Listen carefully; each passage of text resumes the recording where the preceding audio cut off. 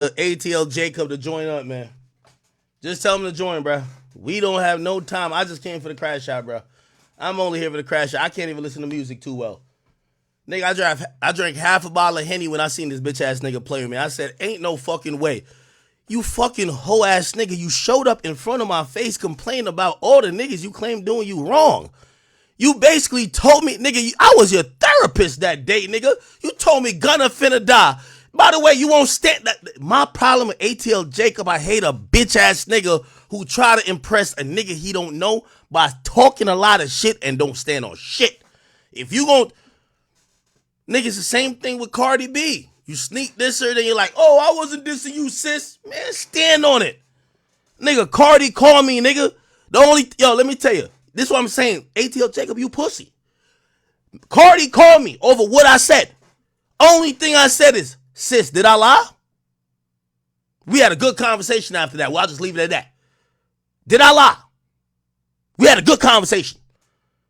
This bitch ass nigga over here just saying all type of shit. You sneak hating on her. She call you out. You over here like, man, get your bitch ass on out of here, man. Get your bitch ass on out of here. That's what stand on what you saying. That's why I say y'all producers.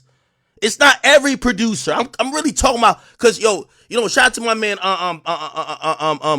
Beast My Menace. It's my guy. Cause he told me, he said, a lot of producers mad at you, Ack. They feel like you calling out the whole producer community. And I'm not calling out every producer. I'm saying that as a producer at times, you know the game, and because you know the drama that comes with it, and you know that I don't care what no producer says, I do think producers are undervalued, but producers are they rely on the artist still. How many producers have we seen come and go? How many, again, everybody want to act like they Metro Boomin, they Southside, they TM88, they not everybody's like that. A lot of these guys, they have a hot year and then they go away. You feel what I'm saying? So I tell some of these producers, if you trying to be outspoken, my job is to speak out on people. I don't care who's mad at me, because my job isn't predicated on get a placement. Most of these producers care about placements. Oh no, don't we hear when they fall off? Yo, no, nobody want to rap on my beats no more. Yo, man, we was making hits, but he stopped hitting me up. Yeah, that's a lot of the producers gripe. So I tell a lot of them, I say, yo, if y'all want to be outspoken, either stand on it, but realize what's gonna come, because many artists ain't gonna fuck with you. Like, my nigga, you future pocket pussy. Let's keep it a bean. We ain't see, all that ATL. I remember you was in my face thinking you was hot shit, nigga. You really thought you was the guy. You thought you was Metro. Yo, Ack, I want to have 15 songs on the Billboard Hot 100. Let's look on the Billboard Hot 100 right now. How many do you have, ATL Jacob? Probably one or none. And that would be Future. You future pocket pussy. That's why I seen you react today. So when I seen you react like that, I said, oh, you trying to keep the one. Oh, one nigga still call your hotline for you to be a hoe that you get slapped at, midnight, on that whore shit. I said, oh, okay, I got you now. So you either gonna have to pick a side, my nigga. When you come out, I just don't like, first of all, it's not even like, this whole, I ain't talking about my brothers. Yo, I've been telling you, I don't really tell my sources. Go look back when I was the first nigga that started talking about, the whole controversy with Wait For You. Nigga, you came to my studio crying like a bitch, talking about Thames don't respect Future, Thames this, that, Thames on Drake's dick, Drake wasn't gonna be on the song, Future didn't care for him to be on the song, but that's the only way I could get it clear. Nigga, I sat there and watched you trying to convince me like a whore before I got in the interview room, and I sat there, and I know you wouldn't say it on camera, and I wouldn't bring it up ever, but nigga, I bring it up now, because you trying to play with me like you think that you came to my studio, you came, Atlanta's 1,000 miles from here. When you saying Ack is running his mouth instead of DJing, you came to me, bitch nigga. Why, when you was in my face for 2 hours, you never said that? Yo, Ack, why you doing a podcast, nigga? You know what I told you? Bitch ass nigga, I'm getting $3 million by Spotify this year. It's my first shit. I'm getting $3 million to do this shit. This is why I'm doing it. You getting $3 million, you bitch ass nigga? You wouldn't have said that to me. So you sat there like a good old boy. Hey, let me tell you everything about the. So I sat there and I listened. Oh, y'all don't fuck with Drake like that? Okay, cool. Interesting. All right, I'll take notes. Oh, so I asked you about Gunna. Man, Gunna finna die. All right, bet. Didn't happen, but okay. Then you started telling me about, what is it? What is this bitch ass nigga started telling me about? Motherfucker. Nigga started telling me about Rick Ross living in the hood. I'm like, well, first of all, I didn't even know Rick Ross living in Atlanta. I thought it was that Promised Land shit. I was like, what the fuck? Nigga, you was spilling the beans. Nigga, I sat there, took mental notes, and then I interviewed you like a good little schoolboy who was begging to try to, I think you were trying to rap. I don't even know why you did an interview. You tell me why you came to do an interview. Because I didn't want to interview you. Spotify came to me and said, hey, Ak, could you do a favor for us? He's a hot producer now. He wants to talk. So I said, okay, we'll talk about some production shit he's done. They said, no, he's an artist. What do you mean ATL Jacob's an artist? Oh, no, he raps too. What are you talking about? He raps. Oh, no, he wants to. I said, all right, I know whole ass niggas like this. He think he Metro. I brought you in, nigga. We gave you some chips. We took a shot. We sat there in my little lounge area, and I watched you talk all the secrets about the guys you call your brothers. Nigga, you fake as fuck for saying niggas your brothers. You talk about it, man. Cut it out. Anyway, chat, welcome. The boys back in the building. I had to prove a point to the stupid ass nigga.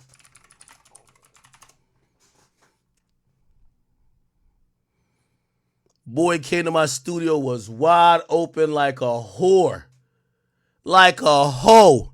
Came with some leather pants, thought I was on that Diddy shit. You feel me?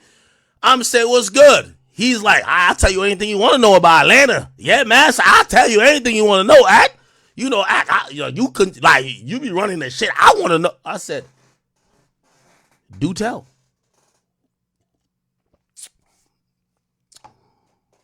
Do tell. After you done tell me about how, really, you know what's funny? He trying to snake the other producers who Future work with, but I saw regular shit. Started telling me about Future. So okay, cool. Future, I don't even know Future. I don't give a fuck about the Future. Like, I don't care. So I'm like, nigga, give me some real shit that I could really. So, all right, well, this nigga about to die. Oh, perfect. Oh, whoa, okay. All right. Nah, Rick Ross, he live in the, oh, shit. All right, I like that. I like that one. I like that. Then he gave me, matter of fact, I think I could Google it.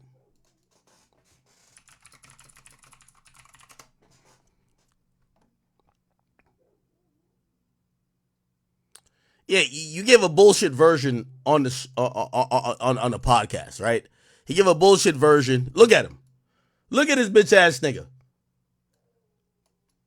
Nigga came from Atlanta, came with some skin tight motherfucking leather jeans to come tell me about how Future don't fuck with Drake, and how Thames is on Drake's dick because she wouldn't clear it for Future. And by the way, I understood the story. Y'all could go watch this. I don't got to play it.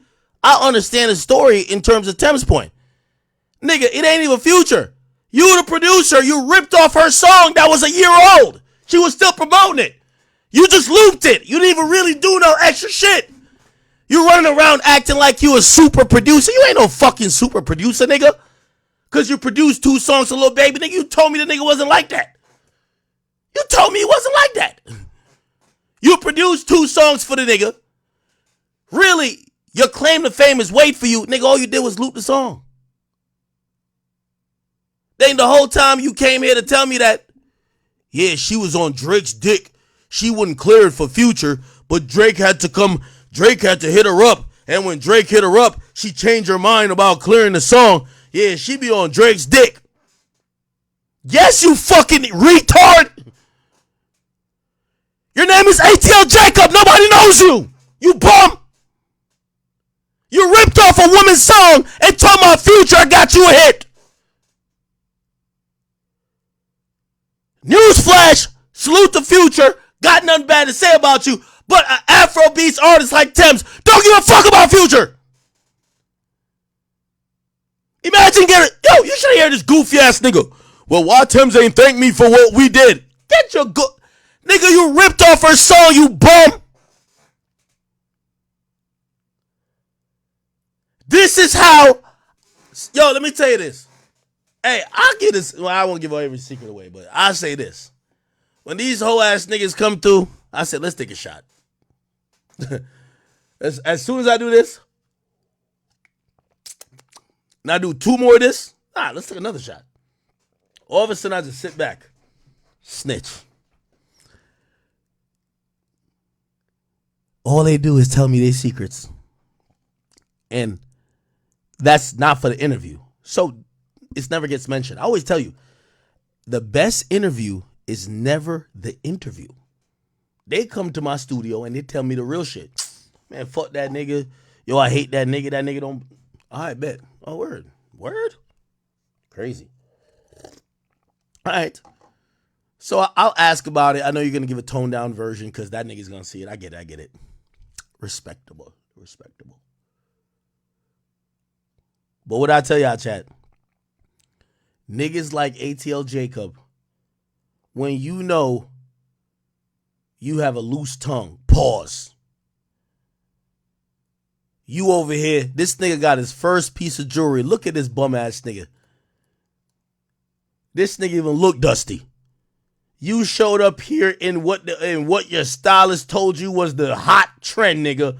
Look at this nigga. This nigga thought he was, this not even Playboy Cardi, nigga. This is Playgirl Cardi. I don't know what the fuck this jean leather, I don't know what this is. Got your first watch in history, nigga.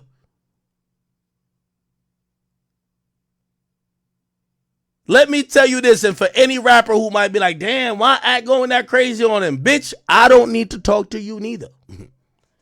So I don't want nobody to be like, oh, hey, let me tell you this. ATL Jacob and the rest of y'all, I make more money talking about you than to you. None of y'all are interesting.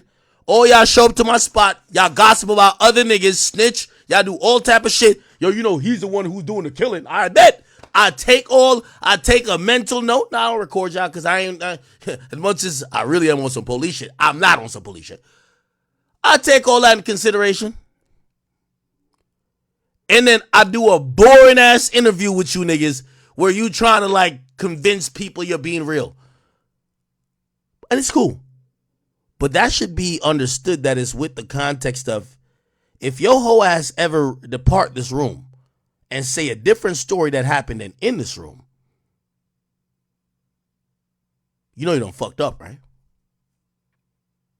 You know you done fucked up, right?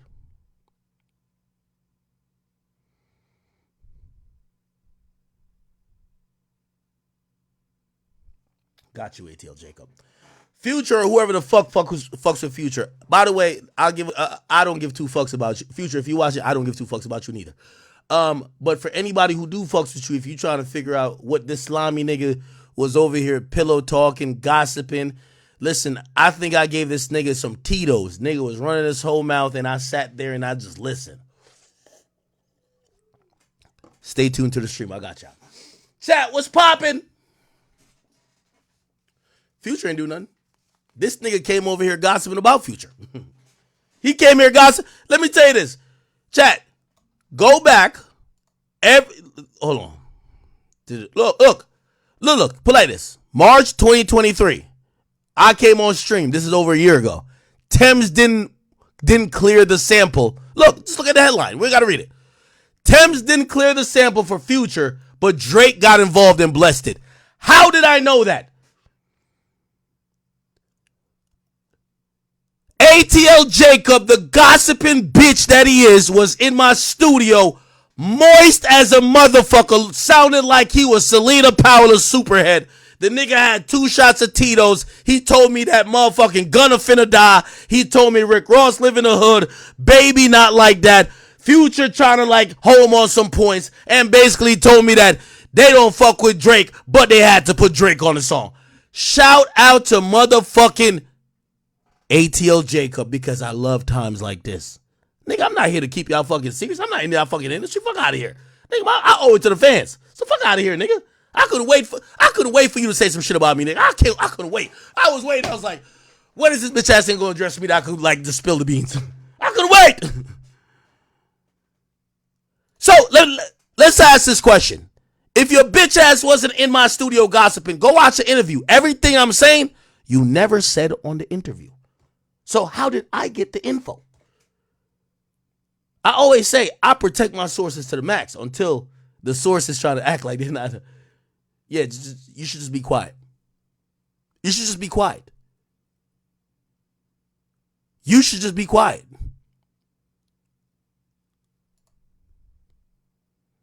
Two years ago, DJ Akademiks claims that when Future was asking Thames to get the sample cleared, Thames allegedly said, "Fuck no! Where did I get that from? ATL Jacob, that's why I say you a bitch. Because you told me the story. I said it anonymously. I wasn't going to out you because I know you a bitch. Then you try to say a version of it and then Thames checked you and you backpedaled. That's why I think you a bitch.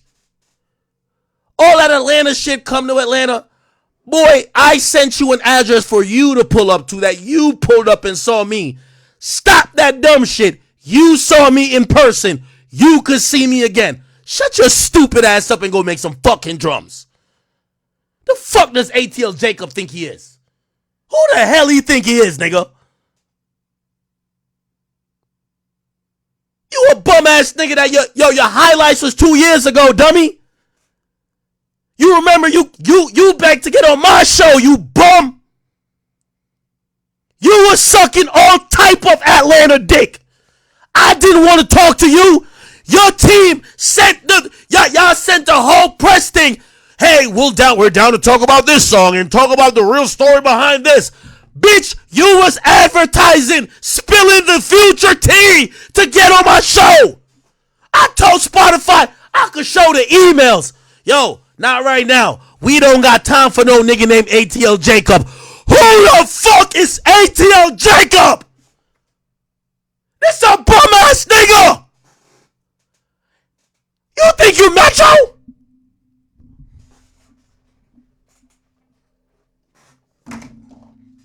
I gotta pull up. Let me pull up the emails.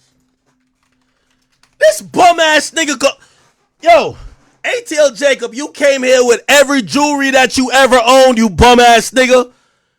Let me tell you, how many rappers done came to my studio sucking cock because they all. Let me tell you this: when I'm in my studio, I play the character for my fans, but I don't pull up on y'all. You know, every time y'all tell me, yo, come here, come there, come there, come there. I ain't trying to come to y'all. Y'all come to me. And I don't give a fuck if y'all don't come to me. I keep telling y'all, make more money talking about your bitch ass than talking to you. So when you took your ass from Atlanta, you flew on a fucking red eye or whatever the fuck you did, put your ass up in a fucking hotel, waited, and matter of fact, this is how much I give a fuck about y'all. I still show up late to my own shit.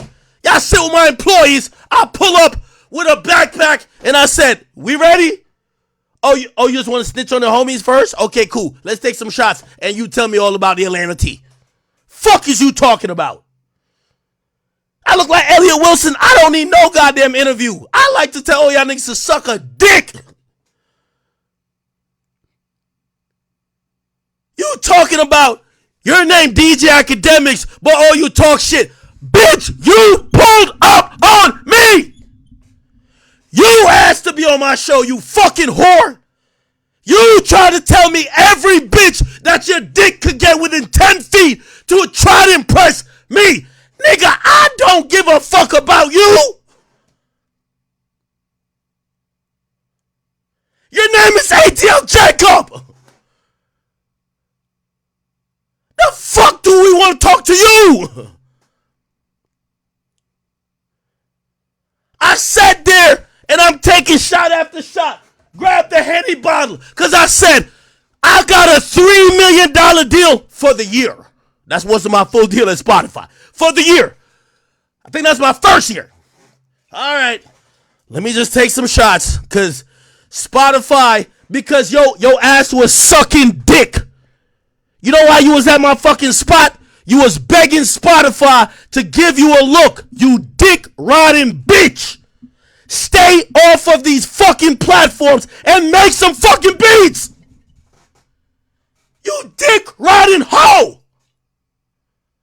Oh, the nigga pulled up in all leather. The boy can't even fucking move. The nigga look like a mannequin.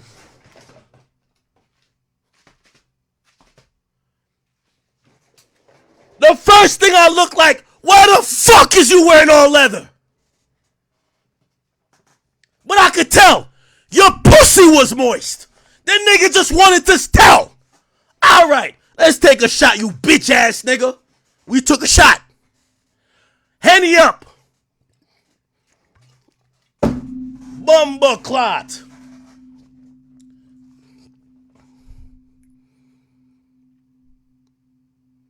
Ask you 2 questions, you went to squealing. Oh yeah. Oh, I gotta tell you about the Thames thing. She's a hater. She's on Drake's dick. What you mean by that? I made the song. I gave it a Future. Future did it. We tried to clear it. She said, fuck no. Why would she say fuck no? I don't know. I think it's because like she don't like Future's image. She don't like this. Whole time I'm thinking, bitch, you ripped off her whole song. You ripped off her whole song, you bum ass nigga. Go produce originally. Her song is higher. You took her hook and looped it and said, I'm a genius. I could see why she can't stand a bum nigga like you. Look at you right here talking about that Tim should have told you thanks for rip. Bum ass motherfucking nigga. I won't wait for you.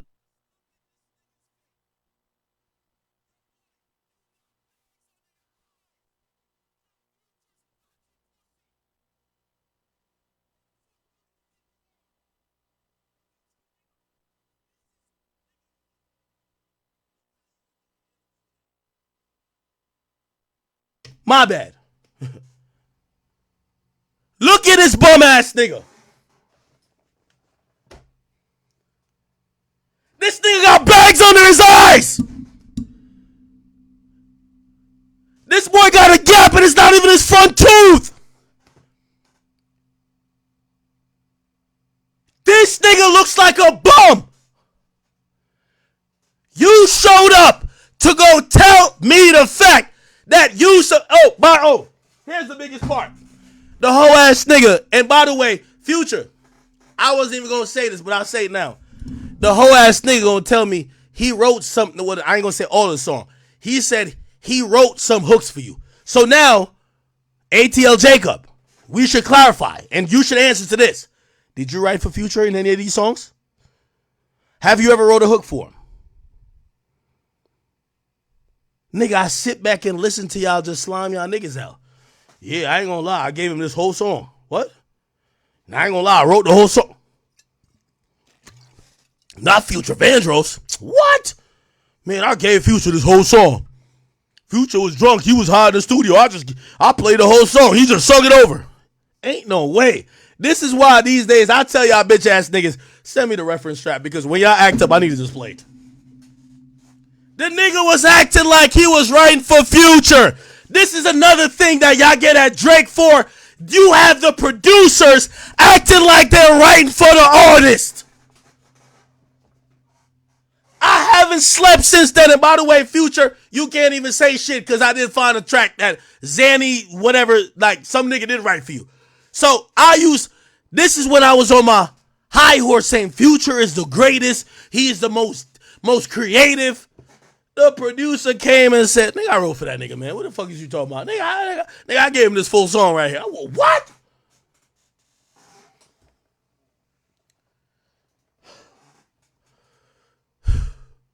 Chat, this was me right here. This was me right here. Ain't no way. Ain't no fucking way. Ain't no way. Ain't no fucking ugly nigga with bags under his eyes. Ain't no way he's writing some of the most swagged up tunes. But the bitch ass nigga is in my studio. He's open like a hoe. Act, no, nah, for real, like, this is why I got this deal and they believe in me more. Here's the funny thing is, where is this bitch ass nigga now? Nobody believe in him. Chat, I couldn't sleep for 3 days and 3 nights. I couldn't believe that some of Future's hits was written by a nigga with a gap tooth on the side of his fucking mouth and a fucking, is this a buck 50 or what? And bags under his eyes. I couldn't believe it. I couldn't. Look at this nigga. Future! You let that nigga write for you? Future!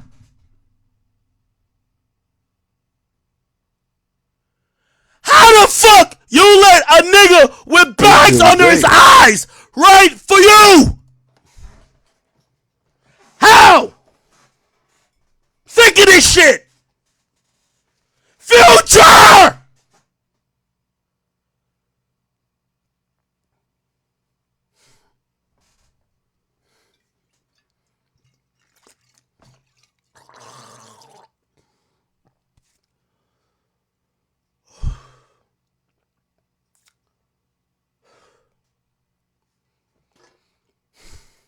Ain't no way, ain't no fucking way, ain't no way, ain't no fucking way.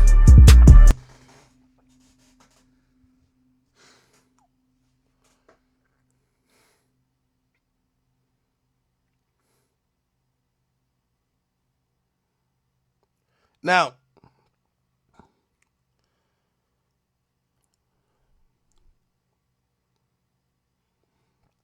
Future, I did say that this nigga, I'll be honest. I did say, this nigga said I was capping. I don't record. When you show up to my spot, until we in the recording room, I'm not going to do some snake shit and record you otherwise. That's not what it is. But when you tell me some shit, I always say this. Don't ever try to play that we never had conversations or you never said certain shit. Because at that point, I owe you no more loyalty. Now, I don't record people.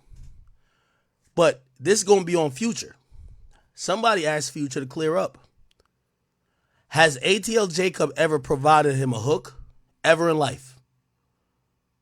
If Future could say no, well, ATL Jacob fucking lied. And was just trying to be friends. But I'm probably sure that Future won't say that shit. I'm pretty sure he won't say that at all. I'm pretty sure Future won't even respond.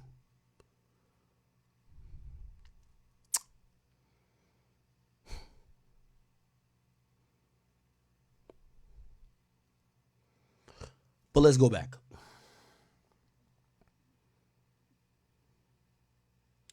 I don't like a nigga who talk shit and backpedal. This bitch ass nigga told me, you know one of the reasons I've been talking crazy to Lil Baby? He told me Lil Baby wasn't even like that. Yo, he's the one who told me. Yo, that nigga not like. Cause remember, I don't go to Atlanta. I don't be in Atlanta. These days I only know Atlanta for Batiman and straight up rats. YSL Woody and motherfucking gay niggas. Let's keep it a bean. So I don't know what Atlanta got going on. So when I talk to Atlanta niggas, I want them to fill me in. He's filling me in. You know what he done told me? God damn it.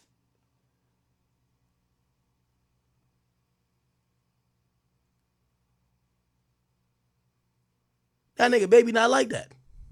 Chat. You should know he done told me that. Cause don't y'all remember a time when I started turning up on the moment when he told me that, I said the next time I get online and Baby even breathe at me, I'm challenging that bitch ass nigga to a fight. You got niggas in his own town say he not built like that. Let's fight then. Fuck it. So if the nigga not like that, let's squabble. You know I think a nigga a bitch when I'm asking him to fight. ATL Jacob told me this nigga is not like that. Oh, word? Oh, say less. Next time he even breathe in my direction, let's fight.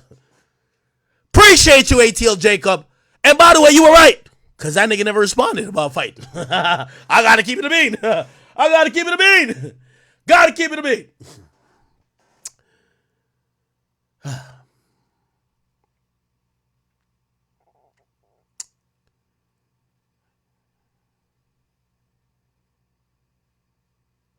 Then Rose, I don't even give a fuck about the Rick Ross shit.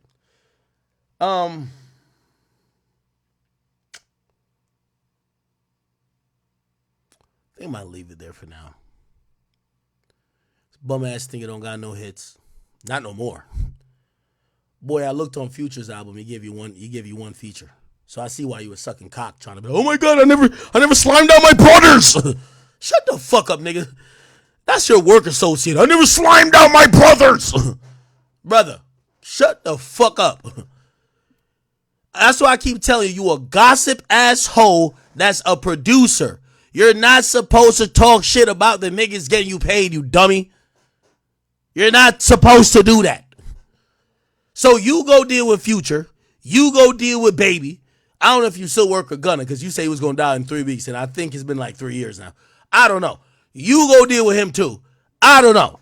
But the point is this. All of this never slimed down my brother shit. Just remember this, ATL Jacob, you fucking whore. You traveled from Atlanta. Nigga, I never traveled to Atlanta to see your pussy ass. You came to my studio. When you came to my studio, nigga, you was under our control. That's a fact. You showed up there with some other nigga. You sat there and told me about everything in Atlanta. You gossip like a whore. And then afterwards, you know, I would never mention these conversations, but you're not going to get back online and try to play with me like you think you're some type of big dog. No, you're not. When and how? Where? It don't work like that. And I usually hold down so many secrets. That's why when people were like, yo, Act was like, yo, if I ever go down, I'm taking, no, it's like, when there's a false allegation against me or a false rumor against me, and I see people basking in it like, oh my God, we got him. I know a lot of real shit about y'all. And you know how many times I've used discretion to be like, whether it's a chick came about a drill rapper or whoever, and I'm like, bro, like, if you're not reporting to police, I'm not about to just, this shit gonna hurt this nigga's career, or it could be some other shit. I'm like, yo, y'all just trying to pick on these artists. I'm not trying to be the pawn in you tearing down rappers. But I know I'm not that liked. So when I see whole ass niggas trying to play with me, I keep 1,000 receipts for them.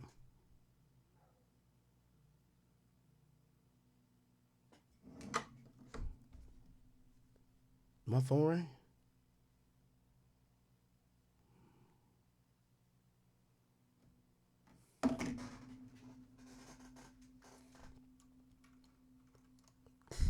Oh. He's responding.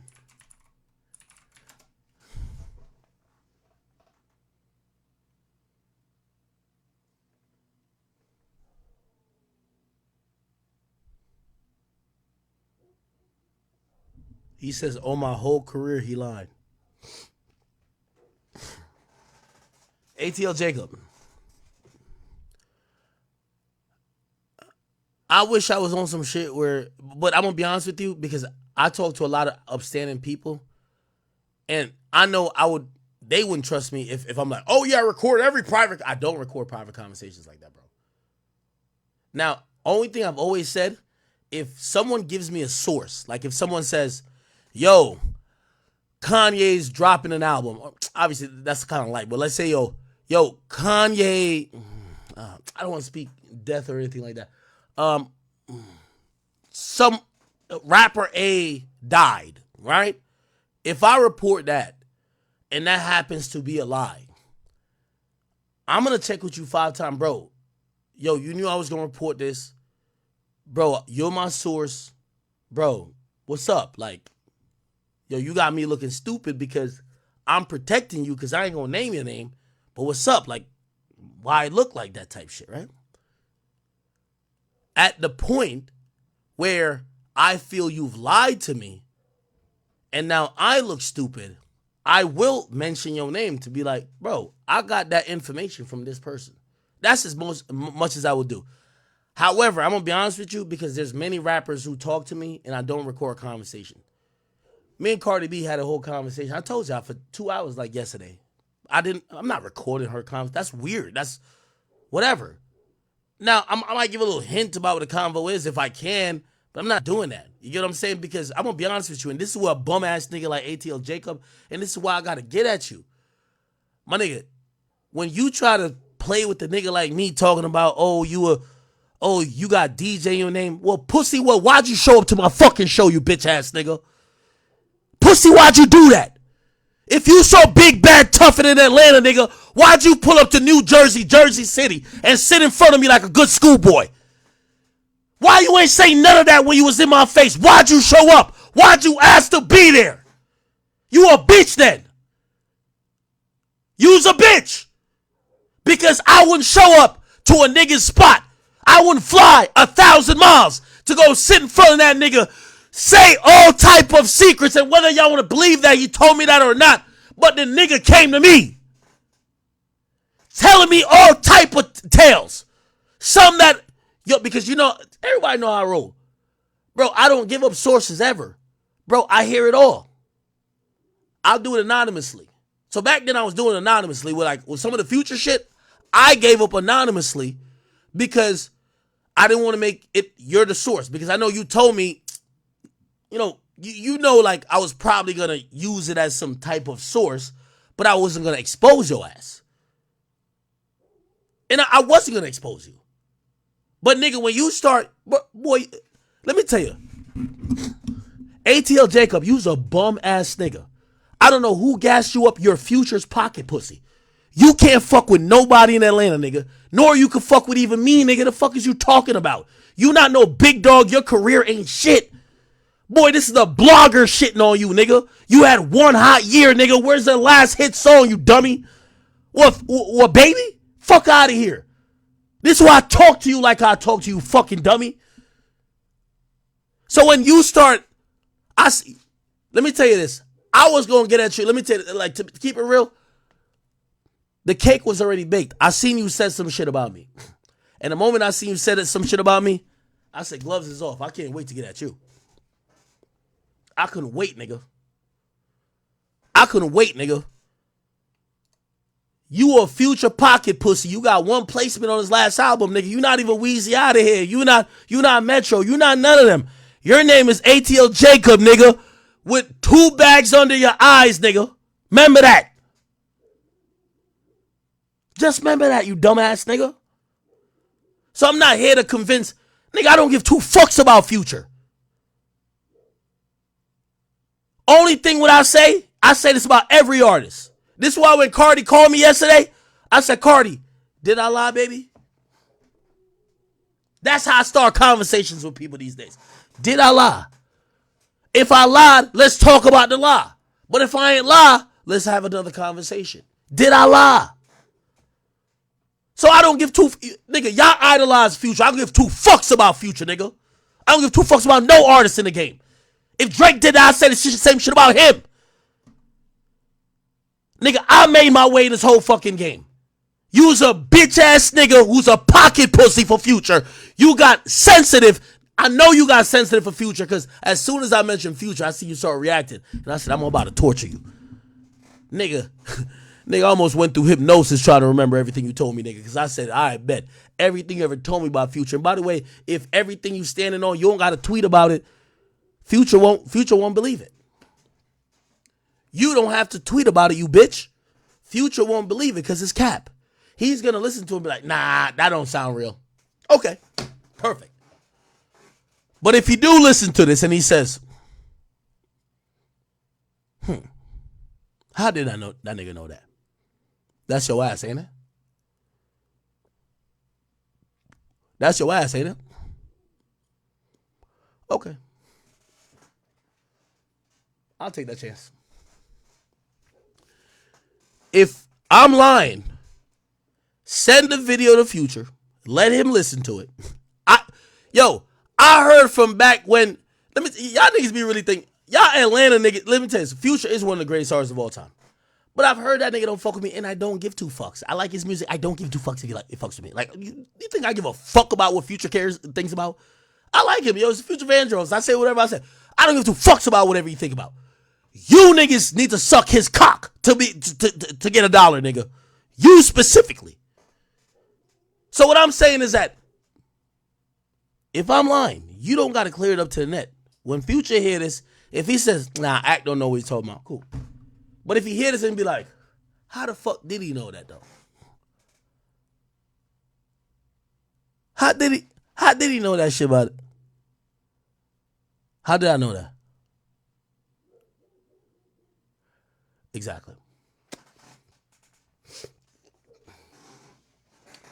Nigga said pull up to Atlanta. This boy think he tough. Boy, you pulled up to New Jersey, nigga. And you was in there sweet as hell. Stop playing games. And I'm still in New Jersey. I'll give you your address again if you want to pull up. If you think you that tough. You're not that tough. Nigga think you that tough. Yo, pull up to Atlanta. What do you think I'm trying to get fucked, nigga? Y'all niggas is the home of Batiman and snitches. Pull up to Atlanta. What do I look like? Diddy? Pull up to Atlanta. The fuck are you talking about, you goofy ass nigga? Hell is you talking about? Just remember, nigga, you showed up. You begged to be on my show. You or your team. I don't care who it was. You sat in front of me like a schoolgirl, nigga. Nigga, I was sitting there with a Henny bottle in my hand, slouched up, my belly hanging over because I don't give a fuck about you niggas. I show up late when you niggas show up early.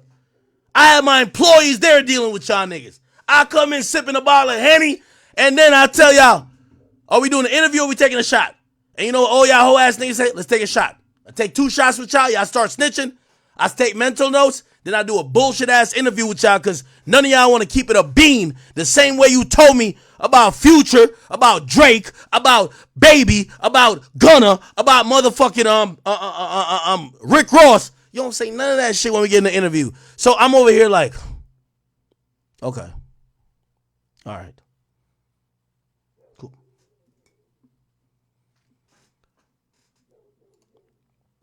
Nigga said, oh, my whole career he lying. Nigga, we don't give a fuck, and I don't give a fuck. You get what I'm saying? Bitch ass nigga, only thing I'm gonna tell you, I hate when niggas like you, ATL Jacob, let me tell you this, you straight pussy. Cardi B checked you and said that her nigga checked you. And you never said nothing about that. You said that's your nigga because you pussy. You couldn't stand on nothing you said, nigga. She didn't say, she said her nigga checked you. And all you said is, Offset's my friend. Look, she didn't say her.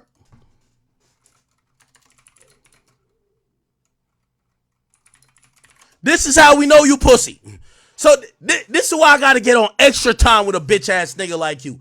Because when I see somebody check you and tell you another nigga checked you and you not, look at this. You try to sneak this. Pussy ass bitch, stop playing with me. I'll violate you a whole man. He said, I got a nigga for you to square, blah, blah, blah. Okay, cool. I want to make it clear, blah, blah, blah. All right, whatever. All right, wait.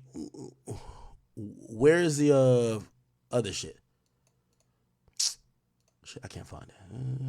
Let's go back to the other one. What the fuck is this? Once I seen that this nigga was copying Cardi, all right, yeah.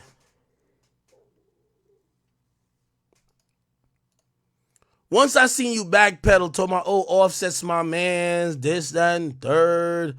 I never shaded her, blah, blah, blah, blah, blah.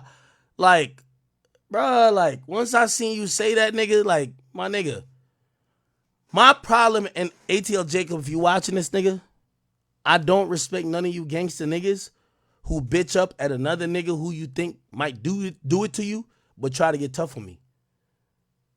Because I'm going to be honest with you, I'm at the point in life, I'm just like, really, I done pimped the whole music game. So, really, I'm going to tell y'all niggas, I think you a bitch too. So, you going to have to do something. Pull up to Atlanta. The fuck would I need to pull up to Atlanta for, nigga? Your pussy ass pulled up to Jersey. Why don't you pull up to Jersey and make an example again? You want to do that? Pull up to Atlanta. Bitch, nobody even know where you live in Atlanta, nigga. Nobody even know where you at. Your future's pocket pussy, you dumb ass nigga. Your future's pocket pussy. And even then, you got one feature on his last tape, you dummy. Pull up to Atlanta. Y'all hear this clown?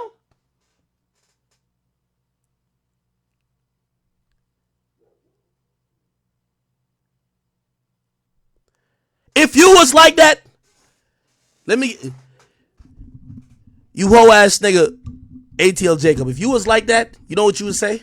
Yo, Act, I found your address on Google, nigga. I came to Jersey already. I'm pulling up on you right now. What's up?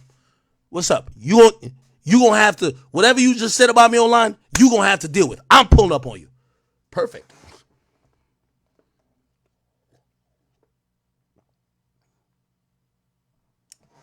Perfect.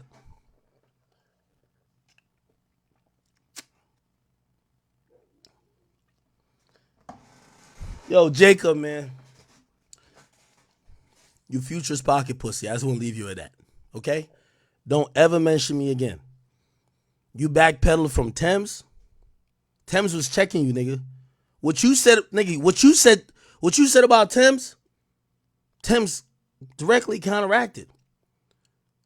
Nigga, I didn't want to spill you as the person who was saying that, but I said that before Thames even addressed it. It's because you ran your mouth. This is why I told you to shut up. I don't got no problem against you. You are a bitch, but I don't got no problem against you. You are running your mouth, and then when you get checked, you're like backing down. It's cool. My nigga, you're a producer. Put it like this. Everybody be like, yo, Ack, you fuck with Drake, you love Drake.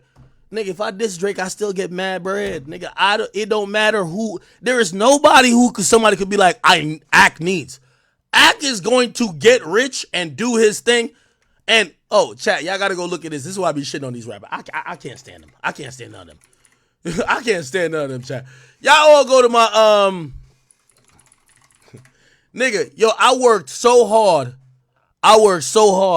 just to be able to tell these bitch ass niggas suck a fucking dick. Yo, by the way, thank y'all for showing a lot of love. 8 hours ago, 225,000 views. DJ Akademiks, $1.5 million car collection. Big act. Hold on. I'll speed through it a little bit. 1 of 30 car. Got the Urus. The Maybach over here I got from killing Meek Mill's career. I forgot who's, like, somebody told me, I think Kevin Hart told me he get watches when he do movies. I get expensive, I get $250,000 cars when I just violate a nigga. I really don't care. I don't care nothing about y'all. Y'all whole labels pay me. I don't pay y'all labels. Y'all labels pay me. And I still shit on y'all. Just remember that. And the guy say it. It's not like I'm over here like, oh my God, think that. No, I'll still say it.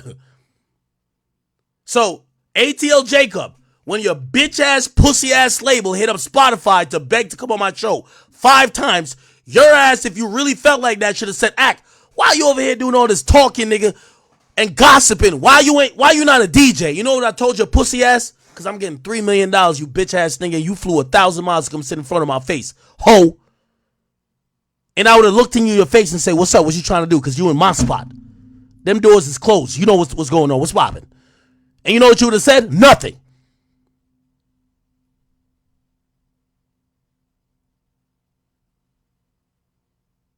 And if you want to prove that wrong, you're invited back. You're invited back. ATL Jacob, shut the fuck up, nigga. So, listen. Oh, by the way, if you really want to know why I had to get this bitch ass thing, I'm going to tell you why. Let me see if I can find it.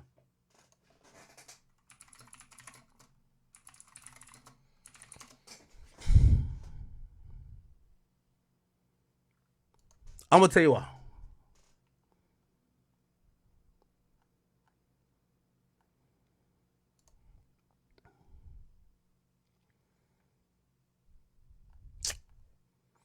Actually, I know exactly why. Let me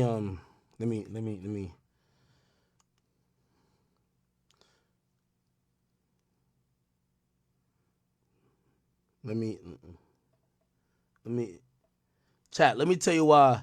To keep it real, let me tell you why The disrespect with me and that bitch ass nigga is oh so personal. I got you. I'm gonna tell you why.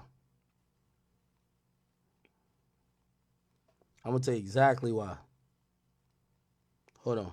I'm gonna post it.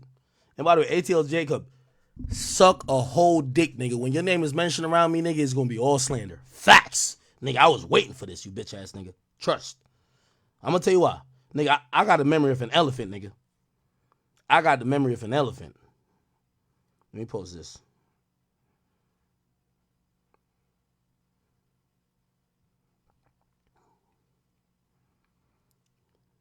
Let me post exactly why that whole ass nigga.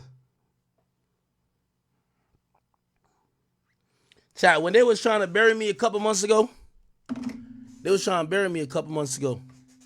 this a nigga who I was nothing but nice to. I ain't had no problems with him.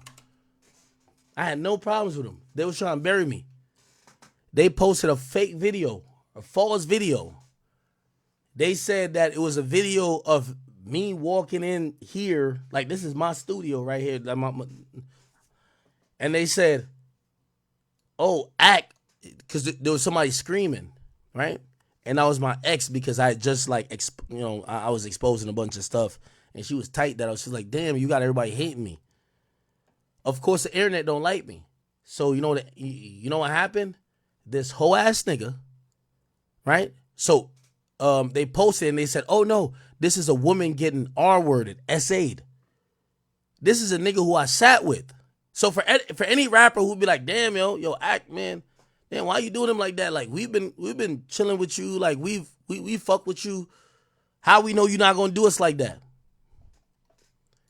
That nigga jumped up in the comments, and I remember it from December 23rd. And I said, I'm going to make sure at the end of the day, I have the ultimate, nigga, when I got the fucking knife at your throat, I'm going to make sure you remember this last thing you said about me, nigga. Because you try to play with me when you had my number. You know everything. This was a fake video. This was a video where people were saying somebody was being SA'd. That was my ex that was wilding out. I clarified it too. But a nigga who sat with me, he jumped up in there and he said, nah, nigga, that's our word. I bet, nigga, fuck you, fuck your family, fuck everything about you, nigga. And by the way, this whole come to Atlanta shit, nigga, ever since you tweeted this, nigga, you know where I'm at. You could come to me. You could come to me, you bitch ass nigga. The moment you spoke on me like that, nigga, I'm telling you, I put it up there, nigga. Remember, I've been in this shit for 15 years. You've been in this shit for probably 6. I'm not the enemy you want, but I'm the enemy you got. Watch. Yeah, this nigga playing with me, saying all type of dumb shit, nigga. Trust me, I remember every name. I promise you. Nigga, I spent money to find out your baby mom's everything, nigga. Nothing. My heart is cold. My heart is, nigga. When this whole thing happened, I seen niggas trying to bury me. ATL Jacob, you fucking whore. Remember that. Just remember that. You can't do nothing. I'm Big Ack. And I beg you to even try. Now you know where we at. We ain't gonna never be cool, okay? The moment I seen you said that, I said, if it's the last thing I do, nigga, I'm gonna make sure everybody in the fucking game know where I stand with a bitch ass, pussy ass nigga like you. You, Metro, there's a few other niggas too. Meek Mill too. Watch. Promise y'all. But don't worry. The Henny's still flowing.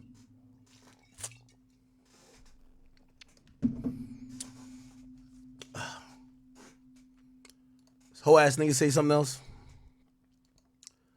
Chat, let me tell you this. Never let somebody think.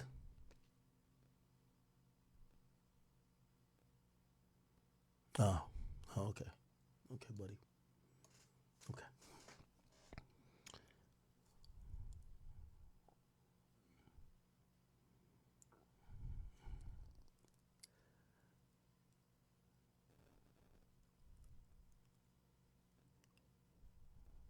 I'll just say this last thing. Jacob, don't forget me. Because I never forget you since then, and I won't forget you ever. Okay? So, and by the way, this whole don't come to Atlanta shit, man, shut y'all Atlanta niggas ass up, nigga. I will come to Atlanta whenever I want. Shut the fuck up. Don't come to Atlanta. Oh, what y'all think of Chicago? Shut the fuck up, nigga. Come to Atlanta when the fuck I want, nigga. Hell's y'all niggas talking about? Oh, don't come to Atlanta.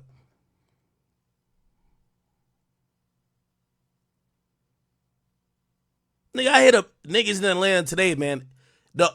I won't even mention their name because I ain't trying to bring them into it.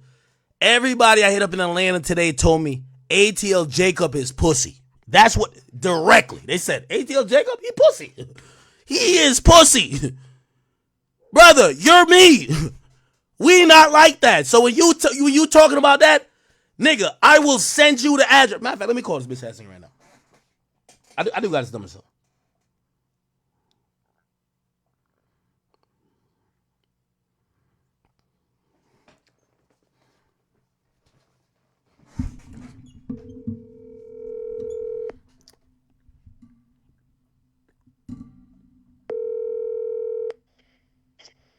Yo. Nigga, why you online told all that shit about me, nigga? Man.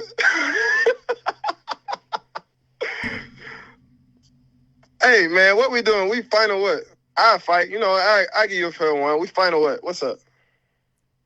Nigga, I don't respect you to do shit with you. So now you don't want to fight. Now you don't want to. I'll fight you fair and square. I swear to God, nigga, on my kids. I'll fight you fair and square. We can do a fair one. What's up? Oh, we can do that too. I'm just all telling right, you. come on, win. Okay, bro, Nick. Hey, I would send you a jet to the Clearport. Nigga. Pussy, I'm not no bitch. You can't fly me out. Come to Jersey like you came to Jersey, just like you did before, nigga. The same spot we could squabble. What's popping?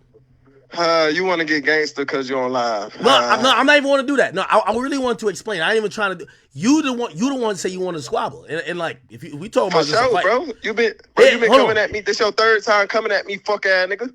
Fuck you talking about, nigga. Well, I'm gonna tell you why. Get your I for sure. Tell me what.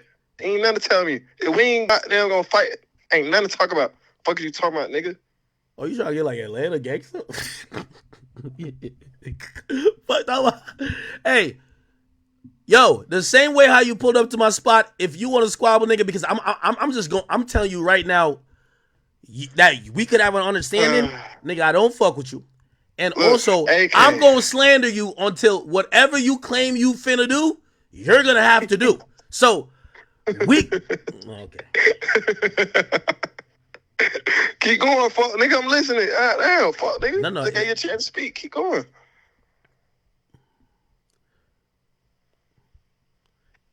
It feels like you're just trying to troll. It's okay. All right. Well, then, until then, I'm going to bring up your rape case. I'm going to keep bringing it up, man. When you going to get that shit settled? When you going to pay that girl her alimony, man? You want to talk about? All right, no. So, when you going to pay that girl her alimony? Alimony? Sir, do you know what alimony is? No, because get what? No. I'm asking. No. Do you know what alimony is? You don't? No, because I'm not a rapist. That got nothing to do with rape. Shit, I don't know that. You would know that, I guess, because you're a rapist. Well, you probably would know it more than me because it looked like I told you Future's pocket pussy. Future probably raped you or you did it to him. What's up? This nigga, what? No, nigga. Bro, you drunk. Get off my line, nigga. Like, if we ain't fighting, nigga, get off my line. Nigga, I told you. Wait, hold on. We can set it up. You keep talking about are you coming through? Oh, wait. The bro, same way you go to the most wait, nigga. Oh, hold on, sir. Who want to go to the most police? Hold on, wait, bro, nigga. You can come box in my hood, nigga. Boxing gloves. We do. Wait, nigga, what's your hood? What's your hood? Tell me your hood. Nigga, where you think I'm from? Nigga, I'm from the south side. Fuck, nigga. Nigga, no, give me an exact place where your hood at. Nigga, College Park. What are you talking about, crazy man? So you from College Park? Dumbass nigga, where you think? Where else I'm gonna be from? Nigga, crazy man. Nigga, I don't give a fucking. Nor do I know what College Park is. You don't have to. Come find out. Oh, so you want to squabble with me, but I gotta come to you, nigga. Didn't you come to me like a fucking hoe, sitting down like a fucking schoolgirl trying to interview for a job when you did a whole interview with me in New Jersey? So I gotta come to Atlanta. Hold on, nigga. Did I try? Hold on. Did I try to link up with you, or did you try to link up with me, nigga? Shit, my label said that you reached out. I don't know. I just came wherever the label said to go. No, shit, you nigga, and hold I on, just got signed. nigga. You I just got signed. Yeah, nigga. you and your label pussy. They begged Spotify to get on my show. Get what? Get what? My label is Drake label. Ha ha ha. Dumbass nigga. Nigga, Republic pussy so too. The fuck is you talking about? So get nigga, what? Yo, here's the thing. Here's the thing. I thought Nigga, y'all were best of friends. Why would you talk about his label? that's where you have it fucked up. I diss every label and still collect a check from him. Bitch. Shut up. I diss every label and collect a check from him. So, nigga, Raper, hold on. Raper. Hold on. Raper. Ratio. Raper. Man, look at this nigga. So, wait, I thought you was gangster though. What I'm saying is that if you so tough, pull back up and we can squat. What's popping? All right, win. Come on. Win. Anytime. See, I need Anytime. Hold on. Anytime. I'm here the next 2 weeks. I'm here the next 2 weeks. When could you get here? What's the address? 888 Newark Avenue, Jersey City, New Jersey 07301 306. Told you the whole address on live in front of 20,000 people. What's up? I'm gonna drop the Addy on live. Oh no, because we can get it in. What's popping? Newark. Nigga, you came there before. Do look like the place. You came there Like before. You came there before. What's popping? All right, best say less. All right, so when are we doing this? Or you want to text me when you're gonna be there? Shit, nigga, you'll be reached out to. If you want to be a bitch ass nigga and goddamn go on your territory, all right, cool. But would that make me a green ass nigga for going up there? Huh? It may be. Cause this nigga a hoe. You know. Hold on. It might be some green shit if I go Hold on, my brother. You're the one who said You're the one who said I should pull up to. I never told you to pull up to me. I've been told you. You told me to pull up to Atlanta. I'm told you. You pulled up to me like a little school bitch, and you sat in front of me trying to impress me, gossiping about Future, Gunna, about Drake. Put that shit on your mama right now. Put that shit on your mama. I put it on everything, nigga. I put it on your mama. Put it on your mama, nigga. Nigga, I put that it shit on your mama. Hold on. Yo, all right. Hold on. Nigga, wait. Nigga, before we Wait. No, great. Perfect. Verbatim, put that shit on your mother. I do. You put it on. Nigga, say that shit word by word. Put it on your mama. Where did I? Put it on your mama's soul right now. Say it word by word that you put it on your mama's soul that I did that. Brother, where did I get the information? Put it on your mama's soul that I did that. I don't even say this, but I'll say this to See? you. Hold on. Wait, hold on. This nigga is a bitch. No. Hold on. I don't say it. I don't say this. Hey, look, bro, I don't respect none of the shit you do. Wait, hold on. You're not gonna let me speak? That's the only reason I respond. Wait. You're not gonna let me speak? But by the way. No, nigga, fuck that shit. Yeah. Nigga, I don't respect the shit you come at me. I don't respect none of that shit, bro. That's some hoe shit. I ain't never did nothing to you. That's the only reason I ever responded, because you came at me one time for no reason. Hold on. You should have never commented on a fake ass video about me, nigga. Ever since then, I've been on. Bro, you came at me before that, fuck, nigga. What are you talking about? No, nigga, when Crazy you comment man. on that video, I showed you all love, nigga. After that, I said, I bet. You must think I'm one of the guys. You came at me before that with the Tim shit. What do you mean? Nigga, you came here and gossiped about Future and Thames, nigga. Put it on your mama. I put it on my mama. I'm telling you. Brother, hold on. Yo, hold on. Let me ask you a question. Put it on your mom's soul. Yo, yes, I'm doing that. I put it on my mom's soul. Whatever you want to say. Yo, here's the. That nigga he can't even say the full word. Wait. No, because that's not terminologies I use. That's not terminology. Hold on. Let me ask you a question. Bro, this nigga is lying. Hold on. Let me ask you a question. Hey. No, wait. Hold on. Let me ask you a question. Get what? Wait. Hold on. Let me just ask you one question. So in 2022, right? I said the same shit you said about Thames. I said it. How did I know it? How do you think I know it? You tell me. What do you mean? In 2022, what happened in 2022? So in 2020, so before you said it, I went online and I said, "Yo, Thames wouldn't clear the record until Drake got involved." Where you think I made that up? How would I get that information? You tell me. You said that in 2023. What are you talking about? Cap. I said it before. I promise you. I bet you 100,000. Oh, hold on. I bet you 100,000. I bet you 100,000. I bet you 100,000. Nigga, hold on. I bet you 250,000. Wait. Hold on, sir. I bet you 250,000 if I'm lying. I just never said your name. I never said your name. I never even talked to you about that. We never even talked about that. What do you Bro, mean? Crazy, man. You did before. If I could, hold on. Wait. No. I could say it in the interview after yours, why wouldn't I say it in yours? Crazy, man. Bro. Why would I say it off the camera? It wouldn't matter. Crazy, man. Right now you sound so crazy. This is how I know you really Future's pocket pussy. This nigga really on the goddamn alcohol. All right, you 6'9" pocket pussy, bitch ass nigga. What are you talking about? Okay, hear what I'm saying. Cool. Hear what I'm saying. Nigga still don't want to goddamn. No, hold on. Wait. Nigga somebody kind of jersey and all that goofy ass shit. Hold on. So let me get mine off. I'm gonna let you speak. So how did I exactly predict what you later said before you said it? How did I do that if you never told me? You tell me. Who you heard it from? Whoever else you heard it from, you hear that shit from me. When I first spoke on it, bro, you scared of Future? On the interview, hold on. Are you scared of Future? All right, so, bro. It's either you scared. Y'all definitely not scared of Drake. You scared of Future, ain't you? Huh? Bro, you sound crazy. Yo, I'm asking you a question. The only question I'm asking you, I'm not even trying to get turned to. You said, "Are you a rapist?" Oh, see, look at you. This is the question I'm asking you. I said, how did I know that? Bro, I just answered, bro. I don't fucking know, my nigga. So wait. I came up with the exact thing that you later said, but I didn't hear from you, even though me and you sat down a year before you even said it. So I didn't get. So who do you think I heard it from, Future or Drake? Bro, I don't know. That ain't got shit. Oh. Who knows? It's you, my nigga. Okay. Hey, my nigga, it's you. End of the day, it's you. Who knows? But bro. Hold on, I'm gonna tell you, my nigga. Yo, my nigga, you a grown man. Future can't beat your ass. Hold on. Yo, Future not about to take his belt off and beat you, bro. Real bitch ass nigga. Yo, Future not about to. Everything that I said, I stand on it. Yo, Future not about to take his belt off and beat you, nigga. Future not about to. On all four of my kids. Bro, Future not about to take his belt off and beat you though. Like I'm asking you something. You're like, I don't know how you know, bro. This why I don't respect you. You need to get your case resolved before you got down calling nigga like what? Get your cases resolved. Like now you talking about nothing. A civil case? About a whole bunch of nothing. Nigga, hold on. A civil case? A rape. It's still a civil rape case? Get your rape case. A civil case. A civil case. A rape case. A rape case.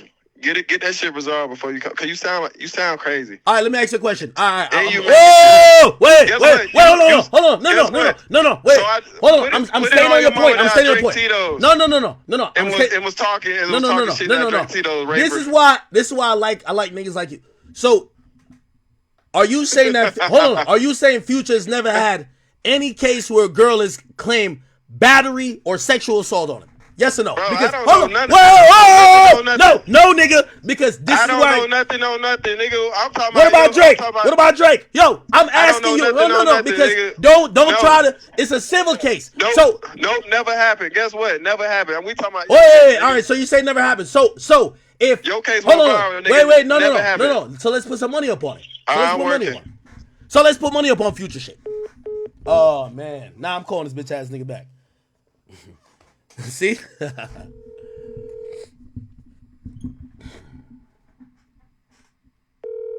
You scared?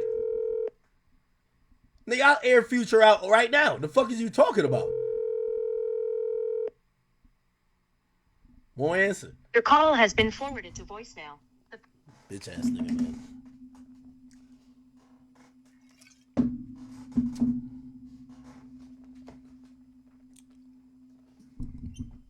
Call him one more time.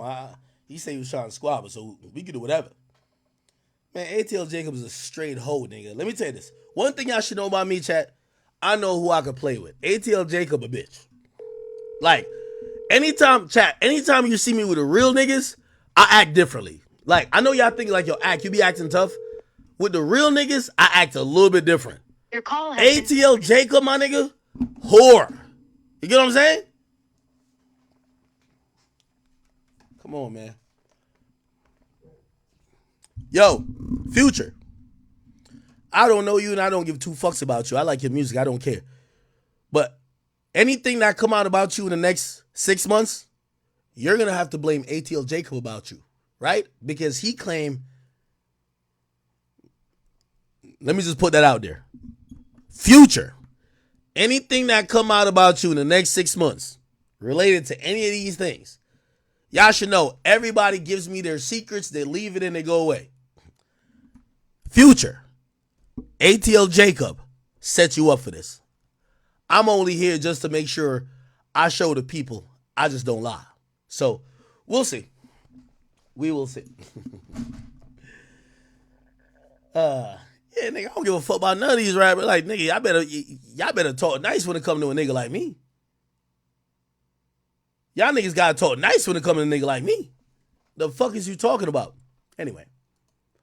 All right. I'm assuming this nigga is, okay. Yellow tape. Should I call him back one more time? I love the fuckery. Oh, do I love the fuckery? I love the fuckery, bro. I'll FaceTime the nigga. Let's see if that might change it. He ain't answering no more. As soon as I mention, that's what I'm telling you. Future, he's Future pocket pussy.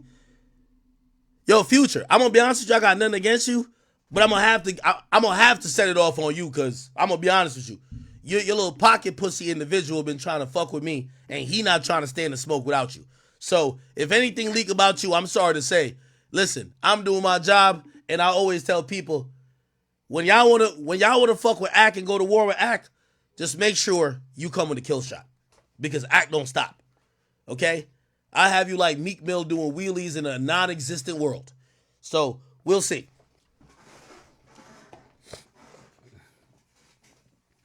Watch and learn.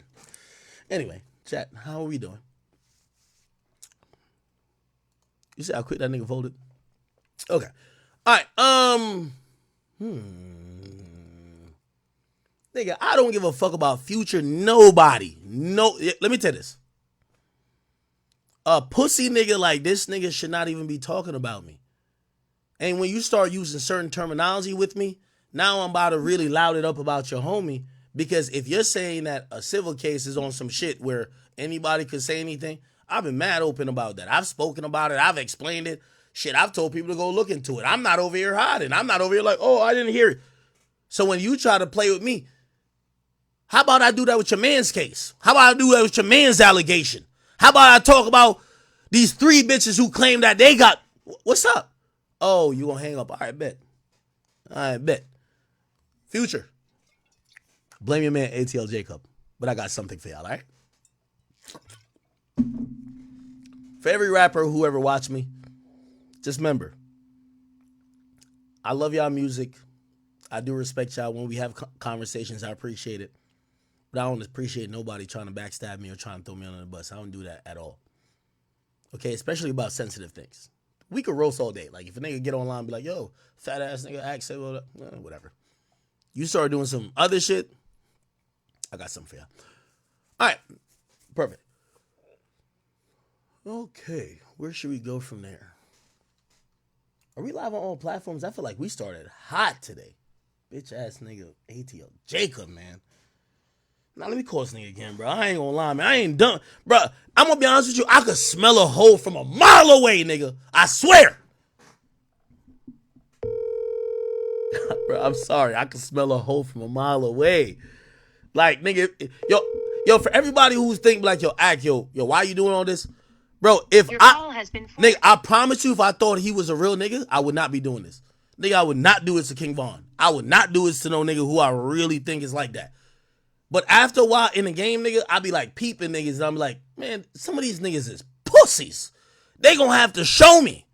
And every time I say that, all they show me is that they're really pussy. Trust me, I'm a calculated nigga. Like, name me a nigga who you think is really like that. If I agree, I'm gonna be like, yeah, I wouldn't do that with that nigga. I ain't gonna lie. That nigga say something, I'll be like, you got it, bro. Name me a nigga y'all think is really like that. Boy came in, was snitching on Future, all type of shit. Now this nigga... Hold on, let me see. Who? Nah, I'm serious. Nigga, I do not think Future's like that, nigga. I'm sorry. I do not think Future's like that, nigga. I'm sorry. No. Rest in peace, Fulio. Meek Mill, I don't think Meek Mill is like that. I'm sorry. Smirk, I think Smirk's like that. I'm sorry. Yeah. I ain't gonna lie. If me and Smirk fell out, I'd be like, yo, oh, fuck with that nigga, but I'm gonna let him rock. Yeah, I think Smirk's like that. I think Smirk's like that. YB, I think YB is like that, not on house arrest. So if YB's on house arrest, I'm gonna pop some shit. If I know he can't go nowhere. But if YB could move around, I'm gonna chill out a bit. Like real talk, like YB a little bit different. Who? Name some people. Oh, Young Thug? I mean, what I know now, if Young Thug was free, yeah, I wouldn't play with Young Thug. I ain't gonna lie. Yeah. 21? Nah, 21 like that. 21 like that. Yeah, I wouldn't play with 21. Nah, I don't play with 21. I don't play with 21. Polo G? I ain't gonna lie. I gotta give it to Polo G too. I don't think I'll play with Polo G neither. I ain't gonna lie. Polo G snatched my man's chain. I ain't gonna do it to him. No, I wouldn't even try. Kodak? Yeah. Me and Kodak had a couple conversations before. Kodak was like, yo, he was mad, but he was just like, yo, he was just asking certain questions. I was like, yo, Kodak, I don't want no problems with you. Like, you the real stepper. Kodak, yeah. Okay. Pooh Shiesty? I never met Pooh Shiesty. I kind of talked to him like when he was in jail, but he liked that too. I give you that. G Herbo? Yeah. Yo, y'all naming the toughest niggas on earth. Why can't you name a soft nigga? Lil Baby? I'm gonna be honest with you. This nigga's a nigga who told me Lil Baby wasn't like that. He told me Lil Baby was pussy. So, all that me going at Baby was this nigga gassing me up. I'm like, I bet. Who else? Vaughn 1700? He's a demon. I wouldn't fuck with him. Somebody said Kendrick Lamar. I ain't gonna lie, man. Maybe Kendrick's really like that. Nah, Casanova 2 times. Nah, I wouldn't play with Casanova. That's facts. Yo, Casanova would know. Yo, if Casanova was on this call, I would apologize to him. I guarantee you. Y'all be like, yo, Ak, you're a bitch. And I'll be like, yes, I'm a bitch. I am a bitch. I am a whole bitch. Yes, Casanova, you're like, how could I apologize to you that you... Who else? Nicki? Nah. Nicki a female. Then I'm thinking about Big Zoo. Like the only reason why I want to apologize to Nicki when it comes to Big Zoo is I'm like, if Big Zoo was getting on his blood shit and started throwing up some signs, you know what I'm gonna do?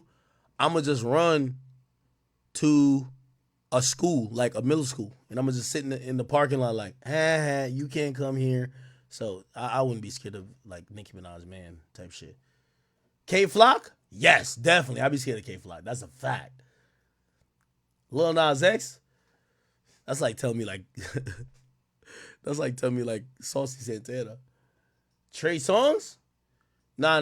Trey Songz don't want niggas like me. Pause. Chris Brown? Nah. Chris Brown cool. Rick Ross? Nah, Rick Ross cool too. Top five? Top five one of them guys. Real talk. All right, chat. Enough. Gucci Mane. All right, stop. Motherfuckers.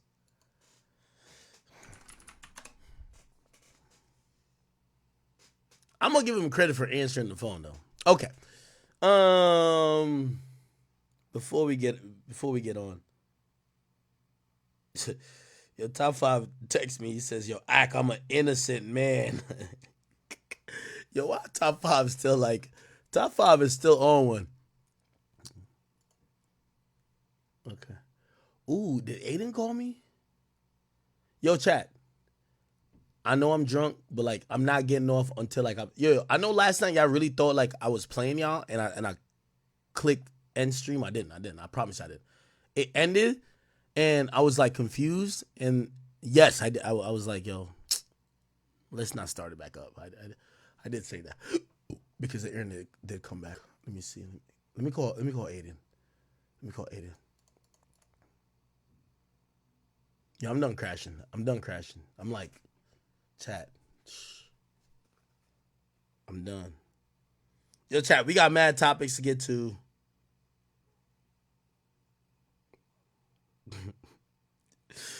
Yo, chat. I ain't shit, ain't I, right? Hold on, let me call it. Oh, why do I keep calling ATL Jacob? Like, this nigga's not gonna respond to me no more.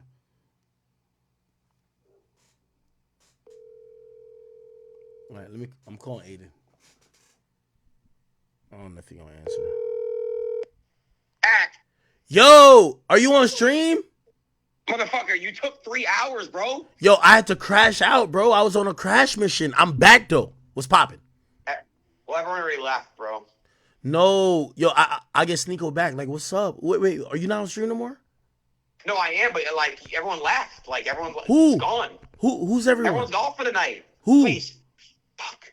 I had Charleston, Fuentes, Sneeko. You had Charleston? Yeah, bro. I had a whole podcast. You just ditched us.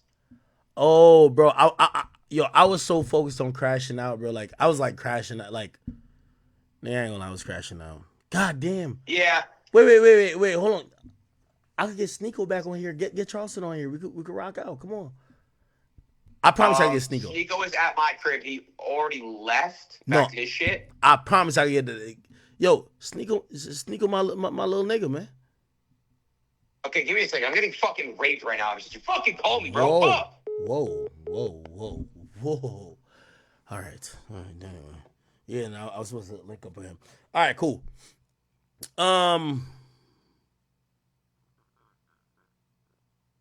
Chat, I wasn't wilding, right? I stayed in my ground. The nigga said he wanted to box. I told him I would box. Then he's telling me to come to College Park. I'm like, nigga, what the fuck? I'm like, nigga, you came to me. Nigga, I never came to no fucking Atlanta to come link with you. All right, anyway. Okay. Somebody said Diddy, no Diddy. Yo, all right, hold on. Yo, let me go to chat. I know. Chat, I'm telling you. Before, I promise y'all. I know y'all think I cut stream early yesterday. I did not. So before I get on stream today, I'm gonna pass out with the stream on. Trust. Hold on. Let me just get back. I'm gonna get in a call. I just want to have some feedback of what we just witnessed. And I want some chat niggas to tell me, yo, Act, you was tweaking, or Act, nah, you did your thing. Let me get there. Yo, could a few chat niggas join my channel in Discord? If you haven't joined Discord, discord.gg in your browser /academics. It will bring you to our Discord where we're, that's the home base. And by the way, that's where I also interact with people. All right, let me see. Who should I'm going to get a few people in here.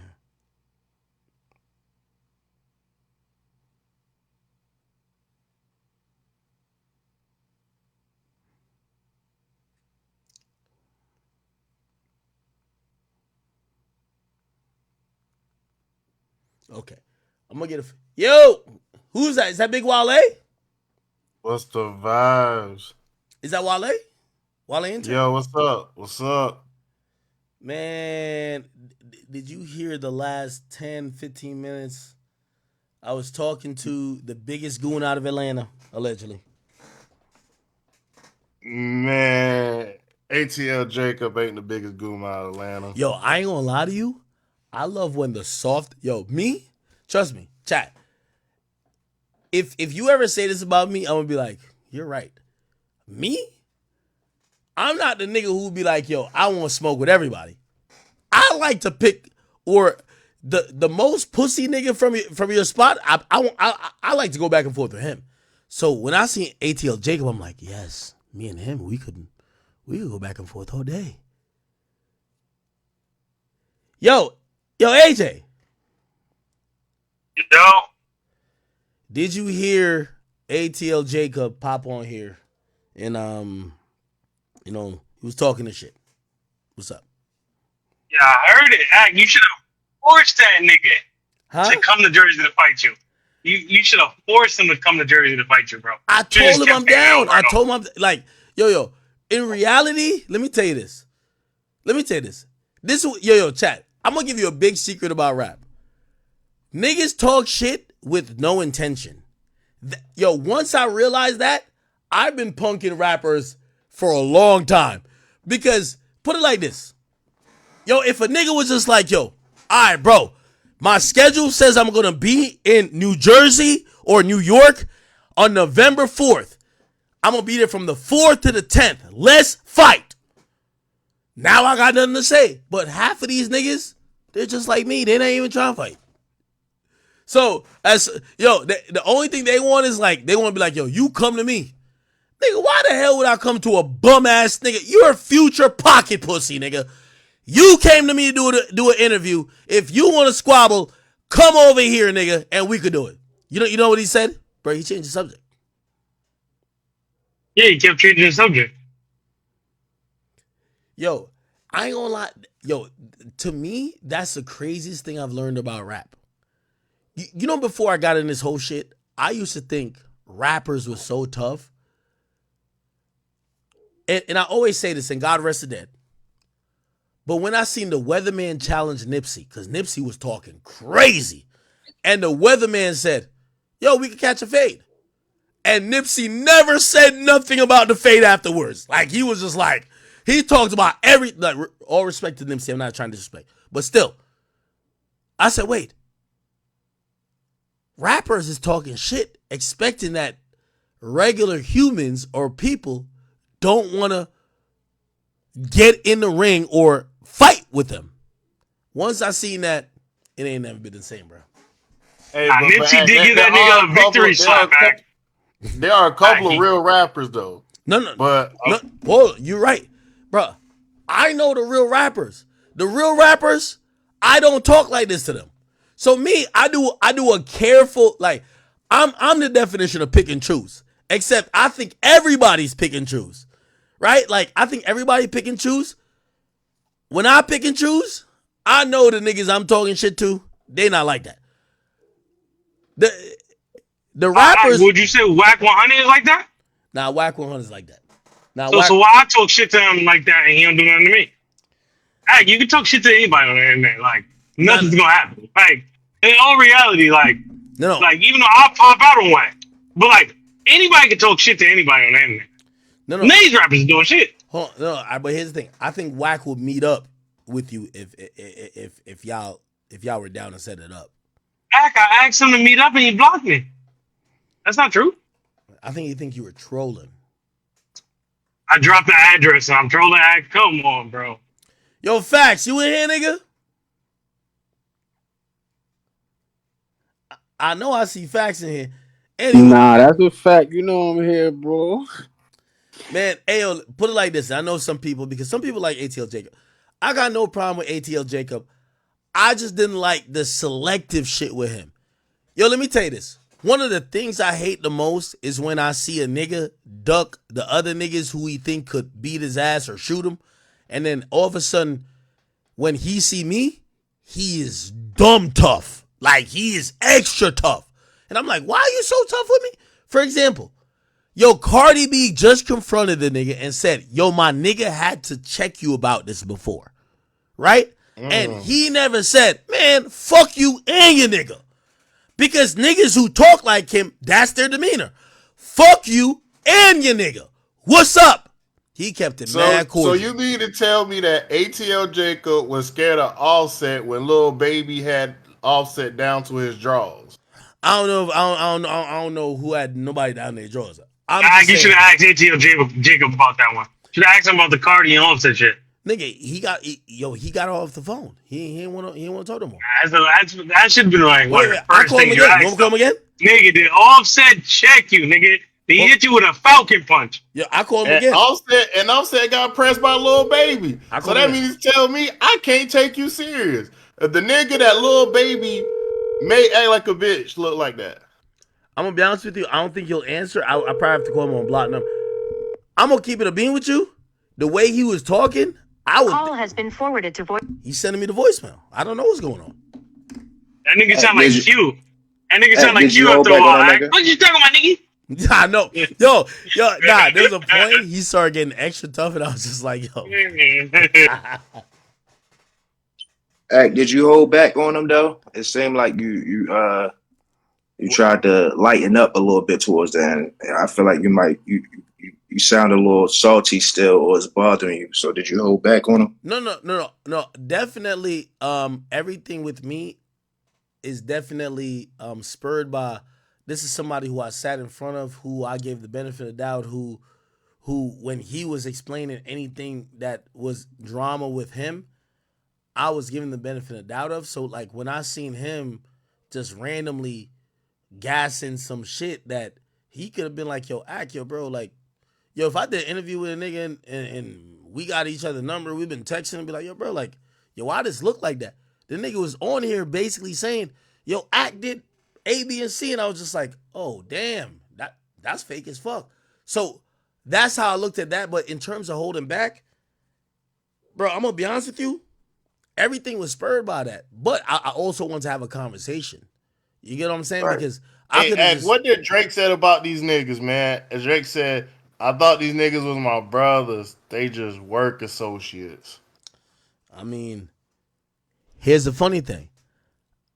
And this is why, like, you know, honestly, with the whole ATL Jacob thing, even despite whatever I might have against him, you know why I told him to shut up and just make drums? I'm like, yo, bro,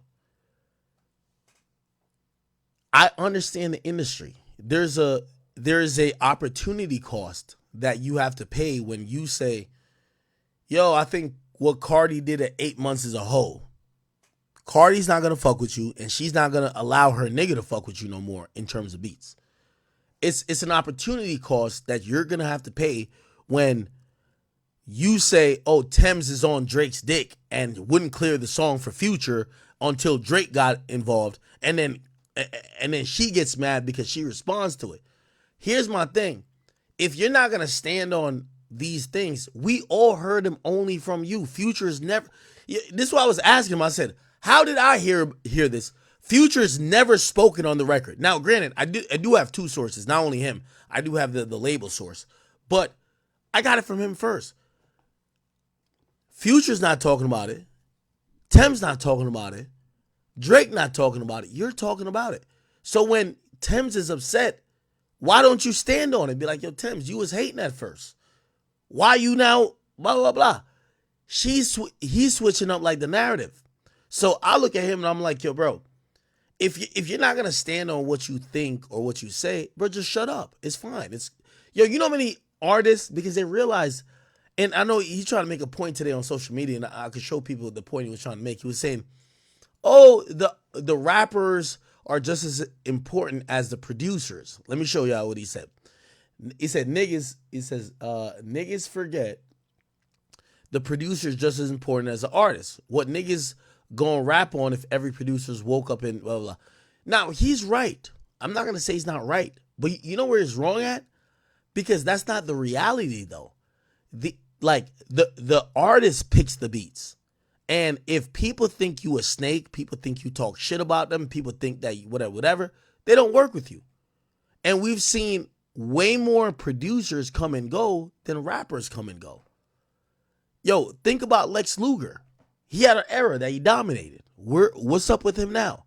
Sonny Digital was going crazy. What's up with him now? There's a lot of people who have been popping in terms of rappers, in terms of producers who we don't know. And by the way, those weren't producers who talk shit. So I'm looking at him to be like, when you're now popping shit about people in your craft and you're talking to media personalities like me, you're going on radio interviews and kind of sneak dissing or tweeting like that. If you're not going to stand on it, and I get why you won't stand on it because you want placements, bro, just back down and shut the fuck up. Make some beats. But he wants to act like, oh, no, we can have an opinion. You can't have an opinion if you won't stand on it. Like, again, Future is a top 3 artists or top 4 or 5 artists in the game right now. Nigga, I heard this from 2019, that Future don't fuck with me. Nigga, I don't give a fuck if that nigga fuck with me. Because I'm still going to make money. And by the way, anybody who he signed, I got money off them and I've got money off him because he signed an Epic and I get the bag off Epic. I don't give a fuck what Future thinks. So I don't need to appease Future for me to make money. when you're a producer, you need to be in good terms. This is why when I start saying, yo, you said this about Future, he starts saying, yo, put it on your mama, put it on this. Yo, he's bothered because if Future actually listens to what I'm saying and be like, damn, how did that nigga know that? Yo, you talking shit about me? Bro, he don't got no big features recently. The last big feature is Future putting him on one song on mixtape Pluto. So all I'm trying to tell him is like, yo, bro, you could be two type of producers. There's certain type of producers who could talk shit, like Metro could talk shit in his realm, right? Like he said, we ain't fucking with Drake. He made a whole album. Niggas fucked with it. The majority of these guys can't do that. They're not in that status. And that's what I was trying to tell him. You should probably humble yourself, but I will admit to everybody, when I seen him erroneously comment on some shit that had to do with me, when I thought, bro, if you had an issue with that, you would have reached out to me and be like, yo, bro, is this a real video? Like, bro, this dude sound crazy, act like, yo, what's up with this? And I would have explained to him. But when I seen him go off on that, I said, bet. Now let me show you, and this has always been my job. And I told y'all made the worst nigga in the game get in my position. And I'm talking about me, because I have no sympathy and I have no fear for none of these niggas, and I don't need them. So when it comes to a situation where that nigga's like that, I don't ever need ATL Jacob. I put in my nigga. I went to sleep every night saying, I pray today when he mentions me that I have a reason, I'm gonna get at that nigga. And I did that for a whole year, nigga. I showed you the tweet. It was 2023. I waited for a year. And to keep it real, nigga, I've not only done that, every bitch he fucked, every bitch he tried to get at, nigga, I try to get every dirt on that nigga too.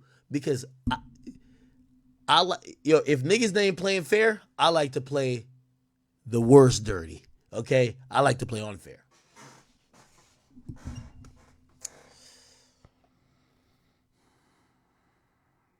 Y'all can go ahead. That's the worst feeling. Like when a nigga that you know or a nigga that you seen actually play with you. It's like, bro, like why you like, bro? Like, why you playing with me for, bro? But I'm gonna be honest with you. You know what the worst part was? Facts. It's like, so that was a time where everybody was piling on. I knew when he said that, he was thinking, Ak is done. Ak is done, so I could get this off and people gonna champion me, right? Like, oh shit.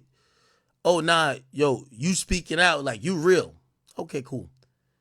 I always tell people, if you trying to backstab me, just make sure the casket is fully in the ground and make sure all the dirt is on it. Hey, Ak, he on live right now. Is it? Go put Scorpions in the chat, y'all. ATL. Wait, is it ATL Jacob? Oh, perfect. Come on the track. Yeah, this shit true.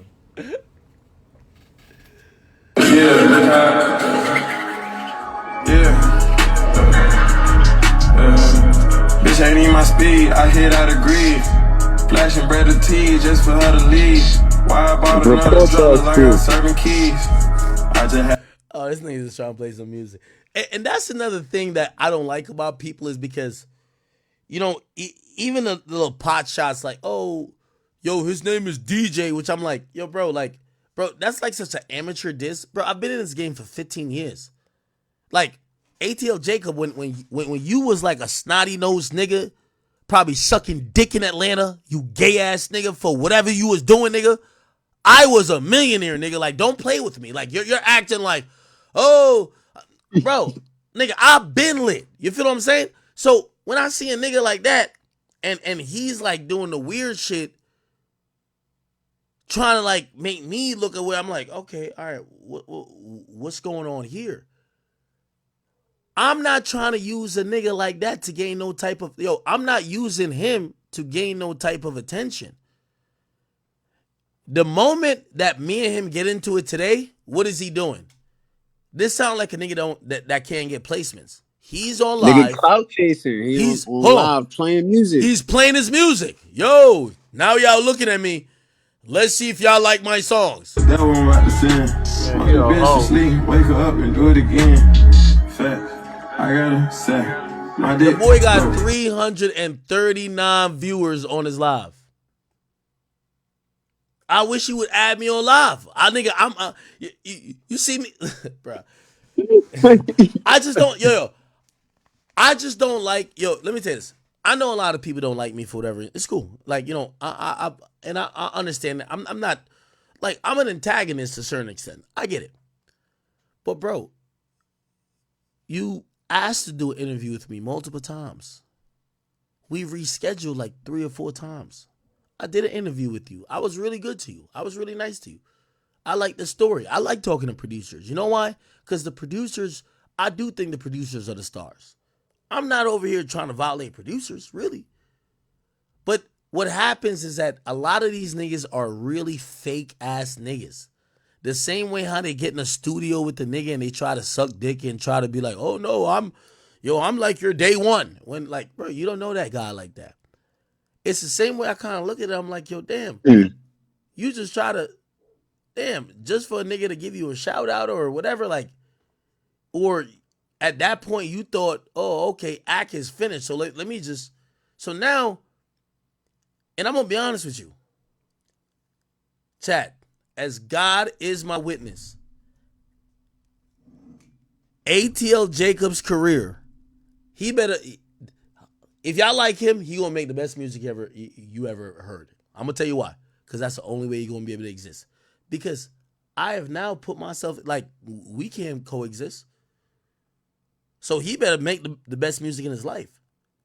And I hope he does. If he does, like, it does, I don't matter. But all these niggas who be trying to play with me, nigga, I'm not no peon in the game no more. This nigga, you was quick to mention Drake. Pussy, you know why you mentioned Drake? Drake's label don't pay me. But the same label who signed Drake that you there with, you got a big publishing deal with them. They robbing you. They pay me for you. So you've given me money in my pockets, nigga, that I've gambled with, nigga, tens of thousands, and you came online to play with me. So now I gotta show you, brother, I don't need you. And I hate that it had to be like that because honestly, I really don't got, like, me, and I don't know why I think I'm sensitive because when niggas be like, act, you fat as fuck, I'm like, shit, sometimes niggas be funny. I don't care. It's just that a nigga who sat with me was playing with you. That shit hit different. He sat with me and he was trying to analyze, like, oh, I think act is done. Any artist who has ever said that, I got a rude awakening for him. I'm going to tell y'all this. If you an artist and you hate me and you think that whatever drama is going to get me out of here, you might as well come link up with me and pull the trigger. It won't happen of you thinking that, nigga, I worked 15 years in this game, doing everything, putting in my last sweat, tears, blood into this whole shit. There are gonna be a couple people like, I don't fuck with this. No, I think you dick around Drake too much. Nah, you've changed over time. I don't fuck with. But there's gonna be a lot of people be like, I ain't gonna lie, act. Man, I've been rocking with you since I was 15. I'm 25 now. It's 10 years. And I do respect that. Anyway, the niggas is playing music. Yo, all right. Anybody got anything interesting? Otherwise, I'm about to get into some topics. What up? So, I got invited to this private listening party. Nah, this sounds like some Diddy shit already. Nah. ESTG got some heat. Oh, he word. got his record. Yo, he got a record with Lil Baby and Travis Scott. It's gonna fuck up the streets. Okay. All right. That's kind of lit. Facts, what you been up to, bro? I'm cooling. I ain't gonna lie. I've been cooking. I've been cooking. I'm about to drop some shit. I got some shit I'm about to drop and all that. You know what I'm saying? I'm cooking. Eat to the Connect 26 AL. Yo, facts. Yeah, I'm cooking. We gotta talk. We'll talk later about it though, cause You was having too much fun because I mistook homie's name for Coco. You was having too much Oh, fun. yo, Nah, act. That stop shit it. was funny. Nah, That shit was funny as fuck, stop it, bro. bro. Stop it. Yo, act. But look, wait, hold on. Let me. Yo, act. Like, what happened though? Like, they didn't tell you his name. Like, you thought that. Like, what happened? So I did a whole 3 hour interview with Vlad. Yo, I heard Flacco pulled up to my. So me, I'm one of them people. You know that too. Like if you tell me, yo, act, yo, I want to use the spot, blah blah. You my man. So it's like, yo, it's all green light, right? Like I don't tell nobody. Be like, yo, make sure that facts don't bring more than 3 people. Nah, I don't do none of that. Like, do you whatever. Y'all need some smoke, whatever y'all want to. Like, it's all lit. We lit, right? Yeah. Yo, Flacco came through, I swear, with like 25, 30 people. So he came through and he was just like, he was telling me, he's like, yo, remember them guys? And he was describing the situation. So Yeah. when I went downstairs and I'm doing everything and I'm saying what up to everybody, I got Vlad with me. By the way, here's the thing. Vlad, like me, I'm really careful of my guests. So like Vlad is a white man who's like 50, like with all due respect, right? And Vlad not trying to see a whole bunch of niggas. So Niggas. I had told Vlad we ain't really got, but he said no, I'll say what up to everybody. I don't know if y'all know Vlad don't fuck with what's that dude's name, China Mac, because China Mac kind of set him up, and Vlad always asks me, yo, act, is other people gonna be there? Do I need to bring security? What's up? Yeah. And there's times I tell him, nah, you don't need security. And I'm saying that because I'm telling him for the area you're gonna be in and I'm gonna be in, you're not Yeah. interacting with nobody, blah blah. Separate. So I really look at Vlad like, bro, I would never want Vlad to be like, damn, Ack, you kind of had me looking crazy.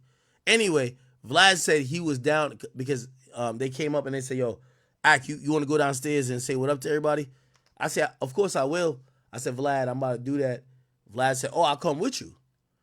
So now I'm thinking about Vlad because I don't want him to be like, whatever. Yo, we go down there, it's mad niggas, bro. Mad niggas. Bro, I swear it's like 35, 40 people. So I'm there. I'm looking really out for Vlad because I'm like, damn, I don't want nothing to happen that Vlad could ever, like, Vlad's my Yeah. nigga. Okay, so cool. I'm sitting there and the dude is like recording. So I'm dapping people up. Vlad there, I'm that. And then I seen the guy, and only thing I remember was Coco show. Yeah. And I didn't even remember. I still don't remember his name. So like, I was just like, You oh shit. I was like, oh shit. So he what? was filming. So I dapped him up because I didn't want to be like no whole ass nigga acting like I'm too big for nobody. So I said, oh shit, bro. Yeah. I said, bro, I know you, bro. And I said, yo, I said, Coco show. But really, That was the situation. That was just a situation. But yeah. look, act. You fuck with the Coco show, or you just fuck with the situation. Well, here's the thing. I know more about the Coco show because of you, right? All right. Yeah. Yeah, Yeah. I know more about the Coco show, and he came on here and he talked to us. I had seen this guy on No Jumper, but I never really even really tuned in all the way into everything he's saying. I didn't even know his name, and I felt bad because I was like, damn. Yeah. Yeah. Now I'm liable to have them both in the studio. We talking a lot behind the background, and a lot of shit is squashed. You know what I'm saying? A lot of shit squashed. You know what I'm saying? A lot of shit squashed. So yeah, Yo, it's looking good. It's looking good. I see you had Newski the Minutes up there. That nigga, yeah. yo, facts that they gonna try. Yeah, no. We I try to keep it peaceful, man. Nah, that's what's up. I'm proud of you. Act, you tapping into the streets, nigga. Flock got you tapping into the streets, nigga. Yo, Flacco came with mad niggas, bro. I seen Trapland up there. I seen a couple niggas Oh in no, there. I met Man, Trapland. you be in these New York streets, bro. You got to come down south in the Carolina streets, bro. There's a lot of people down here you need to tap in with. You need to come hang out with Tootsie, Trap Dickie. What do you mean? You saying Tusi? Yeah. I know Tusi. Yeah, he from North Carolina. Oh yeah, no, I know. He I cool. didn't You know need to that. come down to the Carolinas, bro. Everybody in the Carolinas want you to pull up.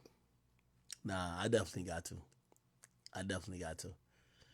Boston Richie is probably one of the most realest niggas I've been around in this rap industry. That nigga ain't had no security in the hood. The police, we will shoot the music video at. The police shut the shit down, and he was out there with all the hood niggas with no security. You know, definitely shout out to Boston Richie. I'm bringing Boston Richie to New Jersey. If any you know, whether you want to go, you know, party with me for a night or go see, you know, and by the way, no Diddy on that. If you want to go, go go to see your Boston Richie got this song. It's really popping. It's called like "Help Me" or something like that. Like these girls be Yeah. going crazy for it. Yeah. So I'm actually bringing him out to Jersey, but yeah, no, he's a really cool guy, bro. I ain't gonna lie. Hey, act. So King and Boston Richie said when we do the show, I'm gonna come up, and they said they down to do my show with me. Okay, let's do it. Let's So do it. yeah, King said, and yo, King mad cool. Yo, shout out to King. Yeah, act. You a loyal nigga, man. I ain't gonna lie. You a loyal nigga. Like you ain't turn your back on bro. When niggas they counted them out, you ain't turn your back on Boston Richie. You always like that. Like you don't be turning your back on niggas when you fuck with them. And, and by the way, no, I'll say this. So we were gonna do a show in Miami, and it was gonna be more of like if you guys never came to my first like show, you know, Fax was there, and this was a show that was at Wale was there too. This was a show that Yeah, was in New Jersey. It was my first show. I ain't gonna lie, I was so emotional just because like I just couldn't believe that I was seeing the because I stream all the time, but like seeing y'all in person and not like y'all like you know who I talk to all the time. I'm just talking about like the supporters and like other yeah. people who are subs. Like, bro, I ain't gonna lie, bro. I couldn't control myself. I'm gonna keep it 100 with you.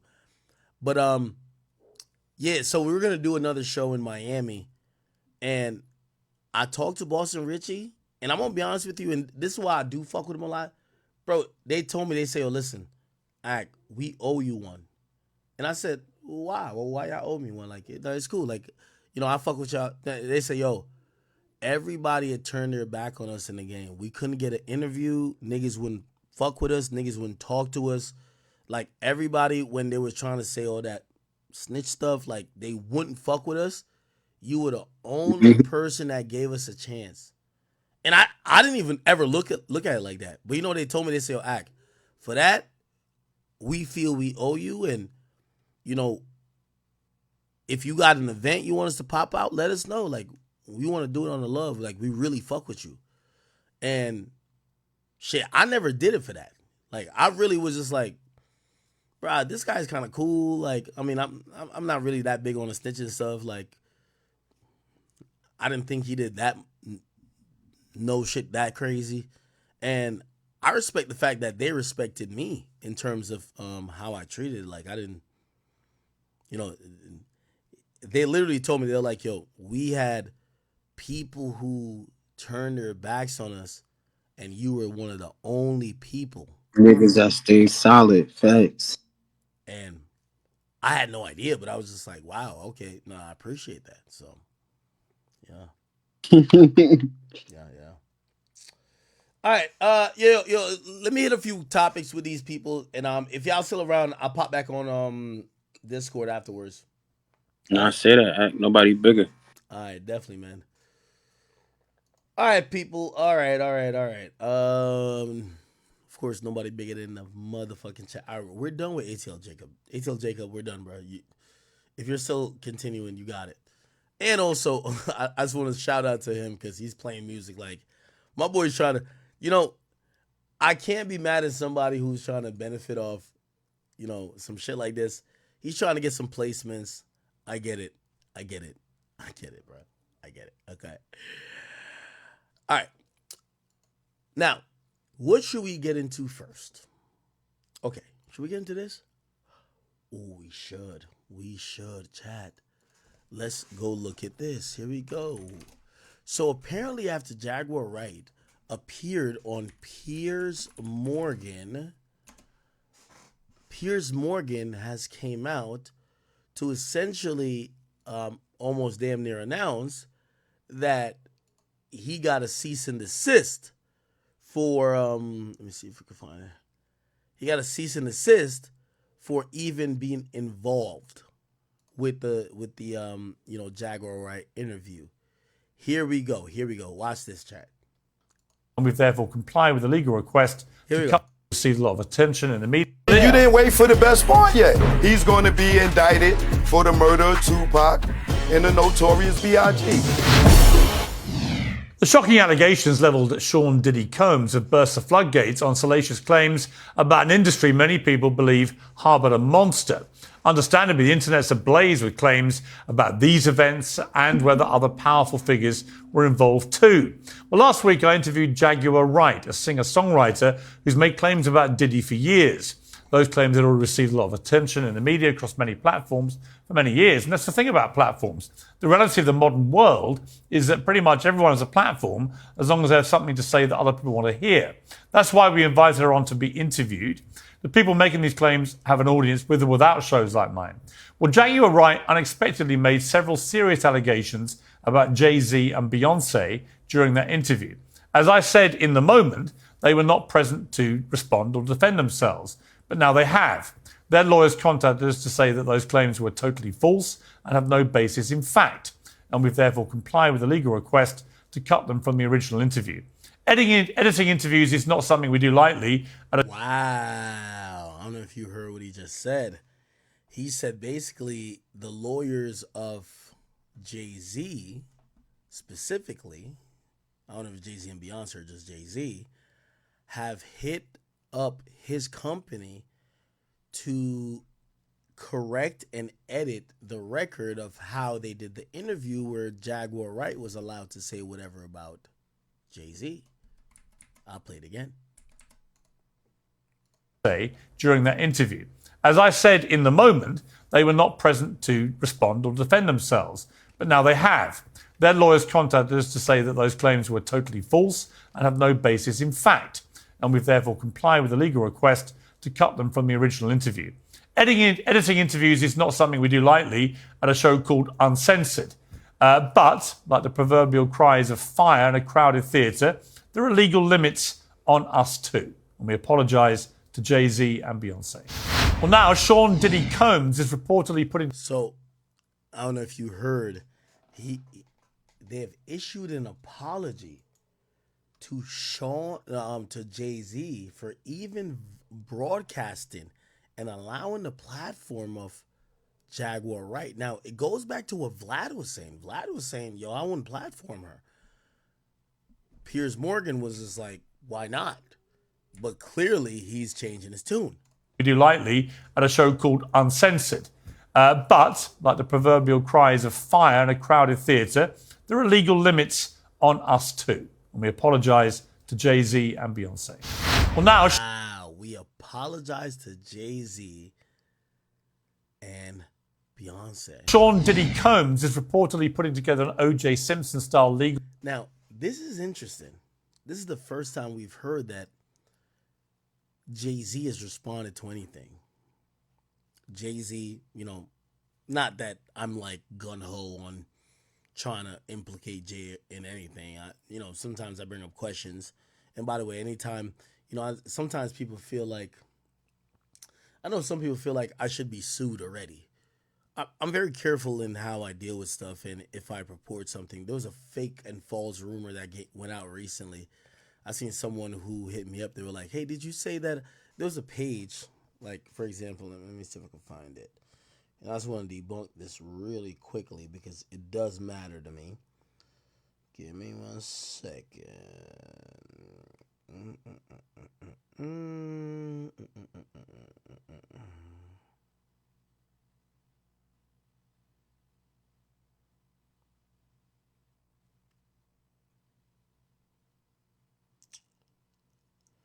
So there's this Instagram page who was trying to spread a fake rumors.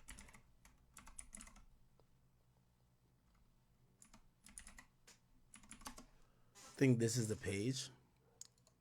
Is this it? They claimed, and this was false and erroneous. They said DJ Akademiks said that Meg Thee Stallion might be living with an STD. I never said that. Never said it.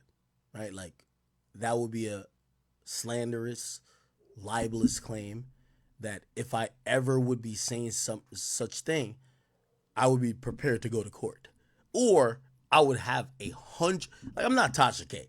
Like again, when I say certain shit, chat. Again, with all due respect, going back to the Cardi B thing. Cardi B called me. You know the first thing I said? Did I lie? And we had a great conversation afterwards. Okay? I'm not the type of nigga who just comes up and makes up lies on people. Because number one, unlike these other people like, Tasha K and everything, they broke. I just dropped a vlog saying, look at my $1.5 million car collection. So I'm the person, if I was lying, I got shit to take. So people wouldn't be like, oh no, we're just not gonna do nothing. They're gonna sue the fuck out of me, right? I never said that Meg has a STD. I definitely criticized her losing weight, and I thought she was more of what I would believe a perfect weight before. And yeah, that's just my opinion. And I'm entitled to my opinion. But why the fuck would I say she has an STD? What the fuck? No. So for this page, obviously I'm not gonna get at you legally because like you're just trying to start some shit, but that's not the case, right? Anyway, I say that on the helm of realizing that, yo, bro, everything we're saying now, it has ramifications, right? Like even what a lot of people thought Meg would have sued me, right? People thought that Nicki would have sued me. I'm very careful to make certain claims, right? I might think somebody is doing A, B, and C, and D, but I won't ever declaratively say they are, right? Oh, I've heard so-and-so might have been off that. I ain't gonna be like, yo, they're a crackhead. Nah, I'm not gonna say that until I know. And if I know, I definitely will say it. You know what I mean? But when I say some shit, I'm down to come with the proof. Anyway, it's interesting that Jay-Z's lawyers, for the very first time, they got a Piers Morgan, not nobody else. Which, you know what that tells me? They've definitely tried to get a Jaguar right before. Because why would they only go at Piers Morgan when Piers Morgan only platformed Jaguar right? They must have gotten her before she's ignored it. Invited her on to be interviewed. The people making these claims have an audience with or without shows like mine. Well, Jaguar Wright unexpectedly made several serious allegations about Jay-Z and Beyonce during that interview. As I said in the moment, they were not present to respond or defend themselves. Now, if you don't know why he's talking like how he's talking, this is the effect of a cease and desist. A lot of times a cease and desist is stop doing that shit and also clarify. Right? Now, a lot of people usually don't do the clarify part, but I ain't gonna lie to you. I do think Piers Morgan, to show probably good faith, is doing that part to say, hey, I'll clarify and apologize because I'm not with this person who came on my program to say certain shit. And also, I think he would do that is that he's still inviting on these people who, like, come on. I'm not trying to call people out, but it's like certain people who was getting on this broadcast saying certain shit. You're like, nigga, we have never believed you before. But now they have. Their lawyers contacted us to say that those claims were totally false and have no basis in fact. And we've therefore complied with the legal request to cut them from the original interview. Now, here's the thing. And obviously, I know Piers Morgan, I think he's based in another country. If you've done investigative journalism, right? And I do want to let y'all know that this is a fact. So, for example, let's say I did some investigative journalism shit and I found out some information and then someone says it. If they felt like they had information or they were within their right to publish that based on the information available and also them vetting the person, they would just tell Jay-Z to fuck off. Sue me, bitch. Like, that would be a thing. Sue me, bitch. But when you know you've just platformed somebody who is just saying whatever, you can't do that. Because you don't know. I know Jaguar Wright talks amazing, but you don't know if she's been capping. Editing interviews is not something we do lightly at a show called Uncensored. But, like the proverbial cries of fire in a crowded theatre, there are legal limits on us too. And we apologise to Jay-Z and Beyonce. Well, now, Sean Diddy Combs is... Okay. Now, you know, the interesting part about it, as they say that, they just pivot to Diddy, because Diddy's not suing anyone right now, right? So, let's see. I think they bring some people in. Let's go to this, and then I think the next person is I think they had Choke No Joke on here. Charges. He says the day will come, you said this, when you start... So this guy is the lawyer, Tony Busby, who essentially says he has 120 extra clients, and there was 3,000 people who called in before the hotline. So this guy has all the people. Hear this. Naming names. When will that day be, and how big are these names that we're talking about?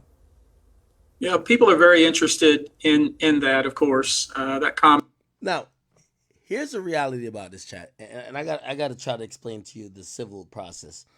Remember, if you're pursuing a issue in civil court, you're not trying to essentially get people locked up. Maybe you've exhausted those options of trying to work with authorities, trying to get someone locked up, but maybe authorities say you don't have no evidence to get that person locked up. We don't have no proof. So people go around the civil realm to get paid, to get money, compensation, to be righted for what they feel is a wrong. And if you look at the burden of proof in terms of a civil lawsuit versus a criminal lawsuit, in a criminal lawsuit, it is, you have to prove beyond a shadow of a doubt. So, it has to be unanimous, and there has to be no question that this person did A, B, C, or D that you could convict. In a civil suit is what they call preponderance of evidence. And preponderance of evidence means that, based on the evidence, it weighs in the direction that this would happen. And that's very different, because here's the thing. Even if the evidence may point to someone, like say killing someone, you need to, before you vote that you're going to convict them of murder in a criminal case, you have to be sure beyond a reasonable doubt. As opposed to a civil case, well, the preponderance, which means, the overwhelming nature of the evidence, suggests or kind of, presents that will be what happened. So it's two different statutes or two different, weighting scales that you use, and this is where this guy comes in. Comment has been repeated back to me, as you might imagine, many times. And people are, waiting with bated breath, hoping that, I'm going to... My bad. I sometimes I start talking and I forget what I'm saying. So I'm going to be honest with you. What I've heard is this, okay? Well, I won't say unfortunately. Fortunately or unfortunately. I heard people are settling. I heard there are people who you guys, and I've heard 3 names so far, that you guys have said, yo, why they ain't talk yet? Why they ain't speaking up? I heard they have been contacted by these attorneys. It's a reason why they did a press conference before they filed, and they told you they won't file for a month. I'll tell you why. The cases they have, the 120, they think there's something there or they could get money.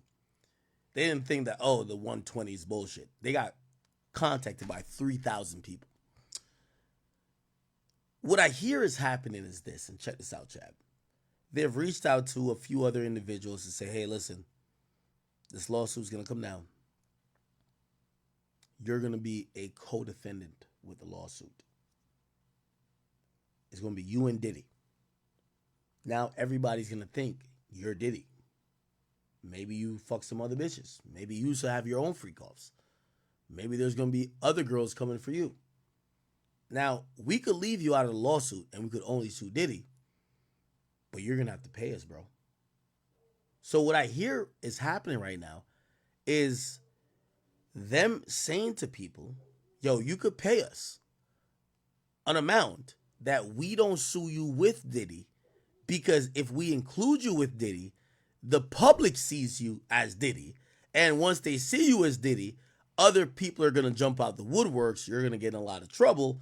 So if you got to pay us $150,000, maybe if you got to pay us like $300,000, just do that and leave this shit alone. And I hear it's happening a lot.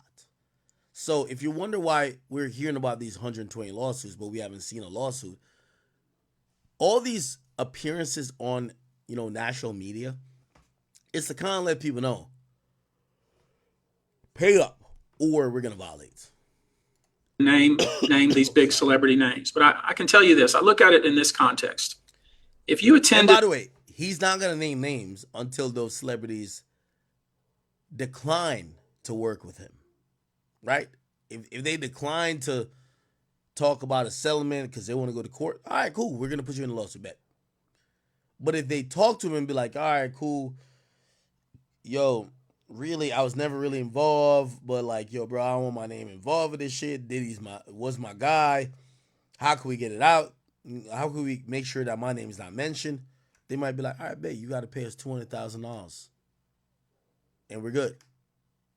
And some of those people I've heard, they're paying the money.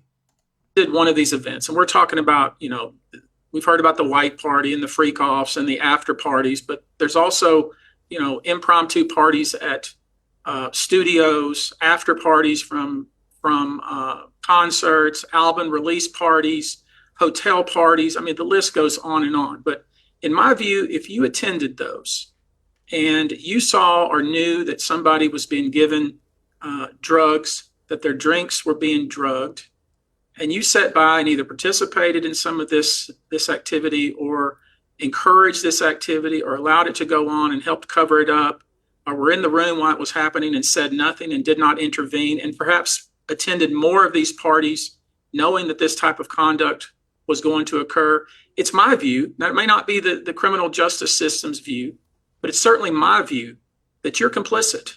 And we intend to name people in these lawsuits. We're not going to do it in interviews. We're not going to do it, without doing our due diligence, because obviously, these types of allegations are very hurtful to people. So when he says this is like a negotiating and bargaining tool. We're going to name y'all. So now when they go to people, hey, you're one of the people we're going to name, pay us $200,000, we don't name you.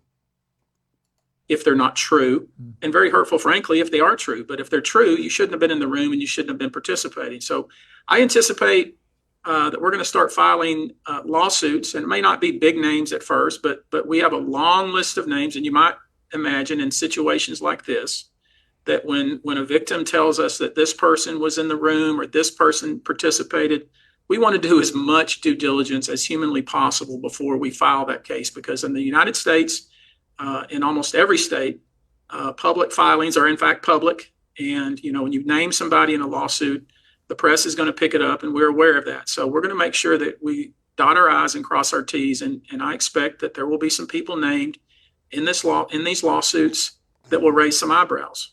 Right. I mean, how big an eyebrow raise are we talking about? Because you've been hearing a lot of names, presumably, in the process of all these calls coming in.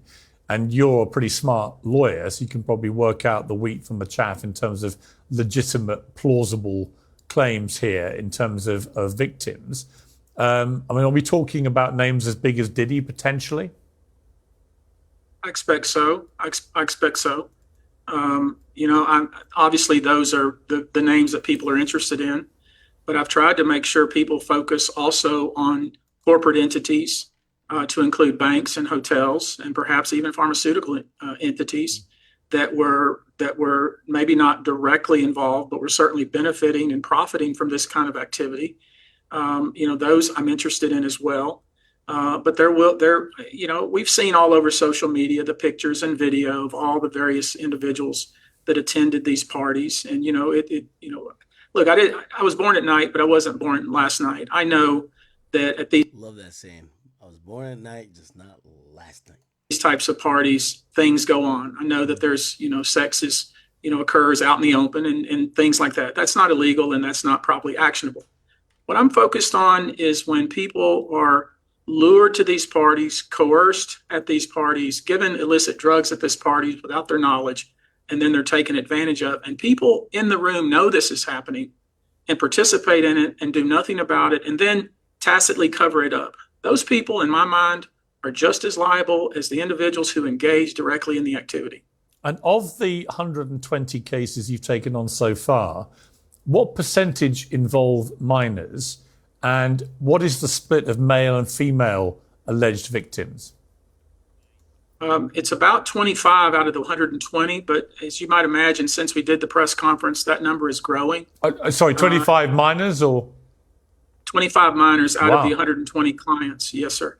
And the minors, they kind of fall into two categories. One would be the category of individuals with stars in their eyes trying to break into the entertainment industry who were either scouted or somehow found their way to a studio or to a location where they were being screened, and either the allegation is Mr. Combs himself or those around him involved took advantage of these people in some sort of quid pro quo to try to make them a star. And, in some of these cases, it was the parents who were essentially handing their child off to a group of people that they trusted and who they thought were going to make their child a star. That's one group. The second group of minors would be individuals who were recruited, whether it be in a hotel lobby, whether it be at a show from the crowd, invited to a after concert party that made its way to a hotel, whether it be to some of the parties that we all heard about. They went there at age 16. There's a few that, for instance, attended a party in the Hamptons and they were only 16 and taken advantage of there. So it pretty runs the gamut. But it's the allegations obviously are very egregious. We have to be very careful and responsible about how we pursue these. These are individual cases, will be filed. Each case will live or die on its own merits. Each case will have one or more defendants. In some cases, they'll all, they may be different. Some will be filed in New York. I would expect most of them will be filed because New York has a statute of limitations that's pretty generous. New York State has recognized that these types of allegations, it takes people a long time to come forward. It takes a lot of courage to come forward. So New York has recognized that. I think California has too. So I would expect most of these cases will be filed in those two states. And we're gonna pursue these cases aggressively. And the reason for the press conference is because, I wanted to make sure that we, Sean Combs obviously has been arrested. He's been indicted. Bail has been denied, I think, 3 times at this point. I don't expect he's going anywhere. We want to make sure that every entity and every individual who had some role in this, that we examine that, and if the law supports it, that we bring them in and make them a part of this case as well. And just on that second point about the gender split here, there have been lots of rumours that it's not just women or girls who've been involved in being abused here, but also young boys and young men. Can you clarify how many of your own cases are male? I would say that number is 50-50. According to the client group, it looks like when you try to, if you were to graph it, the number of males increased dramatically after 2015. We've looked at this client group and vetted it in so many different ways, as you would expect, that you can see a trend that the number of males involved increased somewhere around the 2015 timeframe. I don't know why that is, but that's what the numbers show. And based on the volume of claims you're getting, does that mean that these widespread rumors about Diddy's sexuality are likely to be true? Yeah, I won't comment on that. I can only comment on the allegations that are being made, that will be made in a public filing. And I'll let... Man, this nigga doing the most. Anyway, yo, chat, let me tell you this. You know what I've realized about this industry, chat?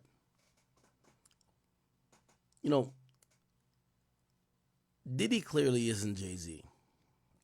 And I think Diddy didn't do himself any favors with maybe some of his competitive practices, some of the actions he took, that other people probably resented or probably thought they were competing with him.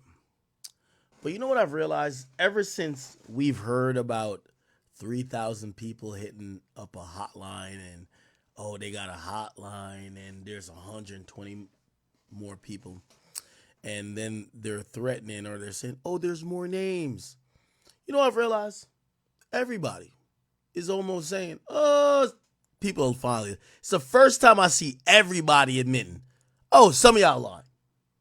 Which is so ironic. You know why people would even believe 120 people? Because of some of these exact people who have told us Diddy's a monster. Gene Deal was telling us he's a monster. And I'm like, well, if a nigga's a monster and he got all this money and he's been operating as a monster for like 30 years, why wouldn't we believe he was a monster to 100 people? It's like, well, I don't believe. You know. So we're looking at Gene Deal like, what you mean you don't believe? You said he was a monster. But I ain't gonna lie, 50 Cent too. 50 Cent been like, oh my God, you know, he's promoting this whole thing like he's financing this whole Diddy's a monster shit. Look at this. Look at this, Chad. 50 posts, caught this bitch lying. And it was a thing saying TMZ has allegedly obtained a text exchange between Diddy's accuser, Thalia Graves, and her ex-boyfriend where she offers him 7 figures to corroborate her claim. Here's what I'm trying to say. The people who have been promoting that Diddy's a monster, I'm not saying they shouldn't be fair and be like, oh no, we found someone who's lying. But yeah, I do realize the reason why everybody believes every claim is because y'all told us to, right? Like, when I hear, let me try to Google this.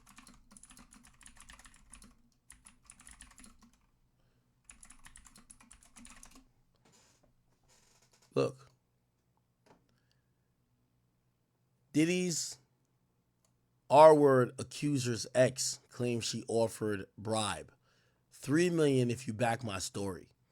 Diddy's latest accuser, who's suing him for allegedly R-wording her and recording it, and is trying to get her now ex-boyfriend to corroborate her claims by paying him 7 figures, according to the ex, TMZ has learned.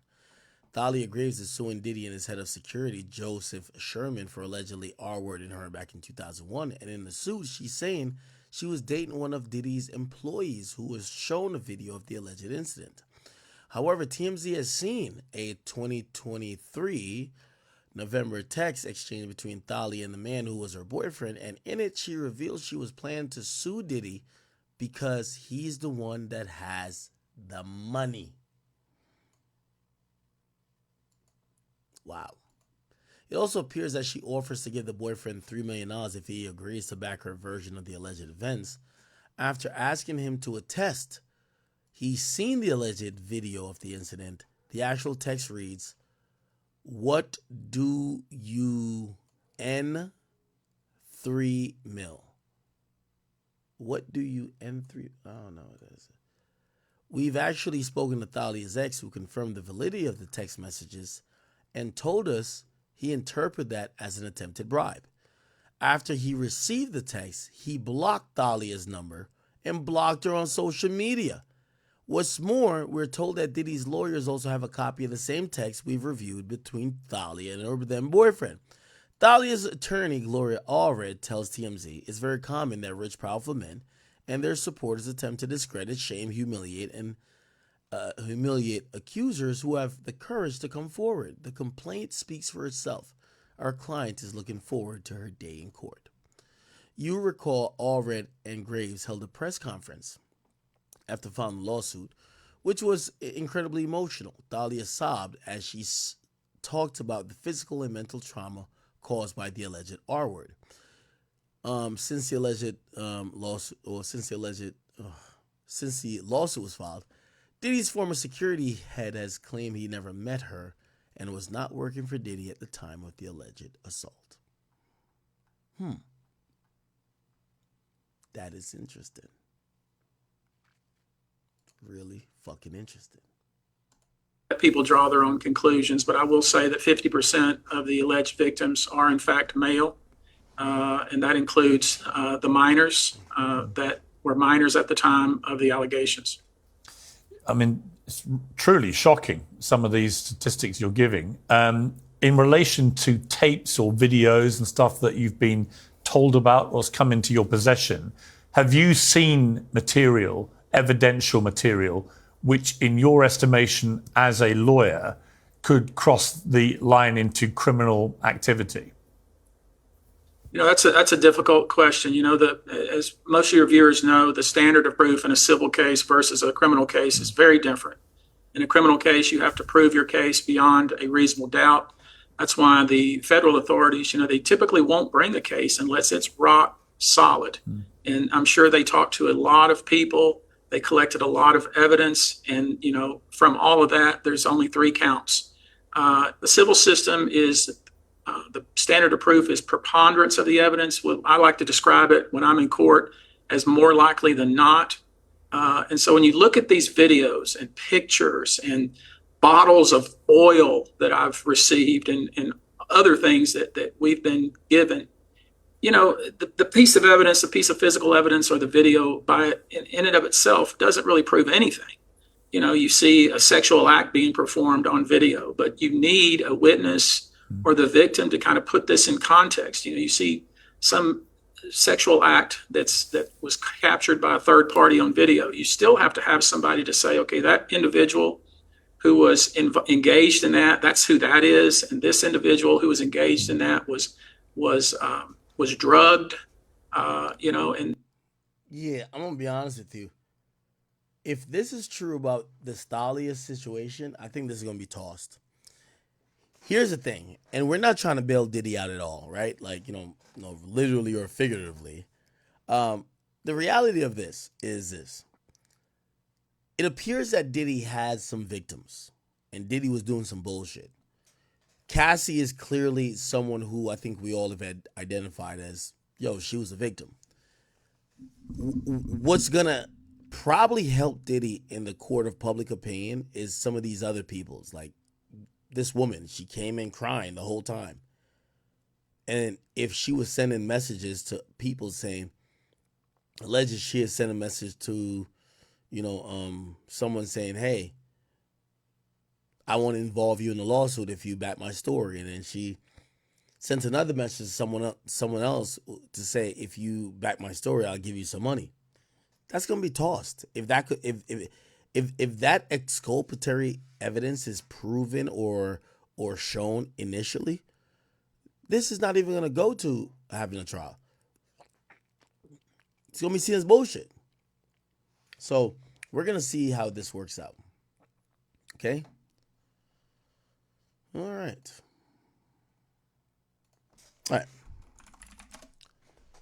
Let me hit a few of these other topics real quick. Here we go. By the way, did you hear Cat Williams talking about this? Hilarious. That's my point. You can't be so happy to change shit that you fuck up your life. You know how many celebrities went to Diddy's house thinking they was finna dance? How does that feel? You a grown ass man. You gotta leave Diddy's party like that. You can't even sit down in the car. You gotta drive all the way home, standing up. Chat. Obviously, you know, shout out to Cat Williams. You know, this nigga sounds like an oracle at this point. Chat, how we're gonna proceed with this, chat? Like, I'm asking y'all sincerely. There's few people who sound like that they have legitimate gripes. They sound like they have firsthand knowledge. And then there's people who sound like maybe they got done wrong. Maybe they got violated, but not necessarily in a sexual assault or sex trafficking capacity. I do believe that we're going to see a few lawsuits being tossed before Diddy's ultimate fate is decided. Are we gonna take those to say Diddy was set up, or are we gonna say, nah, he was guilty, just maybe not guilty of like 400 of them, but he was probably guilty of like 5. But still, guilty is guilty. How are we gonna take that? Because that's gonna be very important, if you ask me. What do y'all think?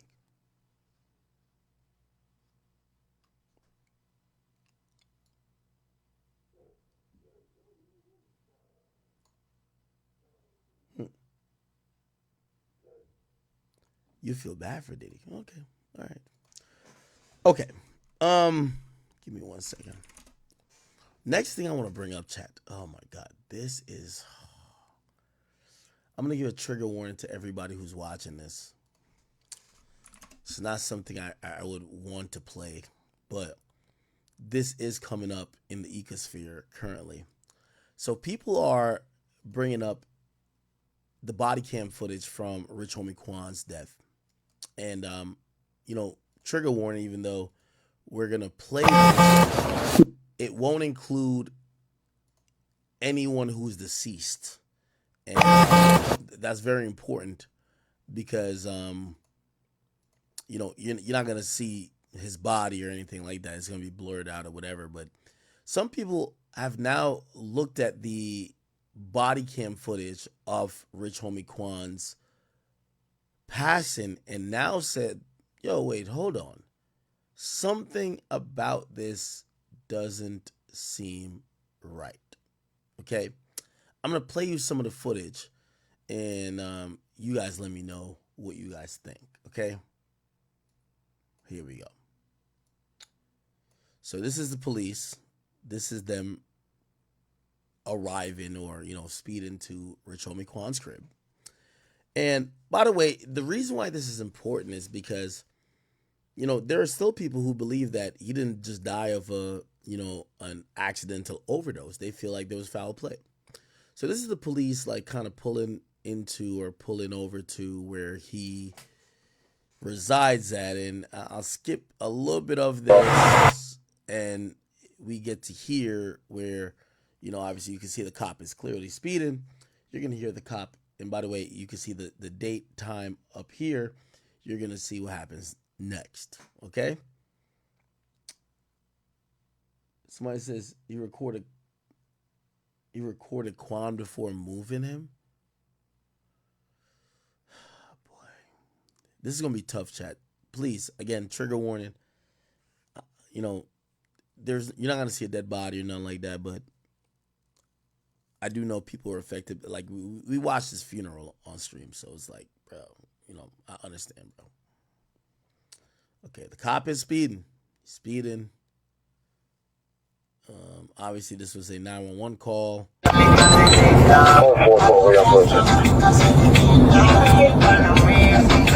Wait, I didn't know Atlanta cops be playing music while they... I didn't know they were allowed to play music anyway. Okay, cool. So they pull up to, I guess, where the crib is at. They blur this out because they don't want you to know where he used to live. They don't want to just show easily identifiable things.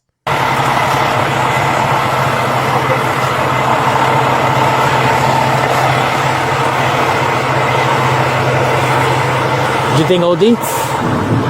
Might be, he's 44 years old. Yeah, as I was saying, I saw the age. I was probably old. Yeah. So, wow. And by the way, I don't know if this is a crib, but shit, damn, Rich Homie was living pretty good. Gated spot. But this is Atlanta, so like, if this was in New York, this would be like $10 million. This in Atlanta, probably like 1.5. I don't know. Or maybe $2 million at 3. Who knows? So he pulls up, or this is a cop. I don't know if this looked like another cop here, not security, but looked like they're trying to get into the crib, right? Probably SRT or Trackhawk. Okay. Oh, now what you can see here is, I don't know if you guys can see, this is an ambulance that's here. And by the way, yes, this is a cop. It literally says City of Atlanta Police. I don't know if you guys can see it right here. So this is another cop, but it looked like the ambulance was there. Yeah, the way the body is, yeah. interesting. The cop pulls up. The first thing they're talking about is track hawks and all that type of bullshit.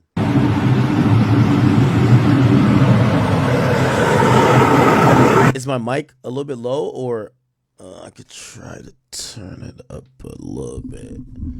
I'll just put this a little bit closer. Pause. Okay. Starts to full.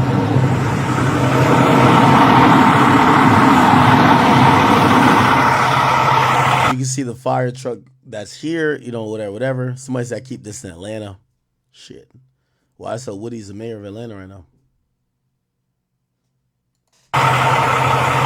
Why nobody open the door? How the hell did he get in?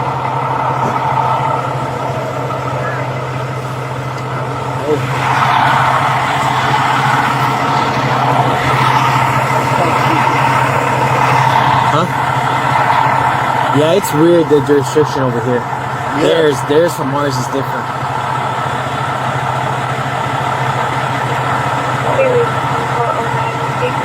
All right, we're gonna try to skip through it a little bit. They got to get access to the property cleared. They're outside. The fire truck is here. Look like they called for emergency services, and the ambulance is somehow inside the crib. Let's skip a little bit into it. Get in. All right. Yes. Door open. They're walking in.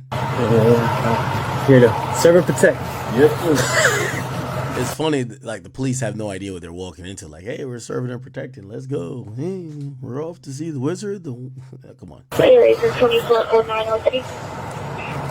Beautiful house, by the way. I don't know if you guys can see it right here. Beautiful house. Good morning. Can I get you a check and audible? 3158 over the 9 circle. There's a obviously like a little gurney or like, you know, thing if somebody's gonna be transported. Beautiful house. Leave the cloud chaser, pocket watcher, me. Just please ignore it if you're watching this later. Double staircase, beautiful landscape. Look at these evergreen trees right here. Like, this property is nice, actually. Residential advising. Cops are going up. Ocean for the basement.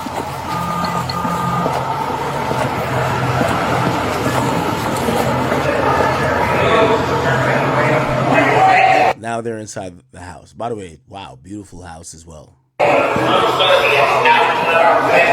Now it's blurred out, obviously, because they don't want you to see anything you shouldn't see. Also, there's a little bit of expectation of privacy, especially when this is a call not to investigate a crime initially, but it's to help somebody out. 2412, lady. No W's, no history. You said turn the video down and my mic up. All right. I think we should be good. Hold on. Turn the video down a little bit.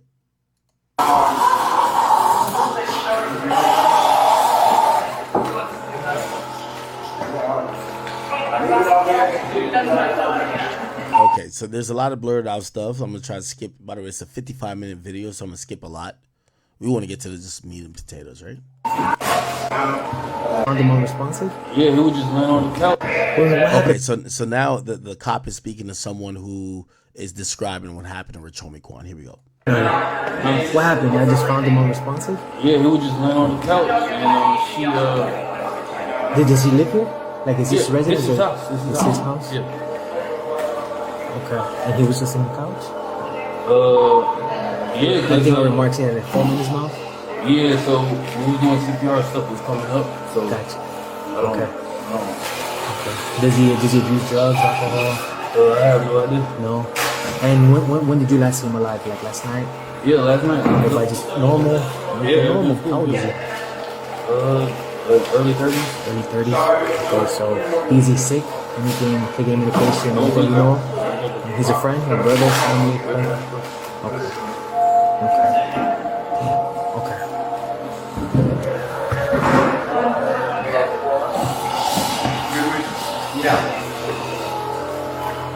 You see anything in the airway? Just full blood. He keeps getting full. You said flush, Josh? Yeah, flush. Nothing a minute. Okay, we're gonna skip a little bit. All right, Josh. Hey, Josh. I'm doing one. Ready for one at FE? Yeah. Yeah. I think he missed here. I think he called it. Okay, so obviously, they're trying to administer emergency aid to Quan. They're realizing that this is a dire situation.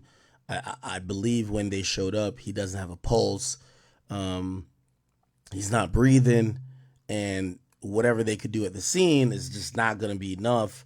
So they're going to try to transport him to a emergency room that they could do a little bit more. Obviously, all this stuff is going to be blurred out, but the police are there trying to figure out what happened, right? So you have emergency personnel. They're going to be bringing and taking Quan's body out. Well, we now know the body, but at that time they're thinking this is just someone who's just not responsive, right? Obviously, we know he passed away. Hold on. So let's figure out how the cops are going to treat this. Yeah. Okay. So I think this individual here, and let me make sure you can see him. This guy here. I think this is the brother. Okay. Yeah, for you, yeah. If he is. Yeah. I think every time I got caught, I got caught homicide. Huh? Every time I got caught homicide. Oh, no, facts. Yeah, because Facts. They got phone probably OD'd or something. Yeah. But they ain't really saying anything. Oh, no, never mind. This might be the other cop. I'm sorry. His wife, he just found it.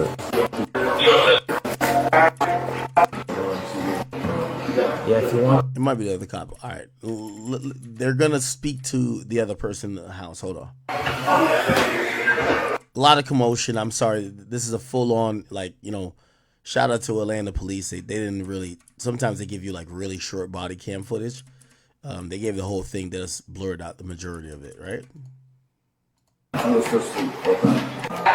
need a contact number. No stage on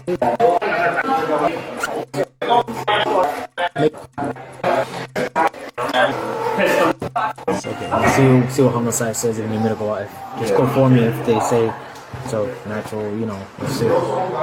Now, I don't know if you got what the cop said here. He said they're gonna hit up homicide. Now, remember, this is something where someone might have overdosed, but there's a couple factors that actually happen, and I don't know if I missed it by skipping past it, but the police start feeling we need a homicide detective out here to figure out if there's foul play or if this guy got killed or poisoned, rather than he just accidentally overdosed. Okay, so that you hear them mention homicide. Medical life. Just conform me if they say so. Natural, let's see. Yeah, that's what we told me. It is.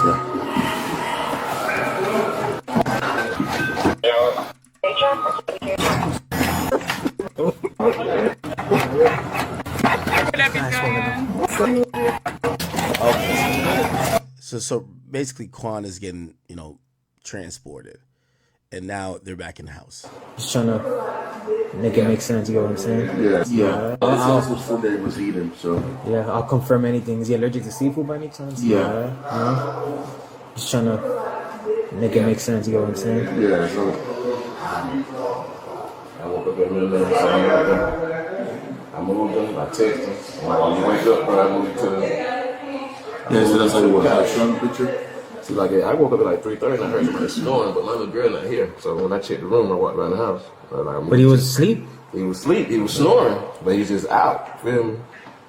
He had food in his mouth. So I'm like, I ain't never saw you fall asleep with food in his mouth. Now, I don't know if you guys are understanding what's going on. I know I've skipped a lot, so let me help you explain.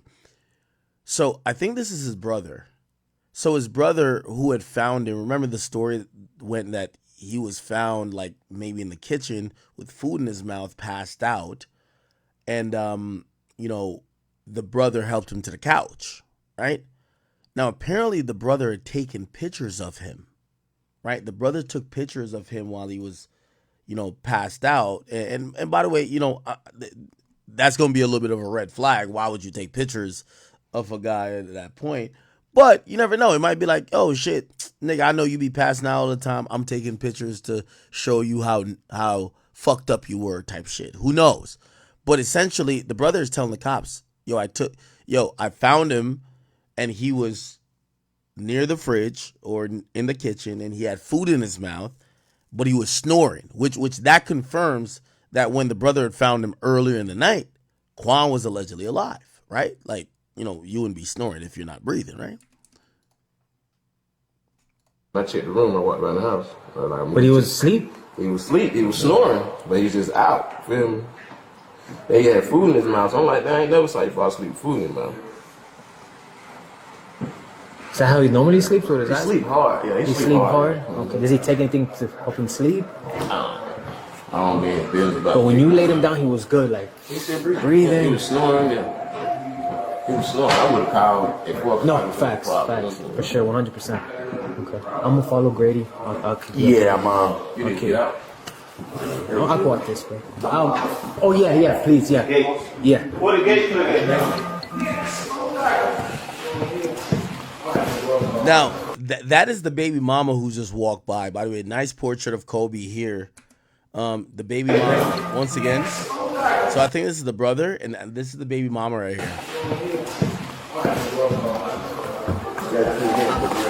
By the way, Atlanta has got to be, but this is a beautiful house. I know. I sound like an asshole even saying that, but like, bro, fucking nice crib, right? I'm gonna confirm where they're gonna take him. You heard? Yeah, I'll confirm where they're gonna take him. I'll raise you.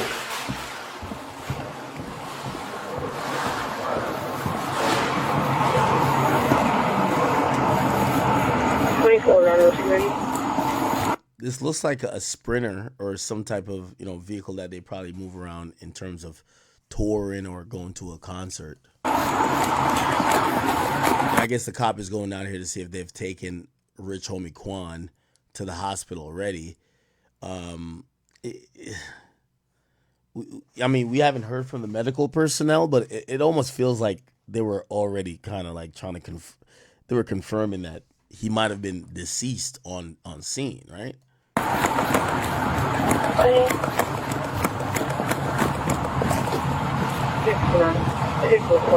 Yeah, this is a Sprinter. Wow, this is one of the new Sprinters too. 2411 radio. Yeah, the fucking ambulance still hasn't left. They're gonna be transporting. I'll be following Grady Unit 786 out to Grady.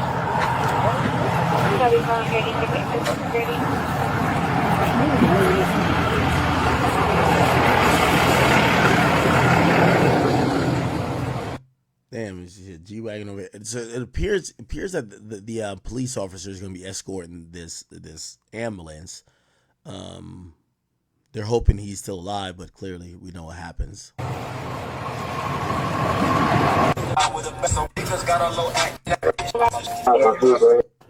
The only thing that I saw that he ordered some food, some shrimp or something like that last night. So I don't know if that might be the cause or anything, but that's the last thing he ate. I copy. How old is he? Okay. 45 years, 17.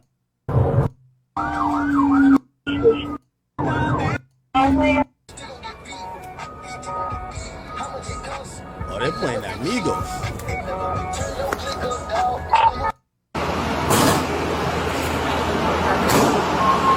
All right, so this is the body cam of the officer who's escorting, Rich Homie Quan's, eventual corpse to the hospital.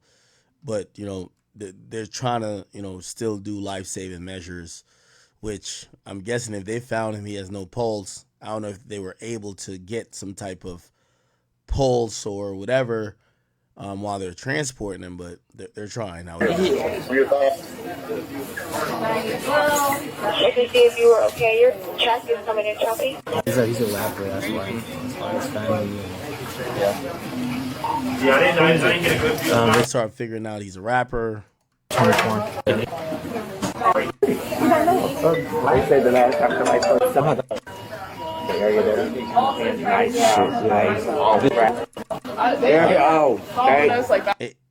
It kind of wraps up really quickly. This you can see some of the comments. It said the paramedics knew he was gone. That's why they didn't let the dad ride with them. Oh, apparently the dad was trying to ride with them. Oh, I didn't see that part. Was that true? Let's see.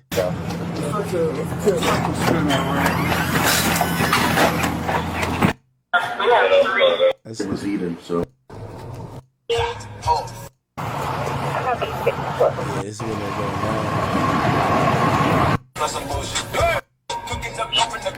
What's true about 8 o'clock? Yeah, they don't really show that, but yeah, no, I think the dad said at the funeral.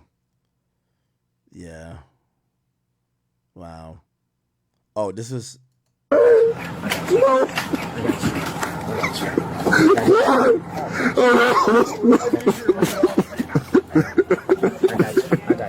Oh yeah, no. Boy, no.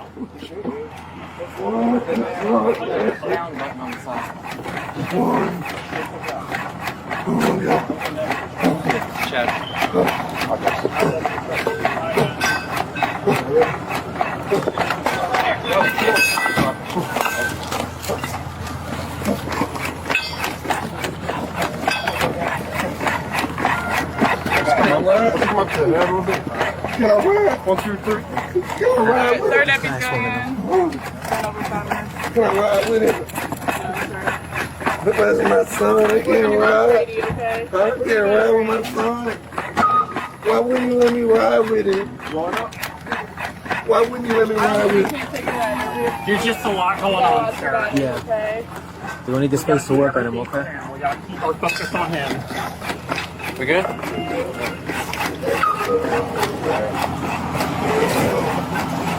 You also?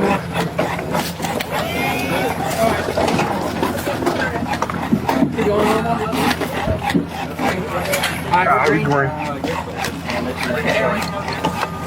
Damn, man. And I send my condolences to the family of Quan. Bro, that you can hear the pain in the father's voice. Just, damn. Wow. Damn. Damn, bro.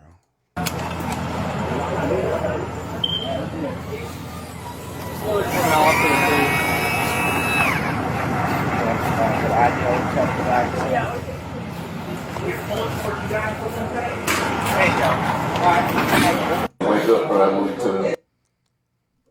Jesus Christ. Man. God damn, bro. You don't want to wish out on nobody, man. Fuck.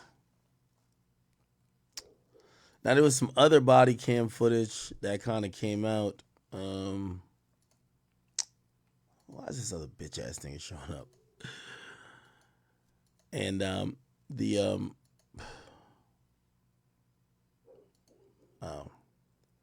there's some other footage. They said police search his home. What? Oh, I never seen this. Dad was here. He just left, or he was going up the street or something. Brother Andre, and I'm here, and his. I think this is the brother again.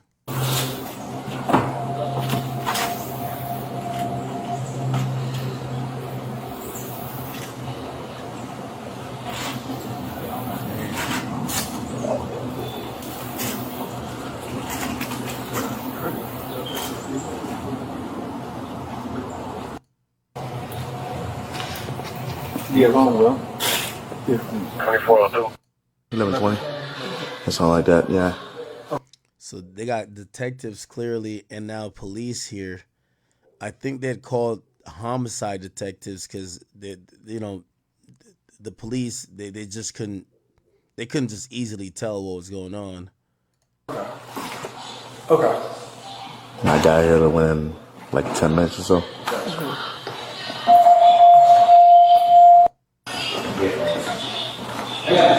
Me?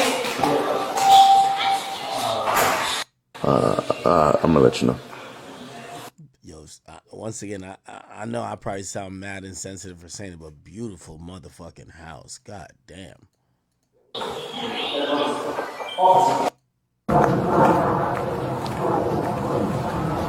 As well. I'm here. Hold on.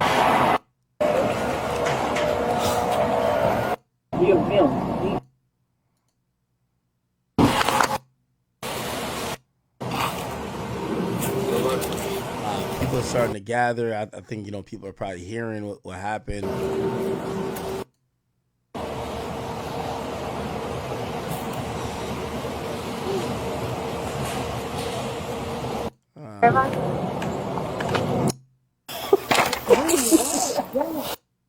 They're done. There you go.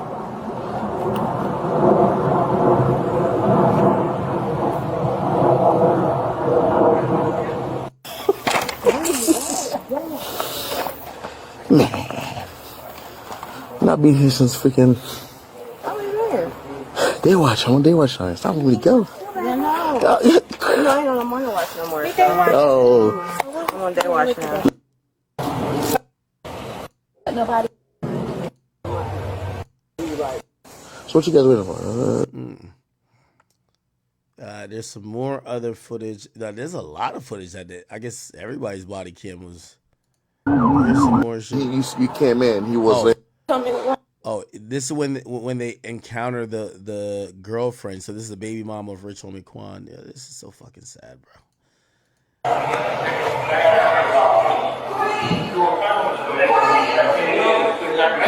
Hey.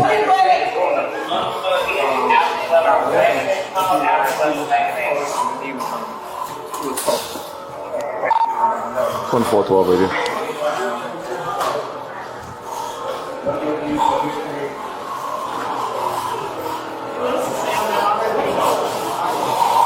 Hey, boy, are you related to him? His girlfriend. What happened? Okay. Yeah, 12-12. She'll agree doing CPR on the mail. It doesn't appear to be alert or conscious. But CPR is in progress. He said last he seen him here at 4 in the morning. I know he didn't come in the morning. Come in this week?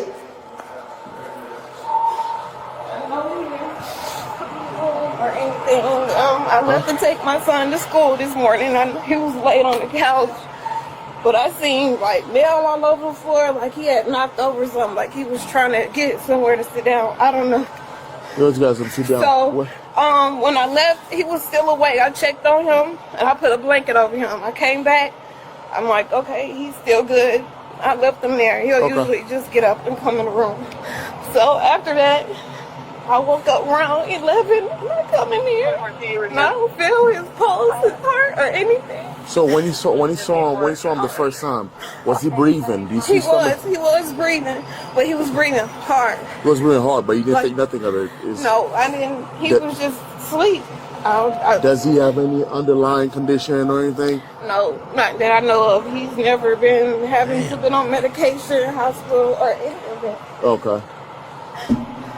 So you said last time he went out, you said went to the club last night or something? No, he didn't go anywhere. Okay. He didn't go nowhere. So he didn't go nowhere. Okay. So what you say you came in, he was laying on the couch. Yeah, when I came out the room, our room is right here. He was laying on the couch when I took my son to school this morning. Okay, this morning, okay. He was good. I came back, he was still good. I put a blanket over him. Do you talk to him by any chance or anything? Or No, we didn't talk. He was just asleep. So I left him there, put a blanket over him. And I got up at 11 and I come in here, I feel his face cold. Face cold, And that's okay. how I knew if he was breathing because his earring was moving, because his pulse. Yeah, okay, it's supposed to. Okay. All right. So, They're working on him. So you say he was foaming out the mouth? yeah, I turned his face over and I seen like Do you see foam and stuff anything, and- maybe anything he might have taken or anything like that? No. Okay. All right, thank you. What's your name, ma'am? Amber. Amber. All right. Just give us a second what they're working on, okay? Grady's the best, so we'll do whatever they can, all right? So this might be the wrong time to mention this, but you nasty whores who fucking was trying to post Rich Homie Quan after death. Y'all traumatized this woman right here. I don't care if he was a side chick, a bitch he used to hit on every 3 weeks. She's going through real pain. She has kids with him. She found him deceased. Remember when we were going through and we were like, oh, he got mad at other girls. Like, who gives a fuck about them other bitches? Man, I sympathize with this woman right here. And you know, she's experiencing something we can't even fathom, bro. So anybody, I mean, what was he doing yesterday? He wasn't doing anything. Did he eat anything, Mike? Yeah, he ate yesterday. Okay.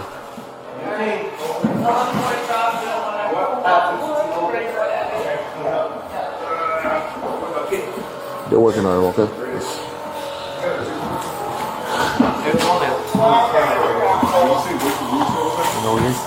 Nah. I think, you know, it's blurred out, but I think Rich Homie is over here. You see, I think they're doing CPR. You see there's a constant. They're trying to give him CPR. This is his house. Yeah. Yeah. Happened? What's a good contact number for you? Okay. Okay, look, they're working on him. Everything's gonna be okay. We're gonna take him to the hospital. Is anything got a pulse or anything? He has his eyes open, so they're just trying to, you know, whatever they're pumping right now. If something was gonna happen, they want to take him to the hospital, so they're about to take him to the hospital right now. Okay. So. God damn, this is sad. Fuck. That means that, you know, Grady's the best, and that means they got something they can work with, okay? So you didn't order any DoorDash, nothing at all? No, he orders all the time. You order all the time, okay? Yeah, he does that every day. Oh, every day, okay.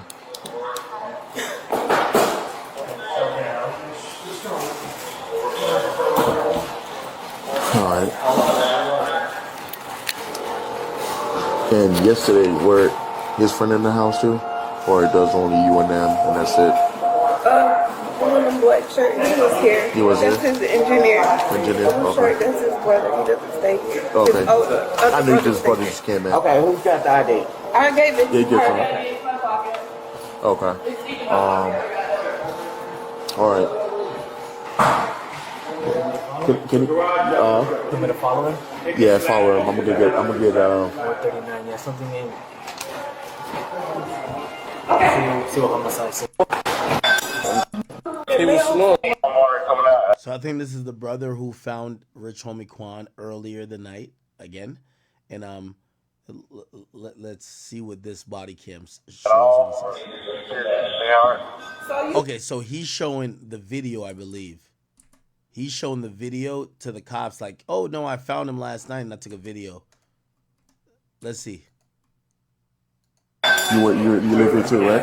Did you make contact with him yesterday or anything? I saw him this morning. Yeah. Like at 3, 4 in the morning, and I put him on the sofa.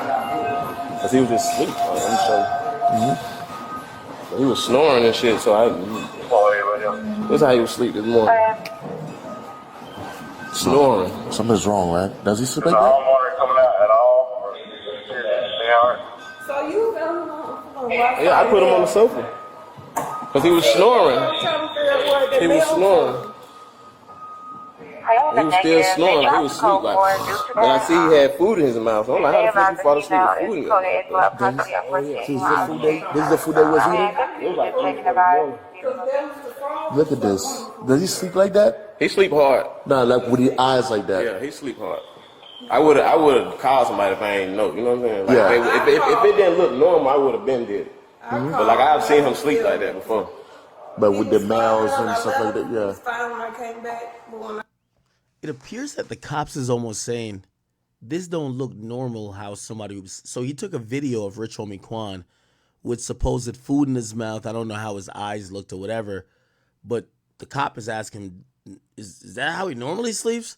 And the guy is saying, "Nah, I've seen him like that." Now, obviously, we kind of know a little bit more now. It's a fentanyl overdose.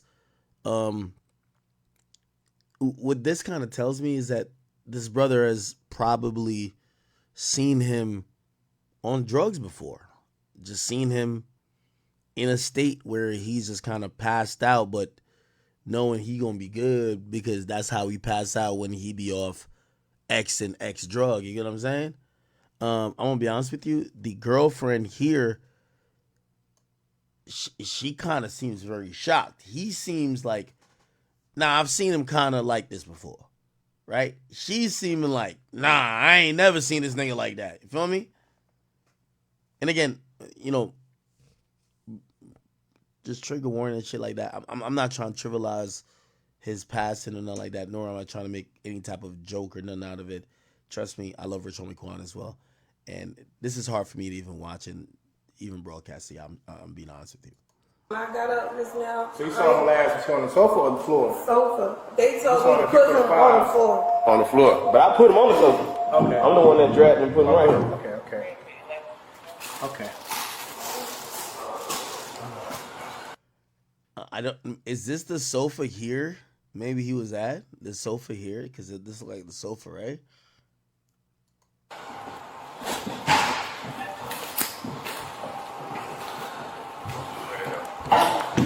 Okay.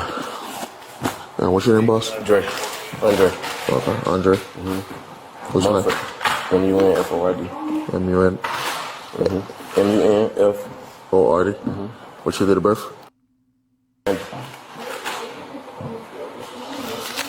Okay. What's your phone number?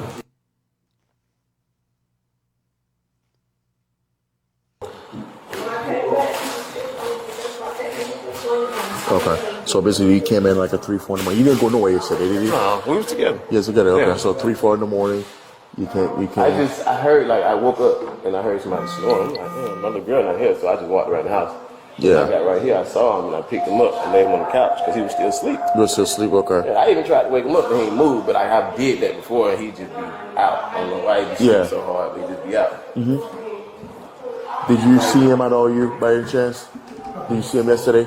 Like, around the same time? Yeah, I saw him like 3 in the morning in the basement, walking around, talking. I said, whatever. I moved to the couch, bro. He looking crazy on the floor. Okay. Huh? You said he good, right? Yeah, if they took him to the hospital, that means they're still working on him. I mean, you know, if so. Yeah.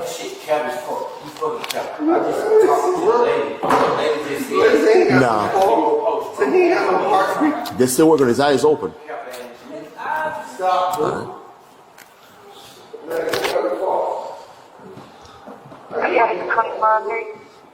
Okay. Man, this is tough. I'm gonna be honest with you, chat. I think the paramedics realized that Rich Homie Quan had passed before they did anything. Of course, they're gonna try to still work on him, but he was already dead, bro.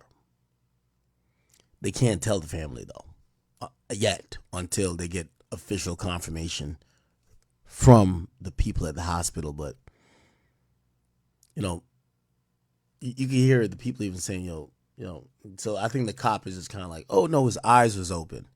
Nigga, fuck his eyes being open. Like, is he breathing? Like, what's up? So that's where he was at, right? Right here? Right here. What food was he eating? That's what I'm saying. What's this right here? I'm gonna follow Grady. Yeah, this is food that he was eating, so. I'll confirm anything. Is he allergic to seafood by any chance? Yeah. So I guess he was eating seafood before. Just trying to make it make sense. You know what I'm saying? Yeah. So. I woke up in the middle. type of food is this, y'all? I don't know. I moved him. I text him. I'm like, when you wake up, bro, I move you to the. Yeah, so that's like what that showing the picture. Like I woke up at like 3:30, snoring, but my little girl not here. So when I checked the room, I walked around the house. But he was asleep. He was asleep. He was snoring, but he was just out. Feel me? And he had food in his mouth. So I'm like, I ain't never saw you fall asleep with food in his mouth. Is that how he normally sleeps, or is He that sleep hard. Yeah, he sleep hard? Okay. Does he take anything to help him sleep? But when you laid him down, he was good. Like he still breathing. Yeah, he was snoring. Yeah. He was snoring. I would have called. Now, let me put an additive to this because I have seen the rumors like, yo, this seems mad suspect. Chat. Again, let's be honest. Rich Homie Quan was doing drugs. I'm not saying this to shame him or make his death seem any type of way. I think part of the reason why people think this is mad suspect is because, yo, these dudes ain't gonna be honest with the cop to be like, no, he sips lean. No, he takes these pills. They're not gonna say that to the cops. Like, who's gonna ever say that? You get what I'm saying? Now, granted, you probably should say that because that could be the trigger thing to let the paramedics know maybe he's going through an overdose. Hit him with the Narcan if that's possible. But like niggas ain't gonna be like, oh yo, he takes drugs, and you can hear he's trying to act like Rich Homie Quan is very regular, like he's not someone who takes drugs. But I'm gonna be honest with you, use your common sense, chat.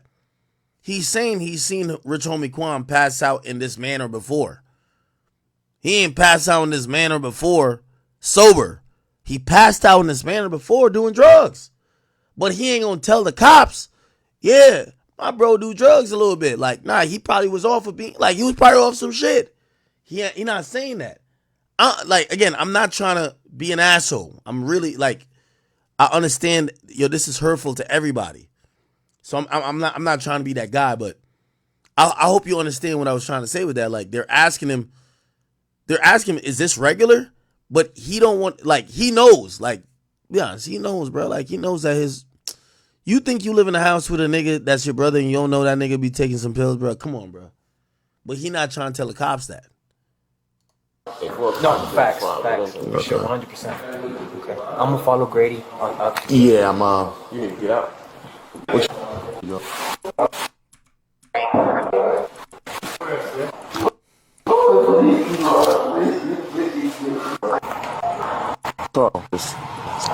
Once you look up and the final there's okay. So I think that's it for this. Yeah, for this person's body cam, I think that's it. And then there is supposedly, they're saying there's a mystery woman that tried to flee the house. Let's look at that. Ma'am, Yeah. you understand something happened and we're here to just investigate. That's it. That's fine. I have nothing. Okay, I understand. I'm asking you some questions. That's it. All right? I mean, you're walking away from me. I'm trying to talk to you. Mind. You can ask. Okay. Spell your first name for me. Kiara. Kiara. Okay. What is your last name? Brownie. What's your date of birth, Miss Browning?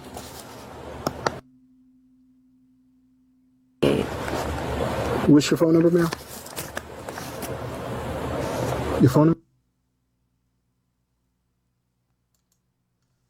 Somebody passed away upstairs. We are here to investigate that. And we talked. Yeah, I understand that, but we have got the information from everybody else in there that's been in this house. Anybody that's been in this house, came and gone from this house, we're going to get information from them and talk to them, okay?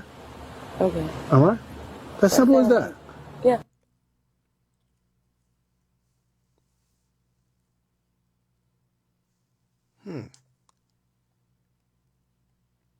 You drive a vehicle?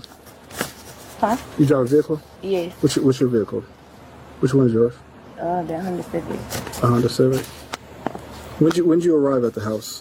Was it today or yesterday? Today. What time? I'm not sure.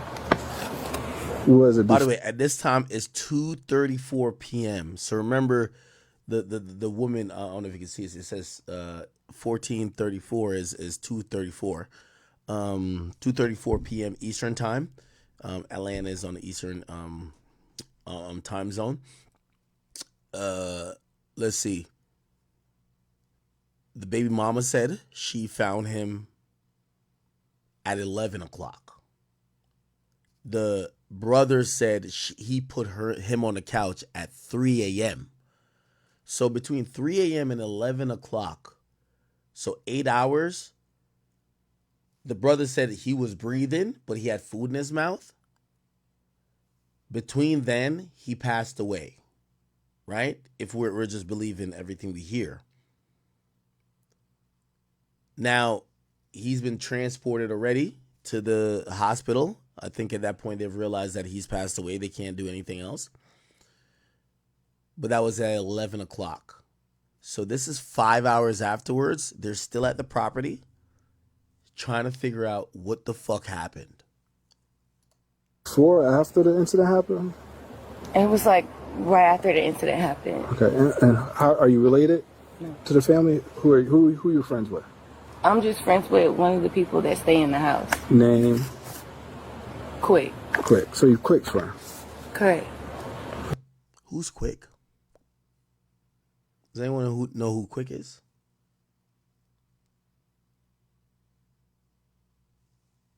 Okay. And you don't remember what time you arrived? No. I have no idea what has transpired before or after. I was just in the room. Okay. Did you hear anything that might stand out? Any commotion, anything like that? Okay. Anybody else where you were? No. No. Okay. Just want to make sure. Did you spend the night here, or did you? I didn't spend the night. You say you came I here. have a bag. Okay. So what time did you come? Like around I told you, afternoon? I don't remember. I don't know. It was like around maybe noon, maybe. Noon? Okay. Maybe. Was there a lot of people here when you came? I wasn't paying attention. Okay. What was the purpose of your visit? I didn't see anybody. I came to see my friend. Okay. Okay. All right. Thank you. Thank you.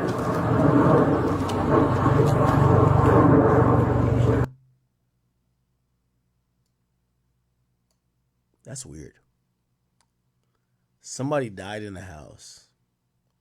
The guy who owns the house. Everybody who's lived in the house is because of the person who died. And I get it. You kind of want to just let them know you have nothing to do with that, but I get weird vibes from that. Now, I'm going to be honest with you. Maybe she has a warrant. Maybe she does some illicit activities and she just don't like to communicate with cops. But this was a little bit weird. Wow. If Quan was found unresponsive at 11 o'clock, you came afterwards, this whole house is in a frenzy. Quan is not breathing. They're calling the cops, whatever. You show up after that. So this is 5 hours after you show up or 4 hours after you show up. And you're just, yeah, I came to see Quick. Okay, cool, you came to see Quick. But you're not affected by nothing. It's kind of odd. It's kind of fucking odd. I'm not going to lie to you. All right. Who's Quick? We should probably figure out who that is. Again, we're not doing a murder investigation here. Let's look at this. He's going to look at what. This is the dad. Oh, I think this is the dad, right? Oh my God. What's a good number for you, Mr. Lamar? Where he was found at? Yeah. Okay. Well, what happened? The time on this is 13:51. So this is almost 2 o'clock. So this will be 3 hours after the baby moms called the cops. I think his body was already taken out. So I guess his pops, I don't know if his pops stayed at the house, but he pulled up, clearly. From what Dre tell me, Andre is his brother. Dre said... We got a couple more people coming. Just give you a heads up, okay? Dre said... I'm going to tell you what Dre told me. Okay, you said Dre? Yeah, that's his brother. Dre said they had smoked the blunt. They came upstairs. Dre went upstairs to his room. Corn stayed in the kitchen. At some point or another, Dre came back downstairs, and he saw Corn on the floor in the kitchen. And he picked Corn up. And when he picked him up, he said Corn was breathing hard. Okay. He laid him on the sofa. He was snoring. I'm sorry if they were snoring. So he laid him on the sofa. He went back upstairs. And when he came, he said, check. Yo, I do feel bad for the brother, bro. Like, come on. Imagine sitting with the guilt of knowing that you found your brother and you're thinking, okay, I've seen him kind of fucked up before or whatever. So I put him on the couch. He was clearly alive at the point.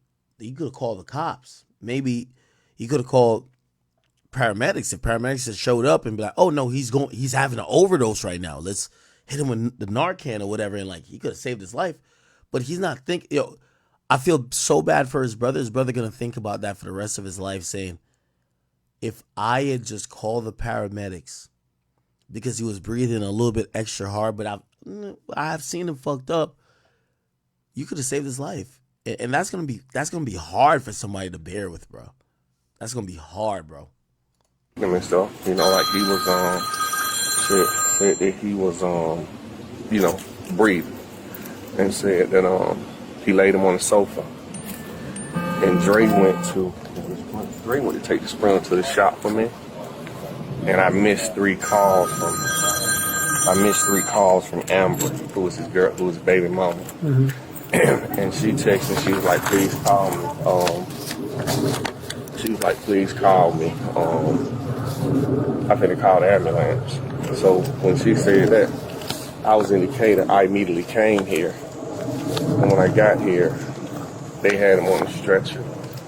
And had that thing on his chest, with his arms up. So entertain him, man. He do drugs.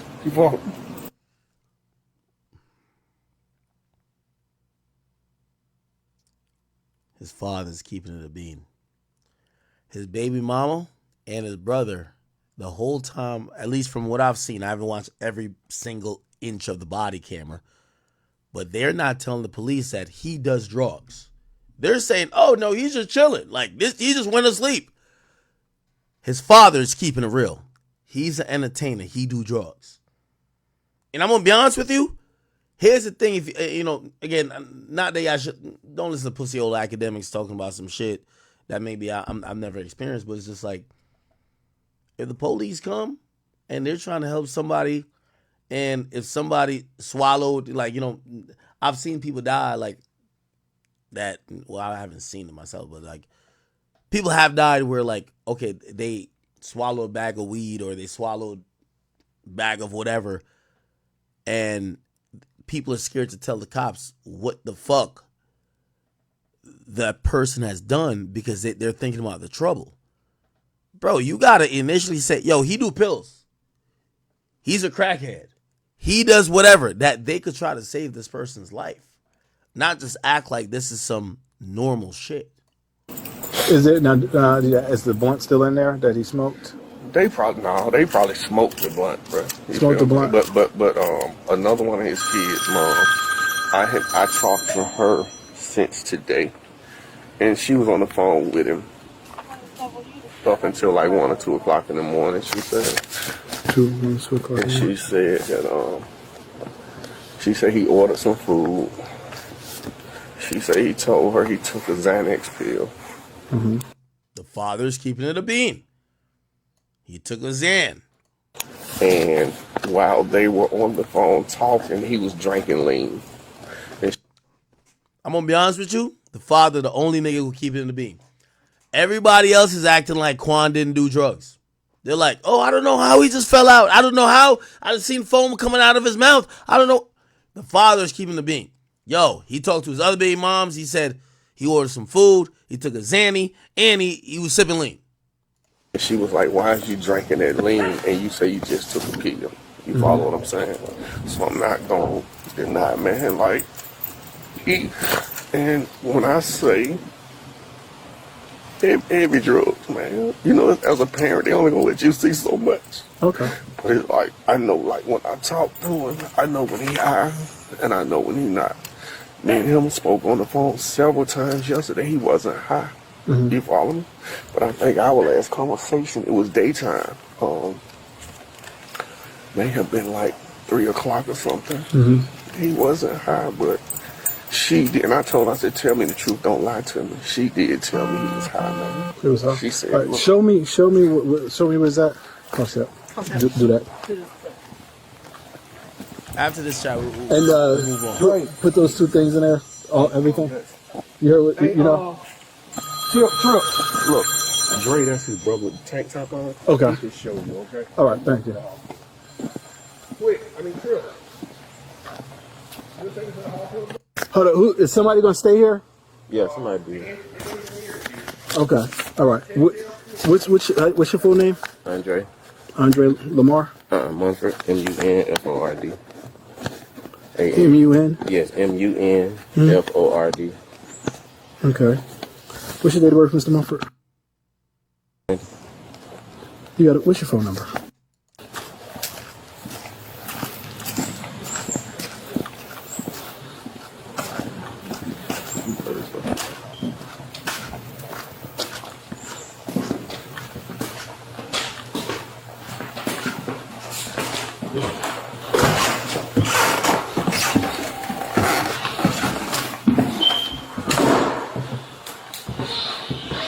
This is why I saw him he was asleep right here though. But I don't know if he had knocked himself out of the whip. He was snoring. Mm-hmm. He was snoring? Yeah, he was just snoring. So I tried to wake him up and he moved. Like I said, he's been in deep sleep before, so I picked him up and I laid him on the couch. I had to lay him down like this. Is this what? When I got here, that was when they had called and said his phone was still up. So when I got here, that was there. I don't know that. I'm sure it came from him because it wasn't there before. So he said it was phone? Yeah, phone and it's still there. Okay. What time did they call you? Who called you? Quick, the engineer, because I was out trying to get the AC. Okay, so Quick, that girl that came to see Quick, that's the engineer. It appears that Rich Homie Quan had this crib that was, he lives there, his baby mama lives there, but it was probably like and a lot of rappers do this, is like, it's almost like a work studio home where their kids live there, their baby mama lives there, but they record there. They got the engineer come in there, their stylist come in there, their, producer come in there. They shoot music videos there. So it's one of those where, and that's probably also the confusing thing too, is probably a lot of people in and out of this house. Because that girl who was trying to not be seen, she was fucking with Quick. Who's Quick? Seems like that's the engineer, right? He fixed on the bed. So the engineer called you? Who's the engineer? Firas. F-I-R-A-S. F-I-R-A-S. Quick. Q-U-I-C-K? Yes, sir. What's his phone number? Quick. Okay. I got his number. How long was he down for? Who? He said 11:37. Told you to rush home. Yeah, man. But I guess they had called the EMS too already. Okay. So I don't know. What's his phone number? I'm sorry.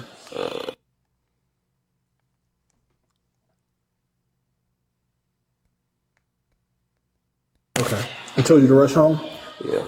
All right. And he was here? I guess by the time everybody came to check on him, I don't know if he was foaming, laying down, or if the ambulance moved him or not. I don't know. Okay. I just know one night. Let me explain this to you. I'm not the drug police. I know you could. Where's, I know you took some prescription Xanax last night or whatever. Where's all that stuff? What do you keep? That's why I don't know nothing about none of that. Who lives here? You stay here? With him, yeah. You stay here? But most of that stuff he keep on his person because we don't really allow that. You know what I'm saying? Because this happened before, it was a bad problem before. So he tried to keep it away from us type shit. So you say you had a history of this? It was pretty bad? I know you're an entertainer. Yeah, not bad, but everybody dibble and dab. So I got you. Okay.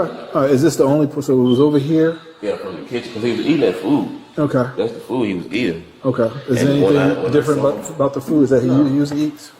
He always eats coffee and stuff like that. And when I saw him sleep, I'm like, you see like food still like on his teeth. So I'm like, I ain't gonna see the food in his mouth. You know what I'm saying? So he was not. He just went. He was asleep. Yeah, but that ain't the first time went to sleep on the kitchen floor either. Really? Right. Okay. Okay. That's why it wasn't like abnormal for me. I got you. Okay. All right. So how can we? Are you about to leave? This young man, you taking him with you? You gonna be alright. Okay. What's your name? What's your name, sir? Chase. C-H-A-S-E? Yeah, Chase. C-H-A-S-E. What's your last name, Mr. Chase? Right. W-I-S-H-T. If anybody didn't get it. Where were you at when you found called? Because I told him you called me because he was spitting up. So from there. Oh yeah, at that time I was doing CPR. No, before that. Let's back up about when was the last time you saw him alive? This earliest one like 3-4 in the morning. Okay, all right. It was all up. Hey, let's talk over here. Come on. Chat, I'm gonna be honest with you, and I'll call it, even without me watching the rest of this. I think this might be. There's another body cam, but I don't think we gotta watch it. I don't think there's nothing suspicious about this, about anything we're watching. I don't think there's suspicious anything about his death. I think what's suspicious is about us people as black people and how we deal with the police and how we deal with addiction and how we deal with drug use. I don't think no one except the father was down to admit to the cops, yo, we take drugs in this house. He took drugs. Nobody admitted that. Everybody was just acting like he was just chilling, eating food, and just died. And the only person who basically said that was the dad.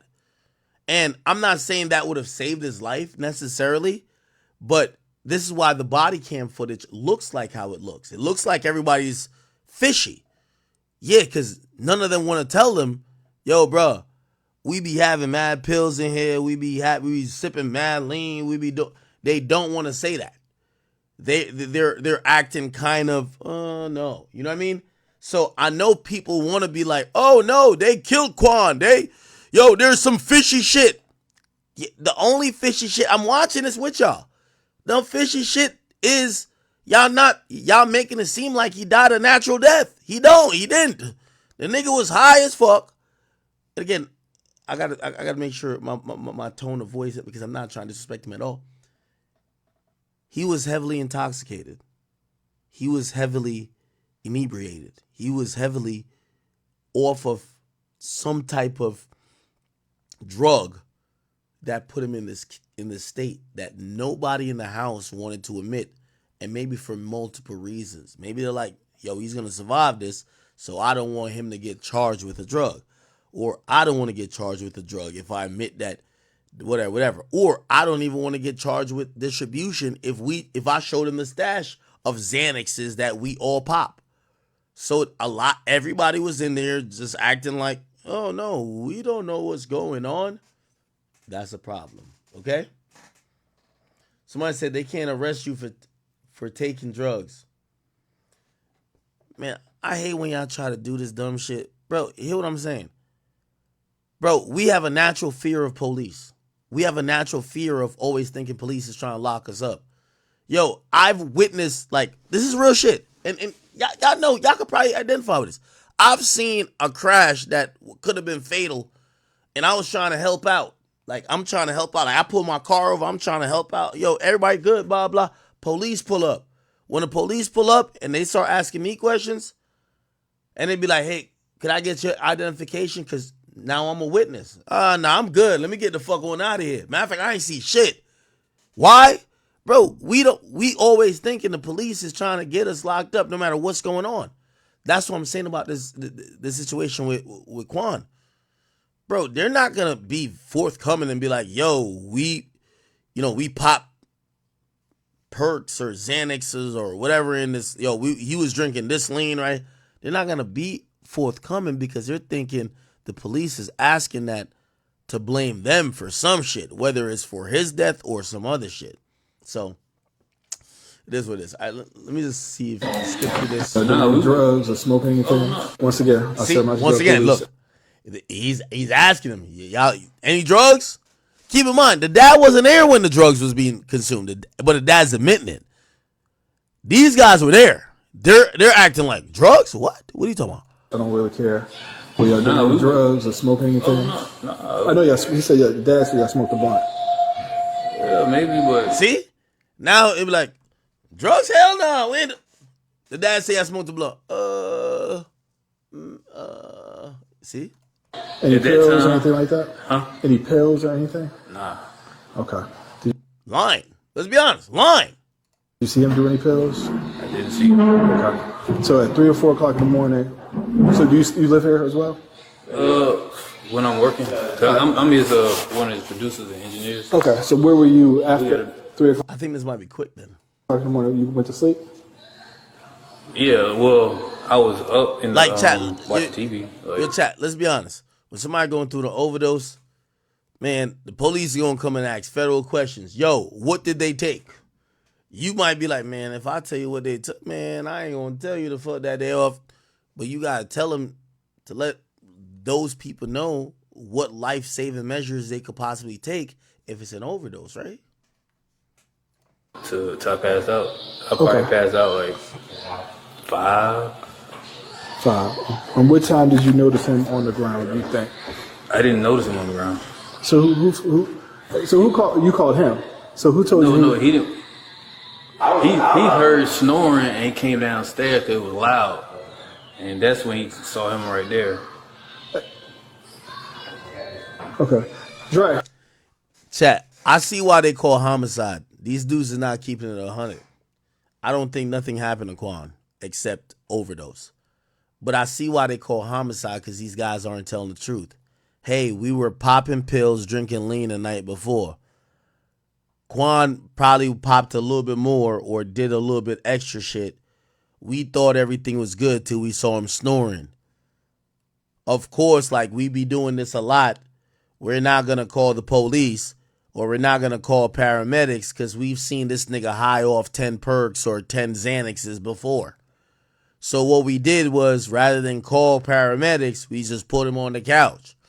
That's really what should be said. Like come on, like we just gotta be honest, right? But this is why they call homicide. So homicide came in because these answers don't make sense. Like, it feel like y'all are making up a lie. Neither y'all are crying. I get it, y'all are dudes. The woman is crying, which is baby moms. Y'all over here like, yeah. It sounds like some bullshit. And who called you at 11:37 and tell you to come home?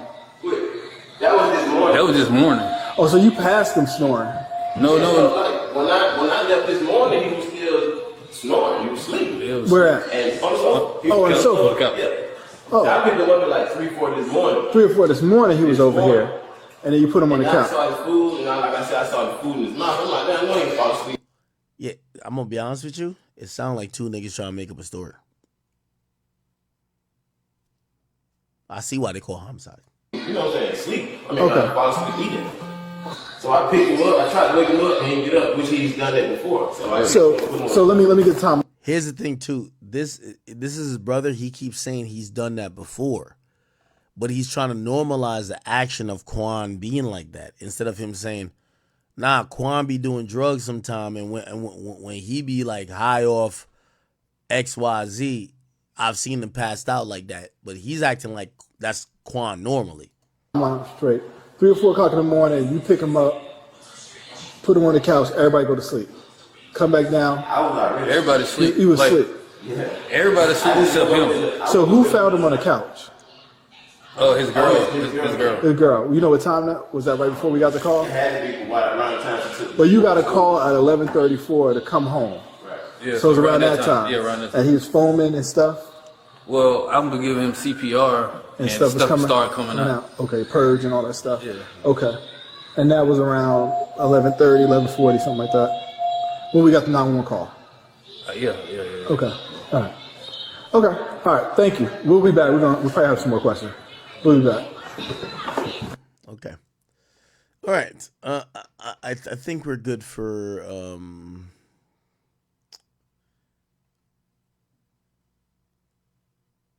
I think we're good for the. Let me just make sure. Notice. Yeah.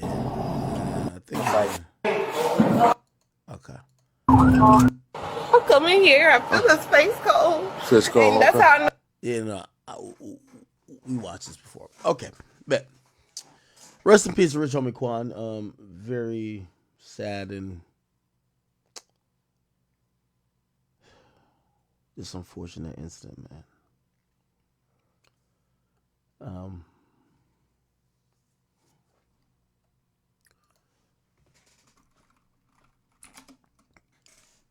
There's this new thing that's popped up, and fortunately we're talking about another death, but rest in peace to Dolph.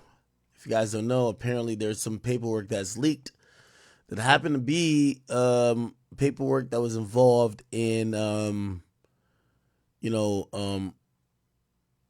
paperwork involved in the Dolph case, and apparently this was a number for everybody who they wanted to pass away or to die. So there was $100K, as we heard, and was kind of proven by the prosecution for Adolph Thornton, aka Young Dolph. $50K for Markevius Cathy, aka Key Glock. $50K for Terrence Baker, aka PRE Wu. $5K for Zaquelius Davenport, aka Moochie Grape, and $20K for Snoop Bands, and it says unknown at this time. Now, it's interesting because I didn't even realize this, but Paper Route Wu, who's the guy who they had $50K on his head, which, by the way, does he have a hit song or some shit like that? Like, why is there so much money on his head?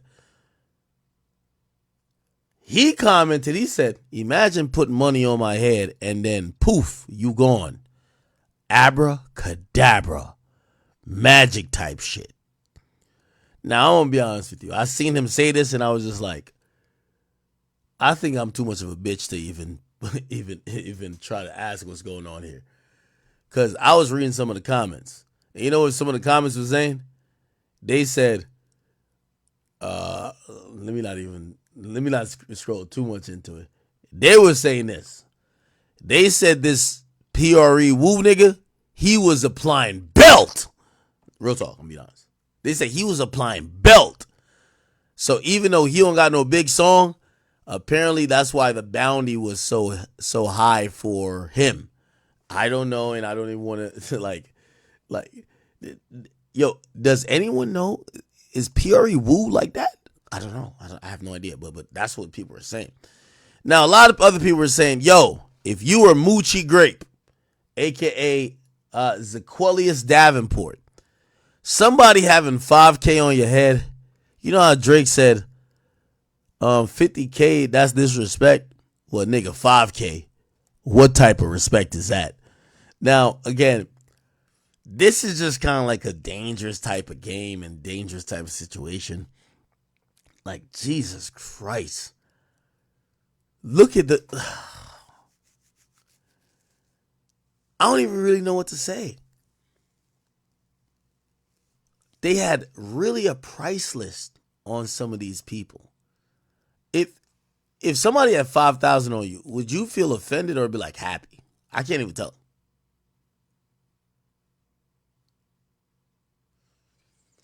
Somebody says 5K is pure fuckery. Somebody kill you for 5K. They really... Yo, you know what I was thinking? Yo, chat, let me throw this to y'all, right? When I go back and I look at the Dolph case, and we know Cornelius Smith, the guy, ironically, who hopped out of the car first and shot Dolph, he literally said he didn't know Dolph. He said he did it because he wanted a bag. He said he wanted to make his daughter's birthday, lit, and he needed some money for that, which is kind of very sad. So he wanted to celebrate his daughter's life by killing someone else to get money. That's crazy. But you know what I've thought about also as well? I'm like, yo, imagine if the individuals, like even Cornelius Smith, who said he only got $800. You know, if he had went to Dolph and said, Dolph, they try to put 50K on your head. Them niggas ain't give me 1,000 yet. If you just give me some bread, we good. And it probably is wishful thinking. For whatever reason, I be believing like, yo, that these guys, if they knew, they would have probably said, yo, bruh, if you got 100,000 to do something to me, nigga, I'll give you 200,000 to do something to them. Or to just let it go. And I don't know why that's a thing, but Jesus Christ, bro.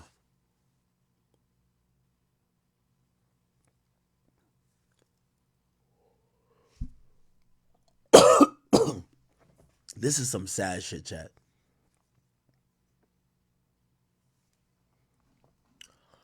Who's PRE Wu, though? Let me Google him.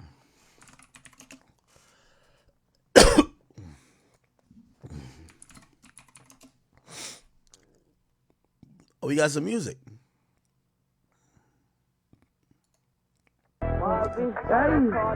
You know, Young Dolph, Big Jook, and Yo Gotti on the roster, man. So, young dude just, bro, he was saying, riding in traffic. It was only two. He was with his uncle.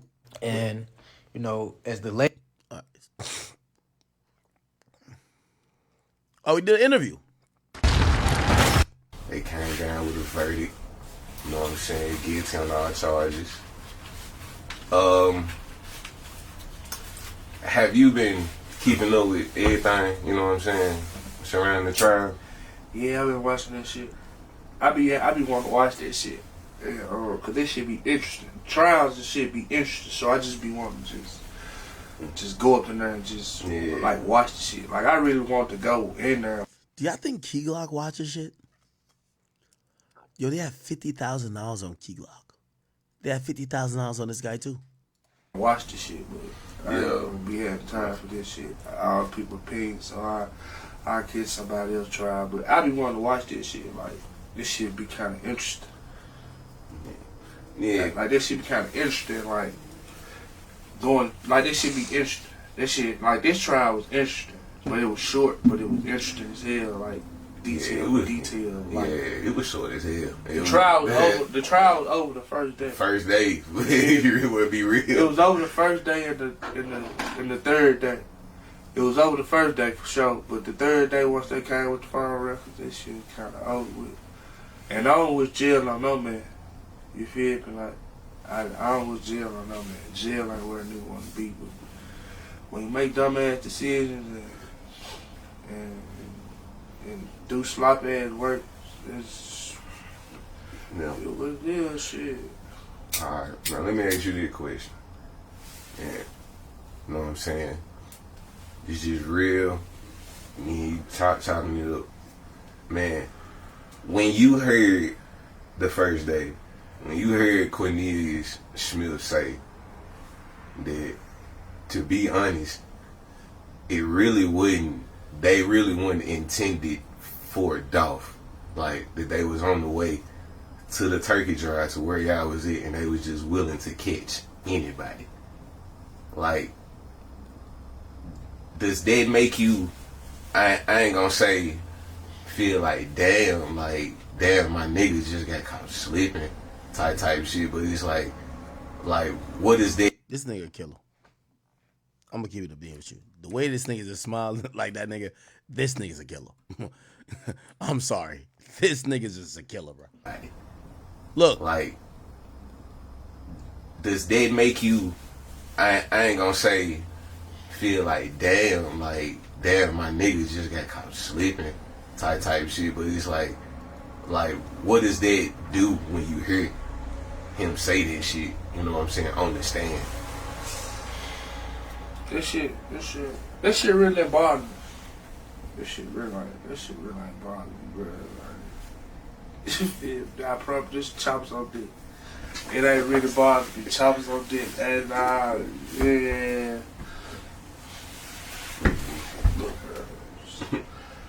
Choppers on dick. Yeah. I mean, it's all good.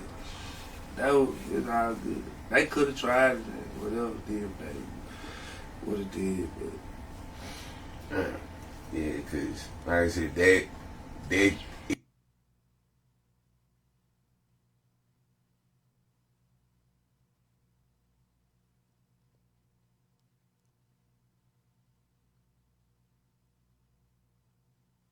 Something don't seem right about this nigga right here. I don't think this nigga got all the screws like screwed too tight. It's almost he's like he seem a little bit confident. Yeah, they start talking about niggas trying to kill him. Look at his face. No, something's going on. type shit, but it's like, what does that do when you hear him say that shit? You know what I'm saying? On the stand. That shit really bothered me. That shit really ain't bothered me, bro. Like, I probably just chops on dick. It ain't really bothered me. Chops on dick. And yeah.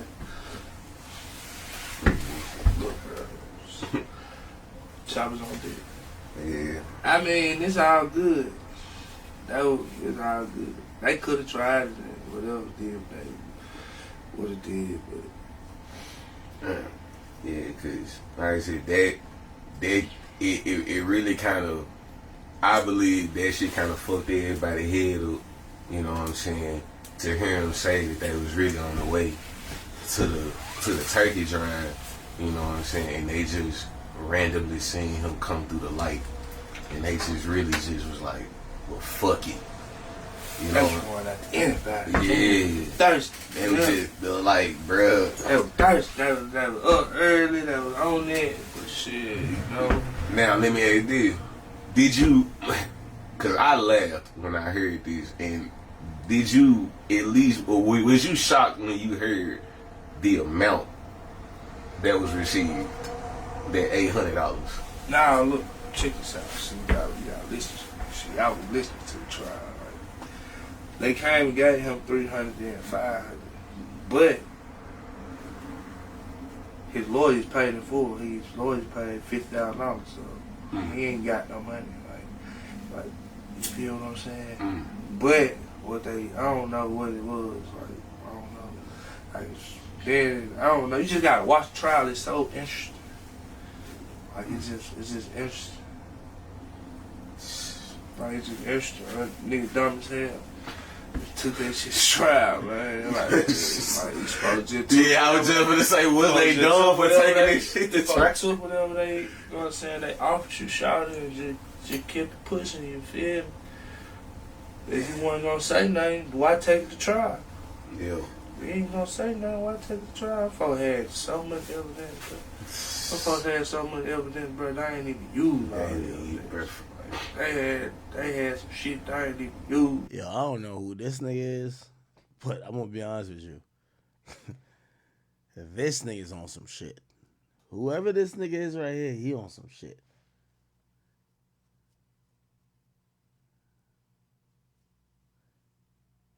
He got a demeanor like he's done seen some shit or done some shit. I'm gonna just move on, Chad. I'm gonna just move the fuck on. Okay. What are we doing next? Okay. The fuck? All right. Paper Route Woo. He's a scary guy. I ain't gonna lie. All right. So Double XL has posted. I don't know if it's still up here, but they posted, I believe, yesterday, and what it was Foxy Brown allegedly, kind of like speaking out and refuting some of the claims that she is going to out Jay-Z for allegedly, the rumors that Jay-Z fucked her at 15. So apparently she posted this. So somebody has said Jay-Z spot about to be blown up soon once Foxy NDA is over in 2025, baby. She's singing. I feel like Rock Nation's almost done. That's why Nicki's so comfortable.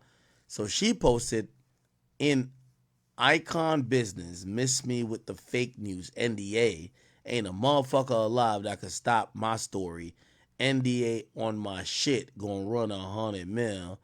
Then I guess she quoted on somebody who was speaking on it, says Foxy Brown's break silence. And she said, stop playing with my name. Dying for a comment. Can't spin me with the sucker shit to take Hove down. Better ask about the cloth I'm cut from. And somebody else said, Foxy, when you gonna speak, it's over. Stay protected too. She says, y'all want me to be anti-Hove so bad. Fuck out of here. Post that. For whatever reason, I'm not that surprised that she's saying that. I'm not surprised by her saying that at all.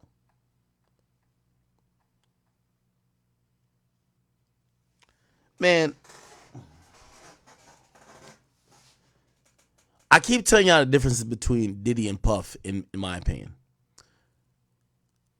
I think that, and I'm not speaking about Sean Carter, aka Jay-Z himself, but I think a lot of people were like Puff. Maybe not to that extent, but to some sort of, variance. The problem is that Diddy never wanted to leave the party. Diddy was still trying to have 5 girlfriends, still trying to have freak offs when he was 55. You know what somebody pointed out to me? Look at this. The Diddy indictment, the one currently, it started at 2008. It said from events happening from 2008. Think about this. Jay-Z married Beyonce. When did they marry? 2008. Jay-Z left the party.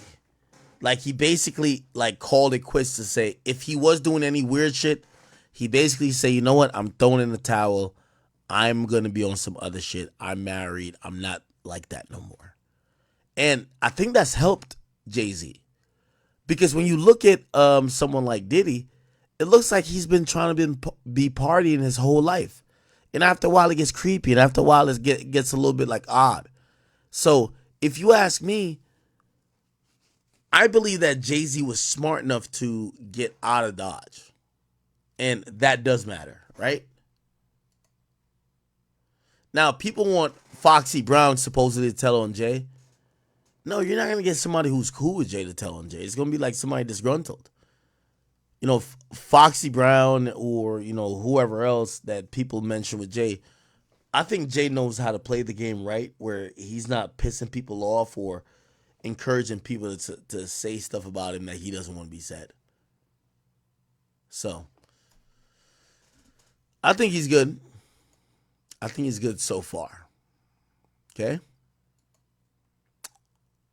Right. Now, I didn't want to cover this real quick. Yo, it's been reported that Bianca Censori and also Kanye, they've headed towards divorce. Apparently, that is not the facts, though. So, it was being reported by TMZ, and I could go to that. TMZ reported that they were headed towards divorce, and it was on the horizon. Why? I could read this. They're possibly headed for a divorce. They learned that they had a rough patch in their almost 2-year marriage. Here's a funny thing about their marriage. Apparently, their marriage isn't legal. So they have done something that's considered a marriage, but it's not legally recognized by any state in America. It says multiple sources with direct knowledge tell TMZ Ye and Bianca have been telling people around them they split a few weeks ago, with the Yeezy architect heading down to Australia to spend time with her family since the split. Let's just be clear. Kanye got this girl because she's, attractive on some phenotypical shit, but because that she was going to be able to listen to and fulfill all Kanye's fantasy. If he wants to ride down a raft in, Italy or France, you're going to suck him off on the boat. apparently he's had multiple threesomes and all that type of stuff with this woman being able to accept it. He gets to talk to her a certain type of way. She knows she has to keep him happy, and she's been doing that. And she's doing that with the thought and the idea that it's going to pay off because he cares about a lot of this shit. What I'm here to tell y'all is that I really personally believe, and I'm going to say what I believe rather than what I know. Bro, at some point I do believe they're going to break up. I hope Kanye is ready for that Me Too lawsuit. They're 100% going to break up. But I hope he's ready for that Me Too lawsuit. She's going to say you forced her to dress like a condom. She's going to say you forced her to wear all this latex, show off her titties. She was always uncomfortable. She complained to you and you told her, no, it's fashion. She's going to do you filthy. And that's a fact. So we're going to see what that is. And it might take a while. Might not be now. Might not be like a couple days from now. Might not be a couple of years from now. But this woman right here, I could tell. It doesn't look like she's making her own decisions. I think the whole crowd of people is acknowledging that she's not making her own decisions, which means that she could blame you for fucking with her livelihood or fucking with her decisions that she's making. So, we will see. But apparently they're not breaking up, and it was further seen. Let me see.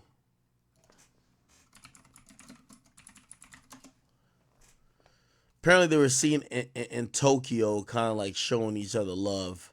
So people who were saying they were broken up, that's just not the case, right? They were seen in Japan kind of like whatever.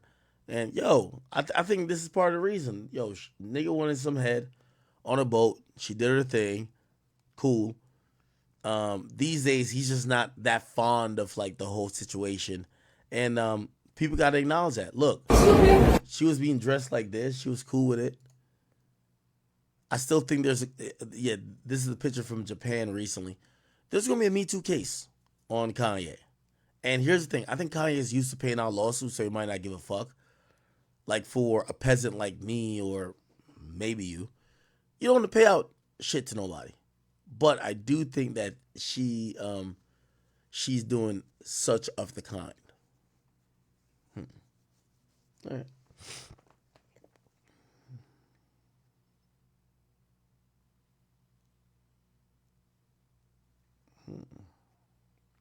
All right, we did that. All right. So tell me how the homie top 5. Sorry. Top 5 interview.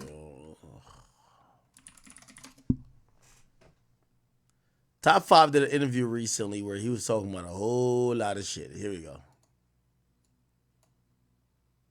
Now that's Marshall. They're gonna belt P. Diddy too for sure. Moguls and shit. They're belting that. You know what I mean? No. No. So is it Drake? Yes or no? I can't say his name.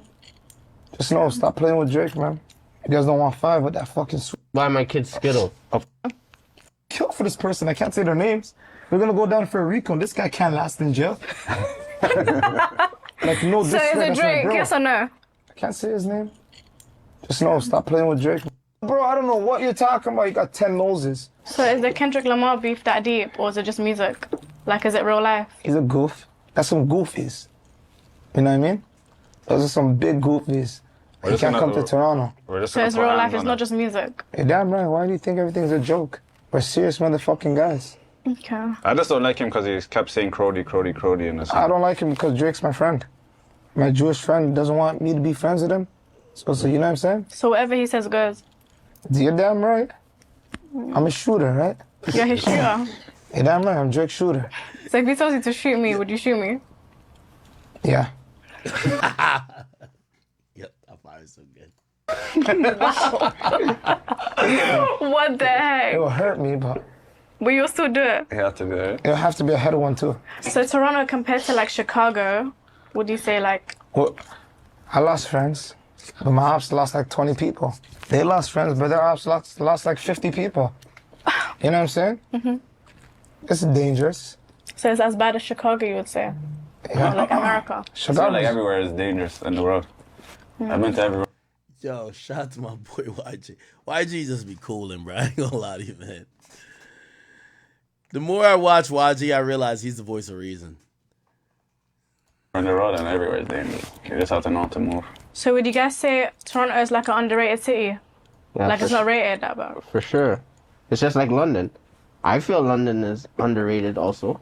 I feel like everyone thinks like America is the bad place and Yeah, like, I feel like that's that too. they have all the drillers I and feel shit. like- But we went over there and they're not really certain We places went are not over really there on and the turned time. it up. They're Bro, I not feel really like- on the Turned time it that up. the man I'm around. Yeah, Look, yeah. we They're look on at them.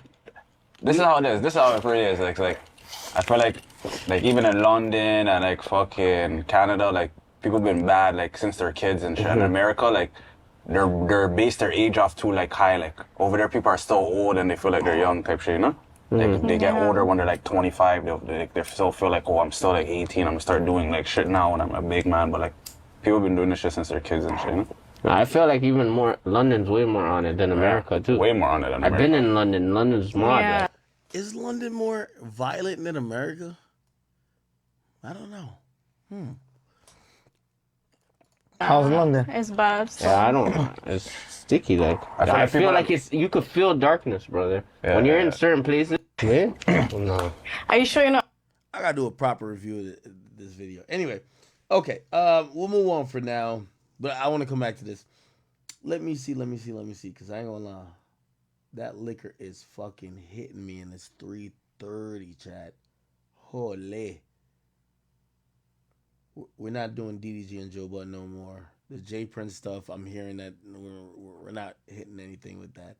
There's a dude that got arrested and sentenced to 42 months BLM. Don't need to cover that right now. Kendrick Rihanna, we did that. Rich Homie Quan. Fuck. Give me 1 second. Just want to make sure. I just want to make sure we didn't miss anything. Chat, I'm sorry. I crashed out so early, quick, that the Henny is kicking my ass right now. I ain't even gonna lie to you. And you know, I always trying to give you like 6 hours, but yo, that Henny is kicking me right now. Let me see what's going on. Okay. I seen a few industry people send this to me, so we'll talk about it tomorrow at the top of the show. Drake, for the first time in 2 years, Drake is not on the charts. He's not on the charts. And until Drake drops a new song, he's not on the charts. And I've seen industry people who have hit me, and I ain't gonna lie, I'm gonna be honest with you. And Drizzy, if you're watching this, like a few of them is like, yo, the boy's done. I'm gonna keep it a bean. That's how they're looking at it. They're like, yo, and I'm gonna tell you why. And I'm gonna save it for tomorrow. They're looking at it. It's not that he can't make the charts. They're saying that the reason why he used to have that record is that when he did drop a song, it would stay on the charts because people keep playing Drake. So his celebrity is still up here, but they're saying that people used to keep playing his music, so he would always be on the charts. They're saying, yeah, if he drops a song, it's gonna be top 10, but nobody listens to it after a while. Which I'm like, ooh, okay. We'll talk about that tomorrow. Still. Okay. Give me 1 second. I just want to make sure I didn't miss anything that's major that we've been lacking. We did the Jay-Z cease and desist. Somebody told me this.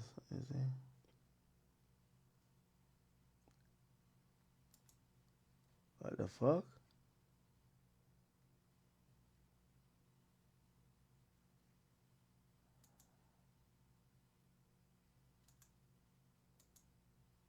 Ooh. Yeah. There's a few people hitting me up about this Stephon Diggs nigga. I'm not trying to get involved right now. All right. Anyway, chat. I'm finna call it, man. It's 3:30. I know I hopped online mad late today. I apologize so much. Again, we're at 4:31. I did a little crash out earlier. I really wish I got to give y'all 6 hours. I feel so bad. Tomorrow, the goal is to just get on a little bit earlier. By the way, I just want to thank y'all so much. And this is the last thing I'm gonna bring up, chat. On my main channel, I've been trying to do different things, show y'all a little bit of luxury my life, vlog a little bit. I bought like I don't know if y'all like the quality, but I bought like this little vlogging thingy. And honestly, I was just like, I know sometimes a lot of y'all, sometimes y'all love to hate on me or whatever, and it's cool. I get it, but y'all have showed so much. Like, by the way, I'll give y'all the spoiler. The reason why I shot this vlog is because my daily driver car I got rid of. So if anybody's like, oh, I gave the drop on himself, this car right here, I don't have no more. So that's the reason why I did a car vlog. This blue car, that's the car I used to drive around in. So, well, actually, maybe I shouldn't announce it, but anyway, yeah, this is a car I used to always be in. So my Lambo's a once in a life, not once in a lifetime, but like once in a while drive. I used to drive in this all the time. Once I filmed this, I got rid of this car 2 days later. So that's why I did a car tour. Like, come on, you could. So I got a new car. I ain't gonna tell y'all what it is now, my daily, but yeah, that's why I did a car tour. Anyway, the point is this. I appreciate y'all for showing me that y'all fuck with me trying to do other content. Bro, this is bigger than any interview I've done since Young and Ace. 12 hours, 270,000 views. People are, 2,000 comments. People are fucking with it. I appreciate y'all. I'm trying to give y'all more, dope ass content when it comes to like, vlogging and stuff like that. Just thank y'all. Thank y'all for supporting me. If you watch my stream, you stayed up with me till 3:30, like we are now. I appreciate you guys. I hope anytime if I show stuff off, I'm never flexing on y'all. Definitely flexing on rappers. But, I appreciate you guys for allowing me to have this opportunity. So just thank you guys for that. Anyway, I think I said all that bullshit to say I'm glad y'all support this because I want to do more vlogs and I want to do, eventually. I know y'all been like, when's the IRL stream gonna happen?